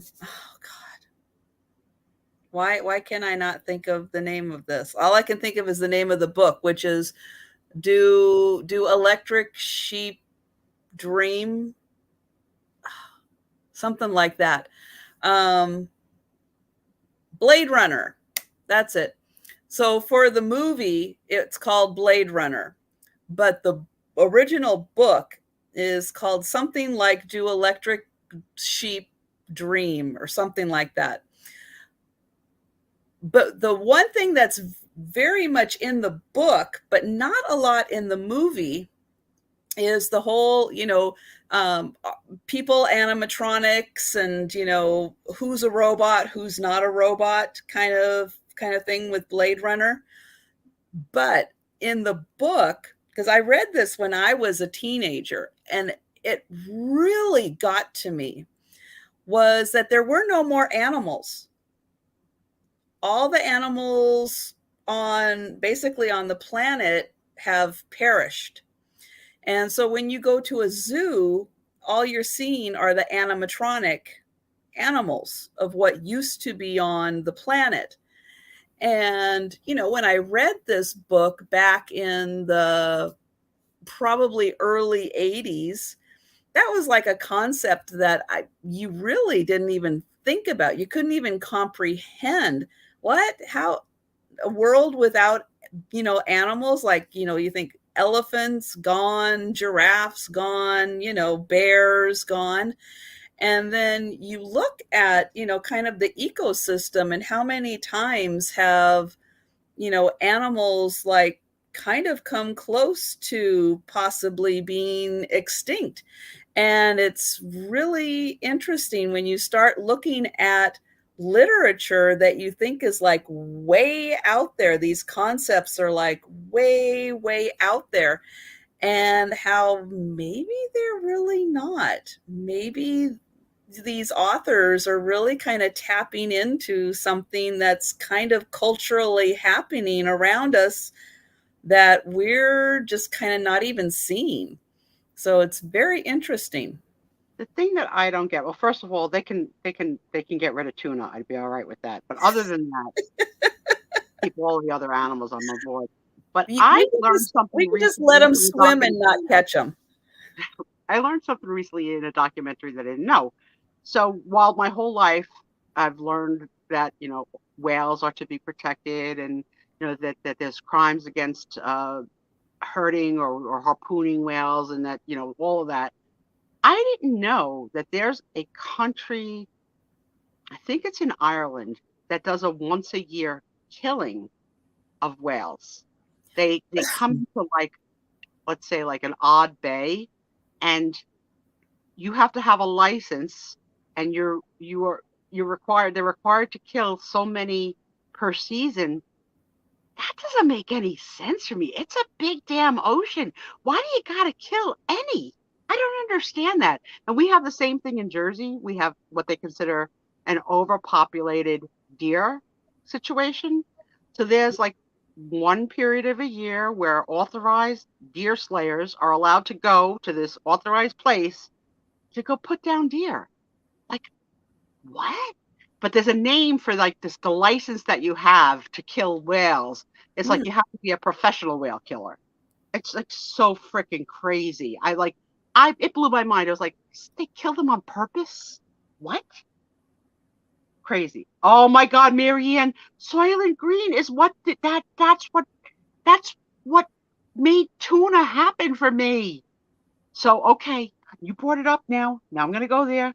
So Charlton Heston was in a 1970s or 60s movie called Soylent Green. Never heard of it. Okay, it's a book. It's a book and a movie. And what they do when you are at the end of your expiration life cycle is you get mushed in a blender with, like, that churns you into food. Okay. So when you saw the money shot in the movie finally, it looked like tuna. And I think prior to that, I think I ate tuna. I'm not 100% sure. I think I blocked it out. But I have never been able to stand the sight of tuna since I saw that movie. But thank you for reminding me. Interesting. Marianne, yes. Oh my God. It scares me to death. It's so scary. Plus Charlton Heston, he's such an overactor. Oh my God. Like, after he played Moses, everything went to his head. So in Logan's Run, they're really kind of wasting people, you know, when they turn 30 and they go to their little thing and they kind of go, you know, like a firecracker. They're kind of missing the point, aren't they? They're kind of wasting people. Not good for the ecosystem. I watched a show called The 100 at the suggestion of somebody from the internet, and I really like that. That's a combination of an outer space kind of end of the world kind of a thing. It was good. Yeah, it was called The 100. It's over now, so there was an ending. It was a good That ending. doesn't mean it's not worth watching just because it's not. No, I sort of like current. watching things that are over because then I could just start. Right. Mary, and I'm only kidding. But yeah, the Green Puke. That's that movie. When they showed that, like, I guess I was just young enough to be traumatized by that crushed up people. Disgusting. Now, do you feed Dexter wet food? He is only wet food, and the only thing dry he gets is treats. And I do think his food stinks, but I love him enough to ignore it. But I do ask Tom, please don't feed him while we're eating, because then I smell his food. And, you know, like there's that connection between. I was just wondering if he ever ate canned tuna. Yes. Tom has given him in a bag to try and sneak it so I don't see it.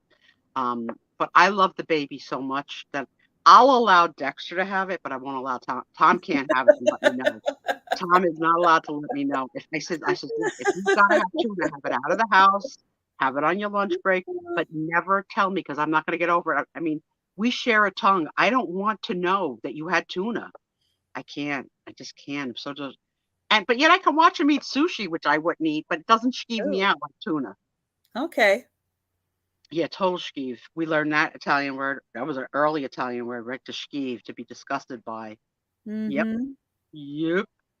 Oh, that's interesting. There's a 1990s movie, The Handmaid's Tale. It's stunning. Faye Dunaway, Natasha Richardson, Aidan Quinn, and Robert Duvall. Oh, I'll have to try and find that. We were talking about Harrison Ford. My favorite Harrison Ford movie is not any of the action films or anything that he's known for. I like a little movie called Regarding Henry that he starred in with Warren Beatty's wife. What the hell's it? Annette Bening. And the point of the story of the movie is that he has a brain injury. And what does that mean for them as a married couple? Because he's never going to be the same again. And throughout the whole movie, it's interesting because it might be like she might see him eating tuna. I'm making this up. And she's like, you don't like tuna. And he'll say, I don't, you know, because he doesn't remember, right? So he goes, I think I like it. And when he was reset, everything was reset. Yeah, we share a tongue. That's true, right? Married couple, you share a tongue. I don't want to know where it's been. No. You can't make me. So you think, okay. Yeah. Yeah, so it's interesting. And in the movie, he repeats his art. He becomes a painter. And he just paints Ritz crackers over and over and over again. Oh, and he gets thrown from a plane. Is that what was that one? What was that called? Oh, yeah. His I'm scared face is golden. See, he's not an overactor. I can't stand an overactor. Okay. Al Pacino, like or don't like? Okay. The truth is, I'm going to get as vulgar as I can get for PG. Uh-oh. I would have laid down with him any day back in the day. I thought he was the hottest Italian I had ever seen. Even when he played a gay man in Dog Day Afternoon, I was still turned on by him and his devotion for his wife and his male lover. Now, it's not looking so good. He didn't age right. But as an actor, I'm all in. See, I after pretty much after The Godfather, I thought he overacts too much. You can't judge an Italian. How do you think he acted in where he was a blind military guy? You know, where he had to play blind? What was the name of that movie? Yeah, way, way, way overacted. Well, he had to play blind. How do you act blind? You have to. Oh, that was the lawyer. That was the blind lawyer. I like him. I wouldn't do him now in my old age, but he always did it for me. And I loved him in Dog Day Afternoon. I thought that movie was brilliant and so Yes, Scent of a Woman. Yeah, very, very so overacted. unexpected to see Al Pacino, and then he was great in Serpico. I didn't like him in You're Talking to Me. Like, what the hell's that? I got a little gun, or talking to my little friend. What the hell? Oh, yeah. He's Spanish in that movie. Oh.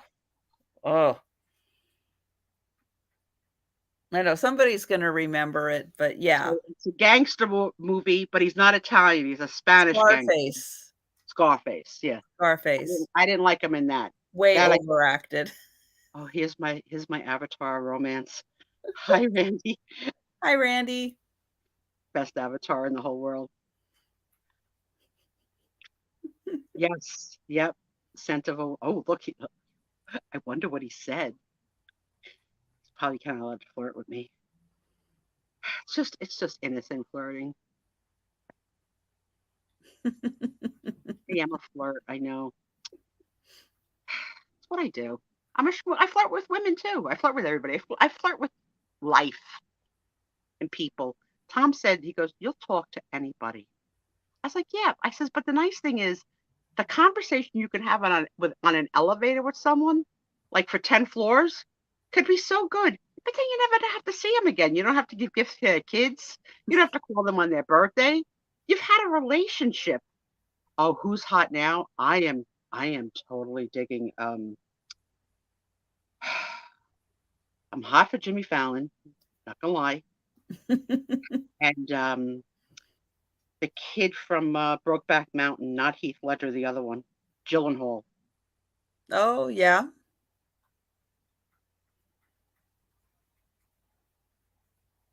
And I forgot, Trisha told me once who she thought was hot, and I can't fucking remember it.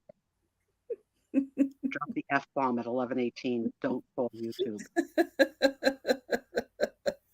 The funny thing is, I curse like a sailor in real life. Like, really, I have a really foul, dirty. My husband says, "You vulgar," which is what my mother used to say. "Susie, you vulgar." But I curse all the time, and I have a stressful But not job. at work. Oh, you do at work too? Well, internally with people that I've been working with for 25 years. Okay. Externally, I'm the other Sue Spiezio, right? "Hello, this is Sue Spiezio calling." Like that. But yeah. But I've been lucky enough to have bosses who are cool and who also use foul language, because it's like for me, it's like adjectives. I don't really like. I'm not cursing at you. It's like an exclamation point. Mm-hmm. Right? Tony, I wanted you to meet my daughter. Hi, Tony. My little actress was here for about an hour earlier tonight. I wanted her to meet you, because you might meet in real life. You never know, right? Right. Sacre bleu. I've never said that in real life, Delbert. Nope. And I've made an honest effort to not really curse on this channel, and not even in the Italian words, but I'm very tempted. But no, I'm PG. Doesn't Adrian Brody have that severe nose, like a severe nose, right? Yes. Yes. Yeah, I don't dig that. It's too much nose for me. Too much. I think on his face, because of the shape of his face, it works on his face. It wouldn't work on a lot of other people's faces, but because he's got kind of a longer, narrower face. Yeah, Tony, look at her IMBD and stuff. You might have worked together or with people that you both know. She's doing right now. She's been doing they've been doing reenactments of the Real Housewives. She's been playing a housewife for the readings. It's hysterical. Tony, darling girl. Yeah.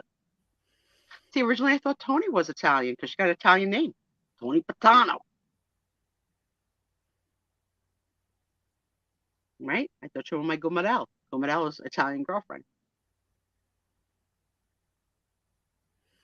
Yeah, I just saw a preview for a movie that Adrian Brody is going to be in, where it's kind of reminds me of like an Agatha Christie. I don't know if it is or not, but it's one of those, the murder takes place and he's actually the victim, but then they show him in flashbacks as to like, this person could have been the killer, this person could have been the killer type thing. But it's growing up, did you like Murder, She Wrote, Father Brown Mysteries, Manic? Like well, that I never watched any of those, but I do like murder mysteries. I like books that are lighthearted. I know, but not the Angela Lansbury series where every week she solved a crime, or Tom Bosley series where he was Father Brown and every week the priest solved a crime. Yeah, no, I couldn't do that either. It's not juicy enough for me. Regular TV is getting too. I haven't found a good comedy that sucked me in like Friends or Cheers or Frasier. Like, there's nothing that has got me like those Golden Girls. They are like my go-to. Frankie and Grace. That's about the only one I can think of now. I actually haven't watched the season yet. I just keep putting it off. Oh, they want to know, do you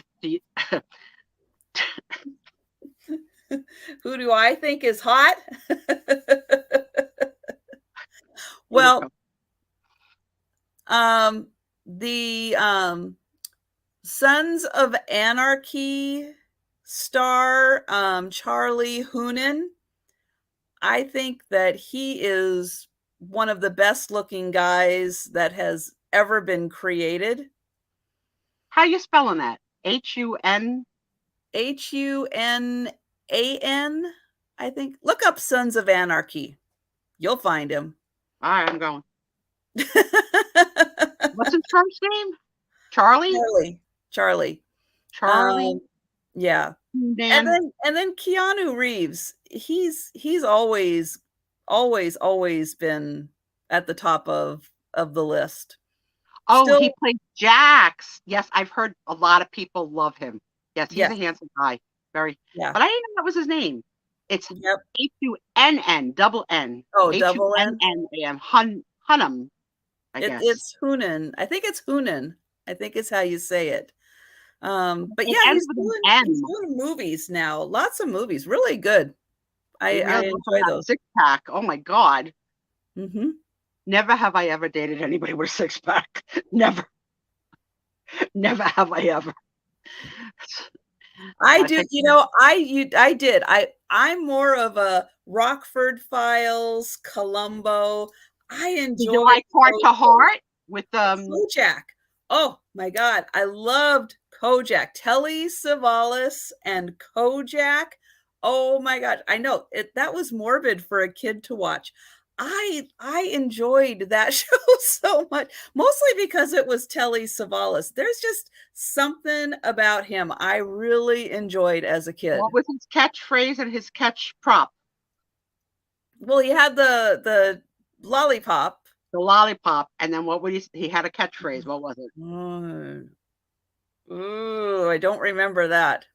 Who loves you, baby? Oh, who loves you, baby? That's right. But I was more of a Heart to Heart because I think Robert Wagner and oh no, because of Natalie Wood, it's like Robert Wagner, We'll never know. We will never know what happened on that boat that night. That's why I'm always on the fence with Christopher Walken too. I'm on the fence with him because he was on the boat that night. He knows what happened, and he won't say, and he knows what happened. And I have to say that that kind of has always bothered me about Robert Wagner. So although I did watch the Austin Power movies, I enjoyed, the little parts he had with that, but I'm still kind of on the fence with that. Criminal Minds was a little too intense for me. That was creepy because that was like pretty close to real stuff and like the real kind of creepy way that people are. And yes, the more cowbell because I love Will Ferrell. So yes, I absolutely love the more cowbell. I got cowbells, little baby cowbells in a lot. And I don't post a lot, but I have a picture of the cowbells on my Instagram, and I have the, more cowbells, please. My millennials had no freaking idea. No freaking idea. I was like, you have to watch this scene. You have to watch. It's not that old. They're only in their late 20s. But it's still not that old. And so many things I reference, they don't have any clue what I'm talking about. Not a clue. I'm trying to think what they looked up today. They had to look up something. Like just even words. The vocabulary is not as huge as ours. They're so cute. Denise, yes. Watching Criminal Minds and then taking out the garbage. Yes, absolutely. I'm scared too. And yeah, they are based on, Criminal Minds just kind of creeped me out a little too much. I couldn't do too much with Criminal Minds. But yeah, I do watch all that stuff on TV to some extent, but In the scene with the cowbells, as Will Ferrell's shirt is riding up and his belly is showing more and more. As he's really hilarious. like one of the funniest scenes of all time. Yes.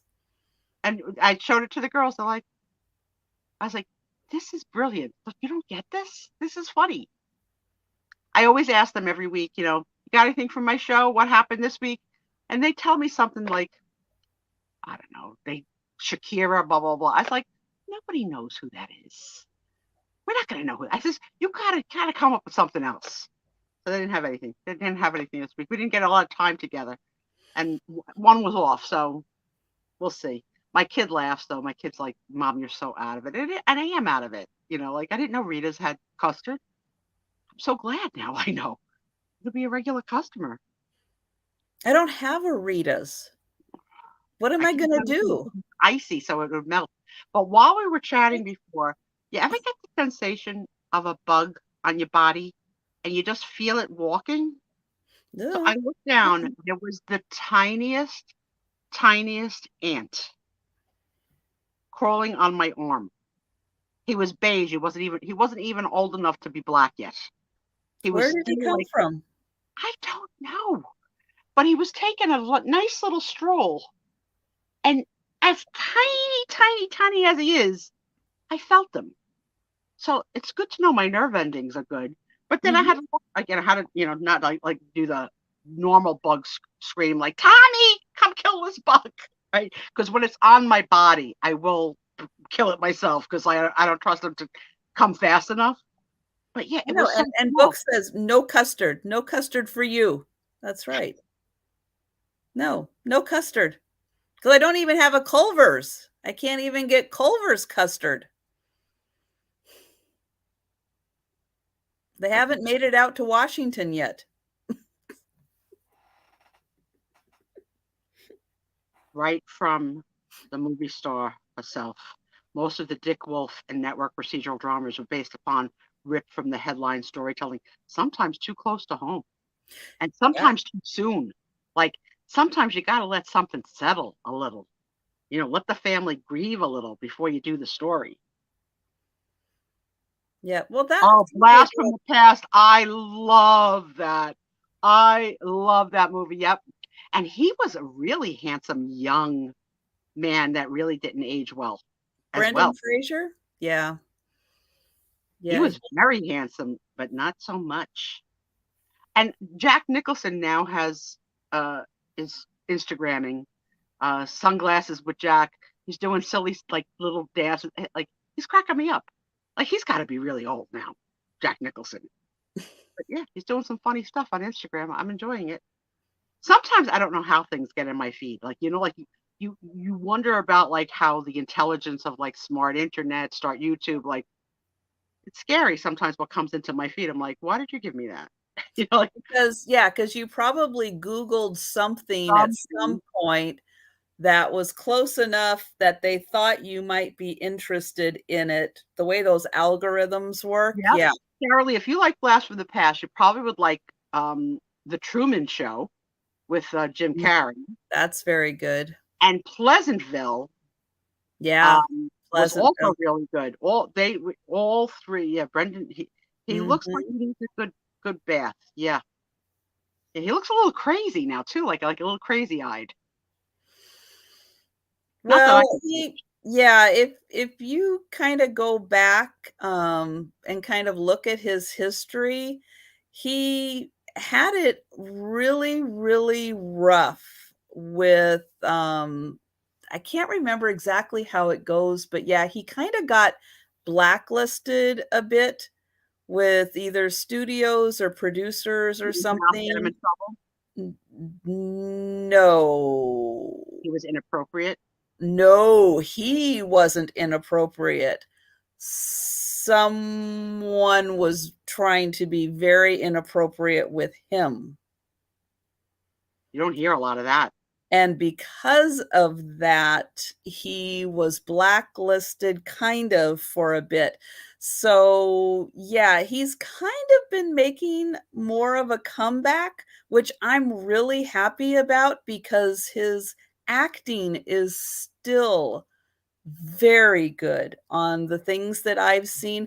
I just saw him in a movie where he was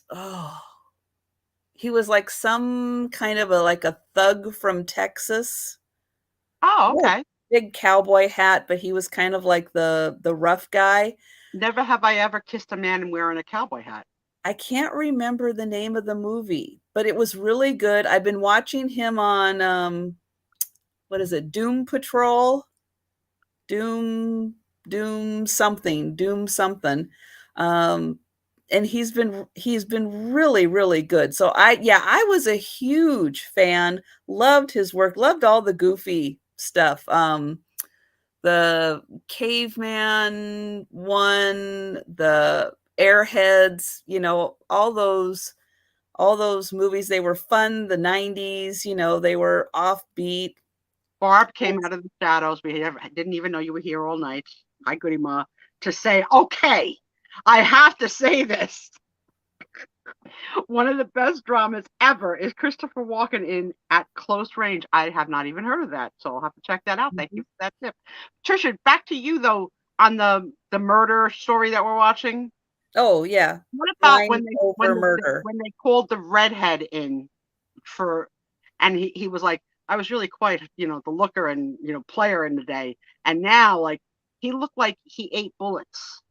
Like, yeah, just horrible. But they've been through a lot too.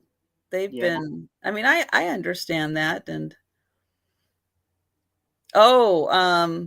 Alexander Skarsgård.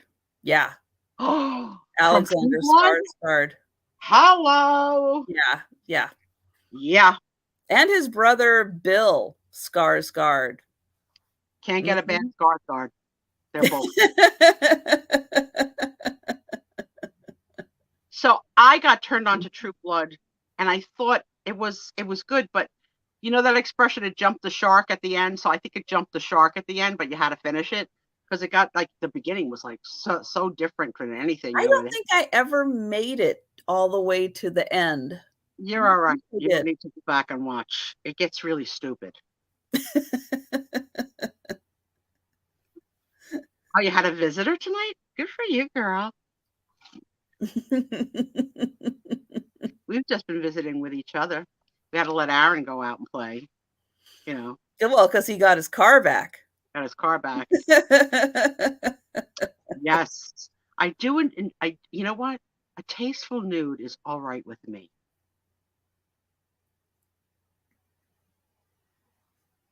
Yeah, I watched the whole, as much of that trial as I could. Exactly. I loved it. I loved it. And I am convinced that I am easily gullible to anybody who's telling me the story at the time.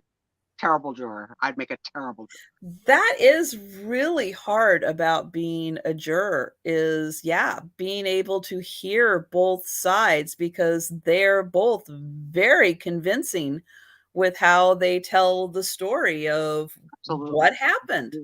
I mean, and the Very people much. who said it's black and white, it was not black and white. It was definitely not black and white. There is definitely subject to interpretation of all of it. And There's remember, probably gonna be more with the appeals, I'm sure, that are coming. There's probably gonna be more. you know, I was never a lot. I know a lot of women that think that he's hot, hot, hot after the Jack thing in the Pirates. I don't find him hot.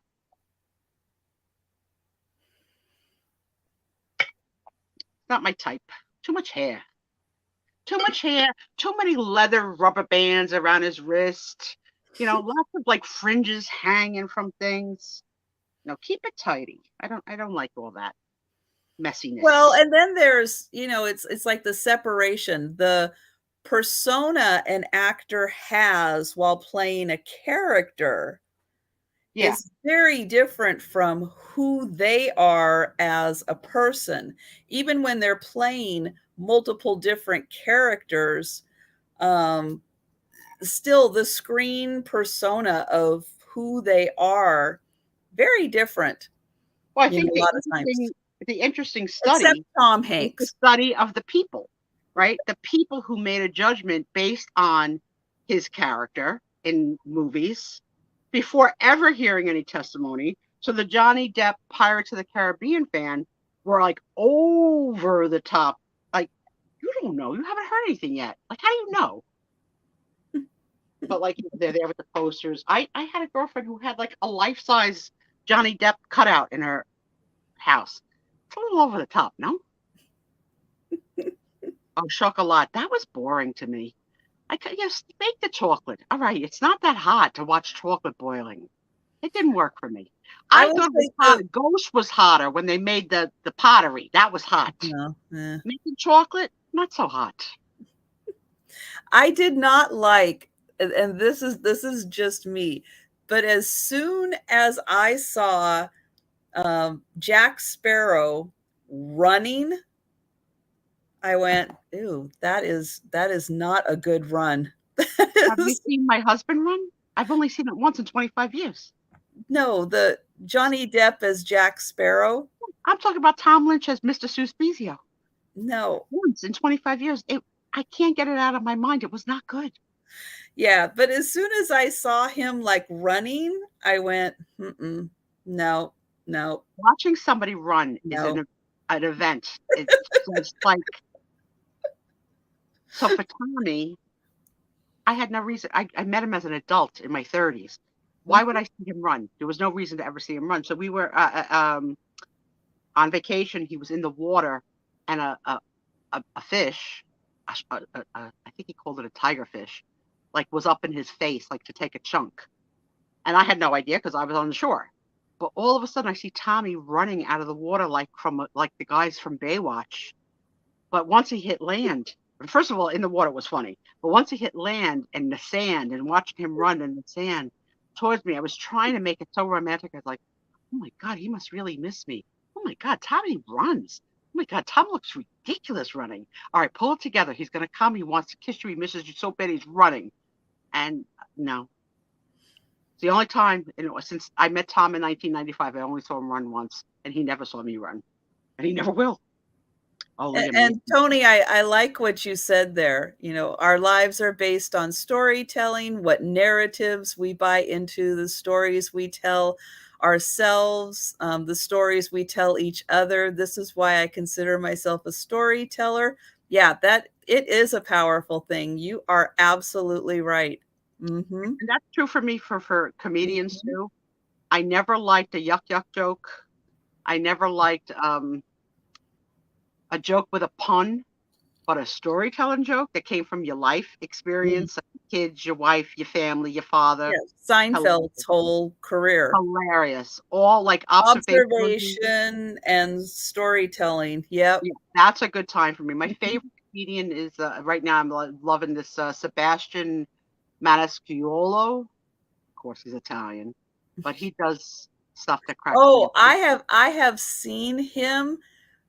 Okay, he is over the top, but in a so insanely funny way. Funny. Yes, I absolutely love him. He's got a few Netflix specials. You Yeah, guys will die watching him. He is so funny. I've only been to a Chipotle once in my life. It was not an experience I enjoyed or understood at all, and I've never been back. He does a skit about how to order at Chipotle that I swear I was only there once, where he hops from station to station and it's like guacamole, no, guacamole. Like it's so freaking funny because that's exactly what the experience was. I was like, this is the stupidest thing I ever saw, where you have to like march in place like little soldiers to get your meal. Yeah, Mm-hmm. one and done. So when millennials are all addicted to Chipotle, they have it Oh, delivered. yes. I wouldn't even know how to deliver it. I wouldn't even know how to order it. I can't. That's why I can't go to Starbucks. I get so annoyed listening to my sister order a Starbucks. It's like 5 sentences, like coffee light and sweet. Like like what happened to that? It's like a frappuccino, extra shot, double shot, latte, blah blah blah, venti, blah, blah, blah.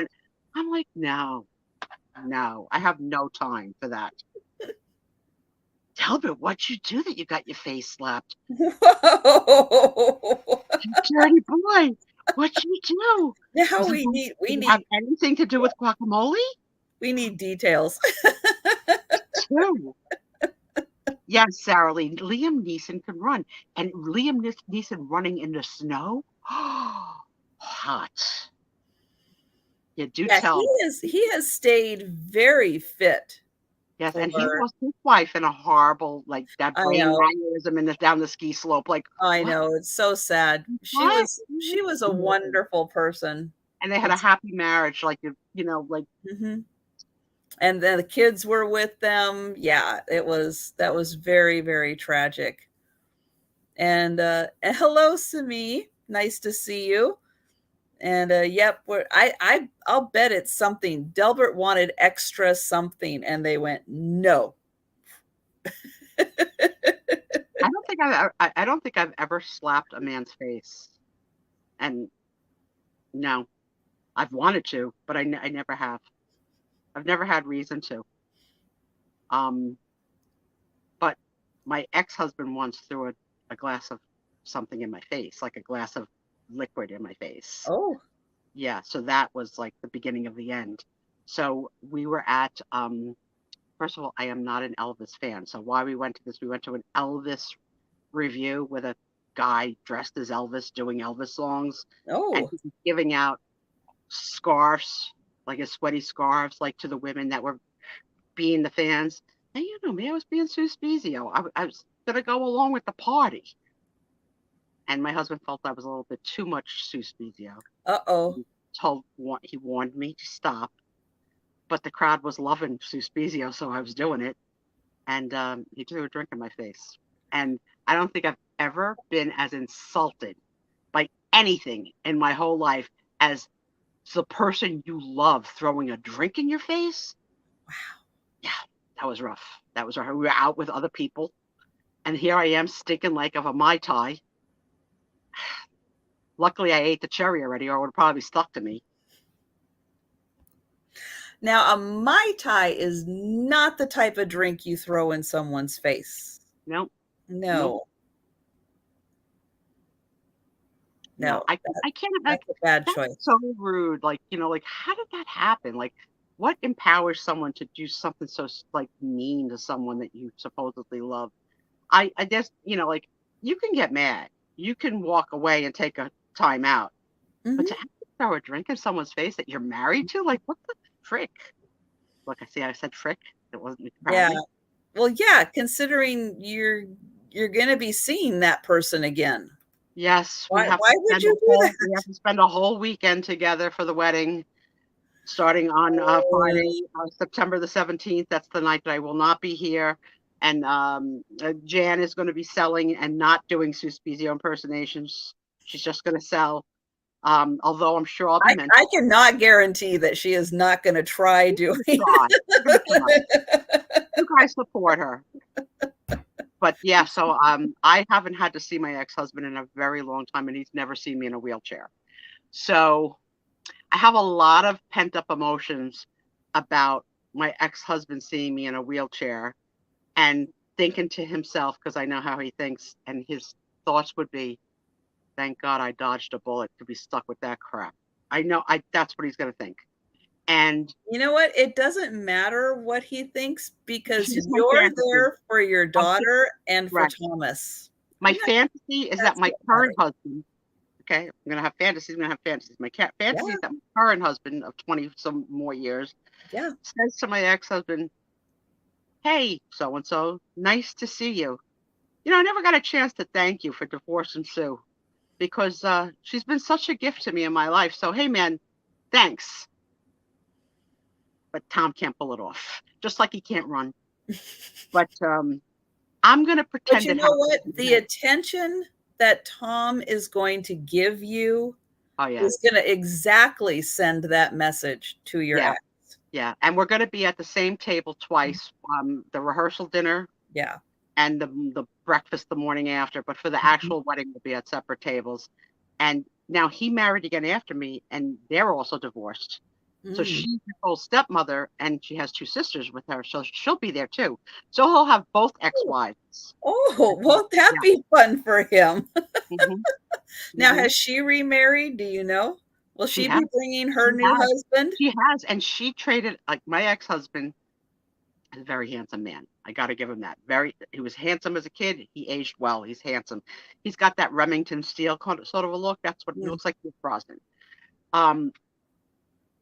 She married even better, like he's even better looking than my ex-husband. I was like, good for you.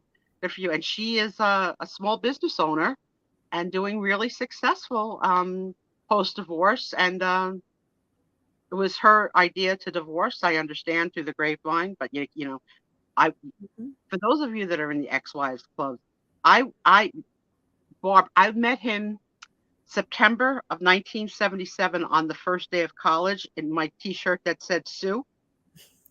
And we divorced in May of 1990. So we were together all those years from 1977 to 1990. And when he left me, I had just had the baby. She was 5 months old, and she was a surviving twin. And he decided while I was pregnant that he only liked me as a friend. So not the real story. Nice. I believe Nicole's not here to hear it now because I don't like to trash talk her father.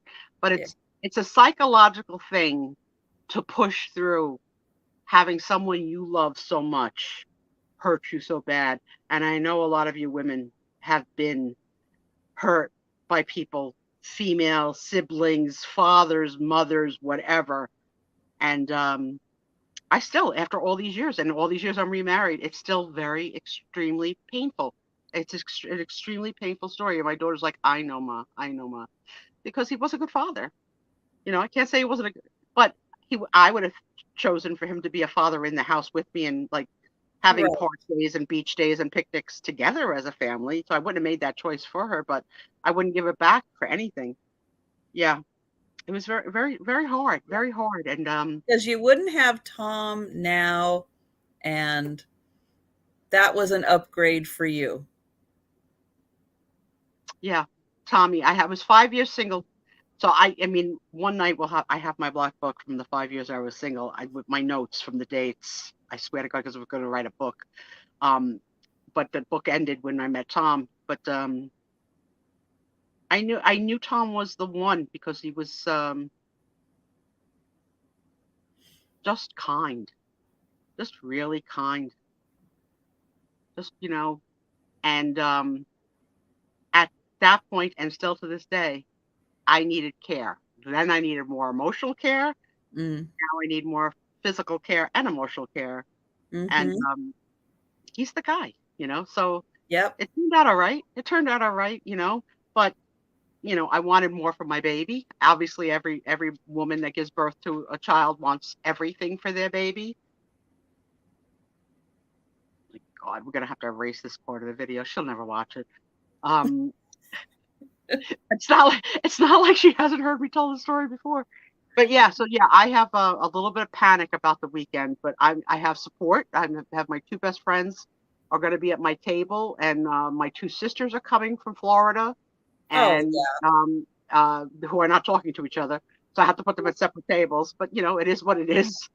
My But little you'll cousins, have your good support system there. Yep. yeah, and my face tells it all. I mean, you all picked up immediately when my sugar dropped, right? So when I see him, I'm sure I'll be a little bit like, really?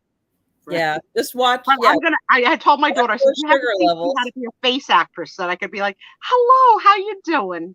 Good. You good? Okay, good. So yeah, I'm practicing. How you doing? Yep. And then the financial part of me, when the bill comes, I want him to man up and pull out his credit card.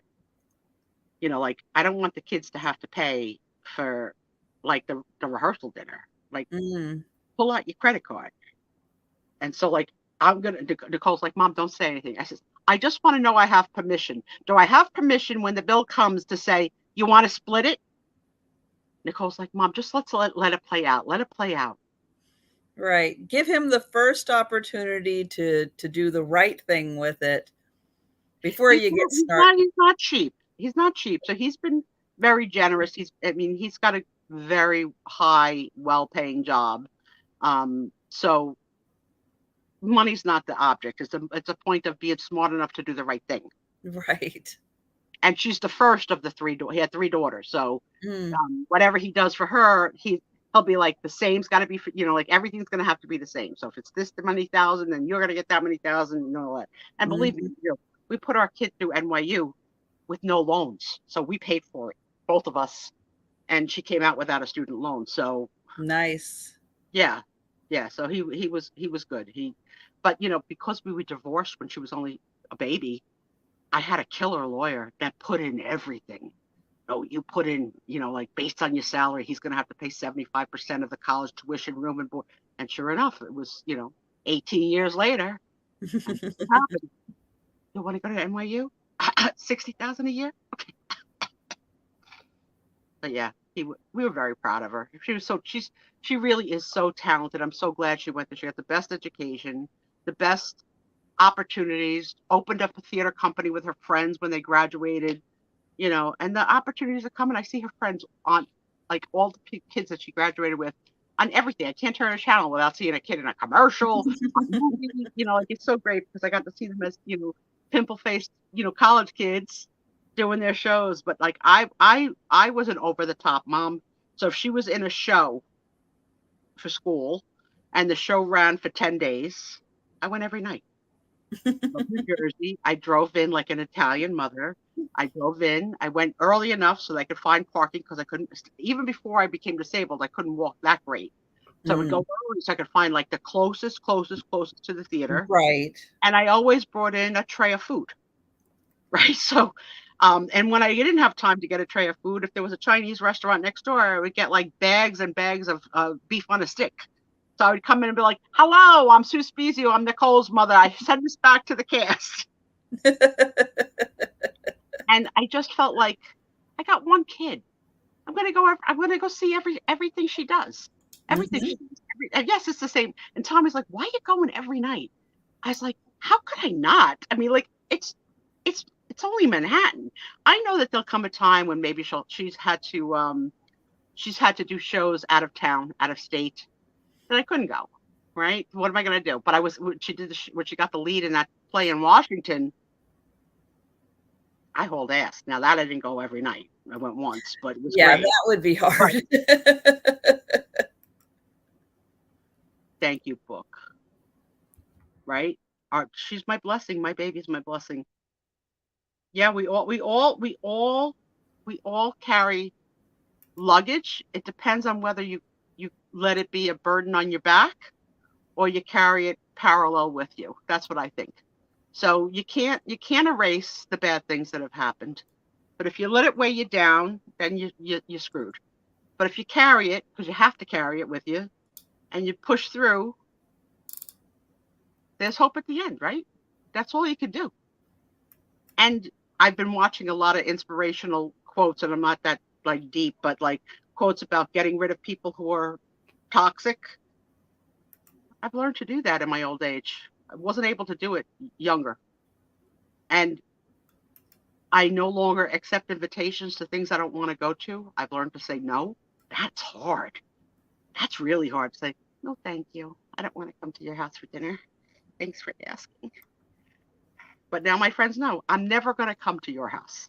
Never. But you're always welcome here. I'm just not coming. I have too many psychological issues to do it. So accept it or don't. It's not that I don't hate you. I don't skeeve you. Maybe some of them I skeeve a little bit. But no, I'm not coming to your house. You know, not doing it. But I always used to feel like, oh, you have to reciprocate, right? They came to yours, you got to go to them. And I told you back in the day of keeping the list, the booster list, right? Of how much did you give this and how much did you give that? And I got stuck with not keeping track of the two kids that got married in the same family. Couldn't remember how much I gave the girl. So I sent the boy $150. I hope that was you'll never know. I know, right, Tony? Yeah. He won't be drinking. No, because if there's a tab to pay. Meanwhile, all of his kids, are of drinking age, right? So,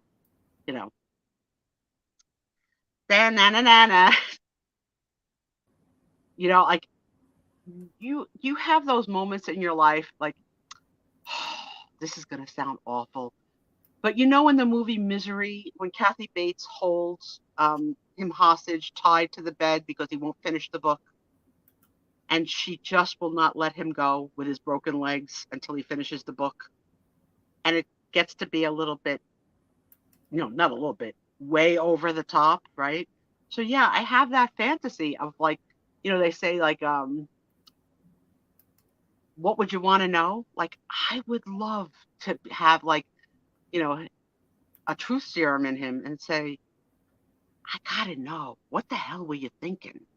What the hell were you thinking? How'd you do that? How did you go on? Like, how did you leave us behind? Like, but I'll never have that answer. And I would love to ask the second wife, like, what happened between you and him? What really happened? You tell me. But go on, right? The journeys go on, and you'll never know. But if you had the answer, would you really be satisfied? I have the answer. He wasn't the one. Oh, that's the true. answer. He wasn't the one for me or for her because he didn't bring enough to the table. That's it. It's taken me 34 years to figure it out. But it still hurts, right? Yeah, my baby was 5 months. She's 34 now. She yelled at me for saying her age tonight. Yeah, exactly. You wouldn't, right? Like, so you have to go through that journey, right? You have to. Yeah, so I can't wait to show you my outfit. I'm going to be all sparkly. I've got a pantsuit. The top is all navy blue sequin with navy blue pants, and I'm gonna wear my hair up, and I bought a peacock hairpin just to add a little sparkle, and just my wedding band probably, and nothing else. I don't know. We'll see. What else, guys? It's midnight. We got Trisha, Steph waiting to go on the air. Yep. Yeah. Steph should be going on right now for her live. So if anyone is staying up, head on over to Steph. And thanks for like the open therapy session, guys. I mean, I didn't expect me to go there tonight, but hey, sometimes you just got to talk it out. Yeah, I feel better. I mean, yeah. I'm a little drippy, but yeah, I'm better. I got it out. I really thank you. Thank you all for coming. Thank you for all the support. Trisha. Yes, thank you guys so much. Thank you, Tony. Yes. Thank you all. Thank you all. And Book, if you call me, just IM me or whatever on things, whatever, and we'll chat tomorrow. Yeah, I'm around. I'm not going anywhere this weekend. Got to take my disco nap so I can watch the Trisha show. Trisha, you gonna have anything that I like tomorrow night? You know what I like. I actually have no idea what I am selling tomorrow. You didn't pull yet? Nope. You are messing up, girl. You are messing up. It's going to be a surprise for me. It's going to be fun. Have a great rest of your night. Have a wonderful 4th of July weekend. Have a wonderful 4th of July weekend. You all have brought a joy to me that I cannot even begin. But Trisha, you're the one, baby. You're the one. Good night, everybody. It's my pleasure. And thank you guys. And yeah, we'll be seeing you. And go support Steph. Go support Steph if you're going to stay over to Steph Sells Stuff by the Seashore. Yep, show her some support. And everyone take care. Stay safe this weekend. And good night.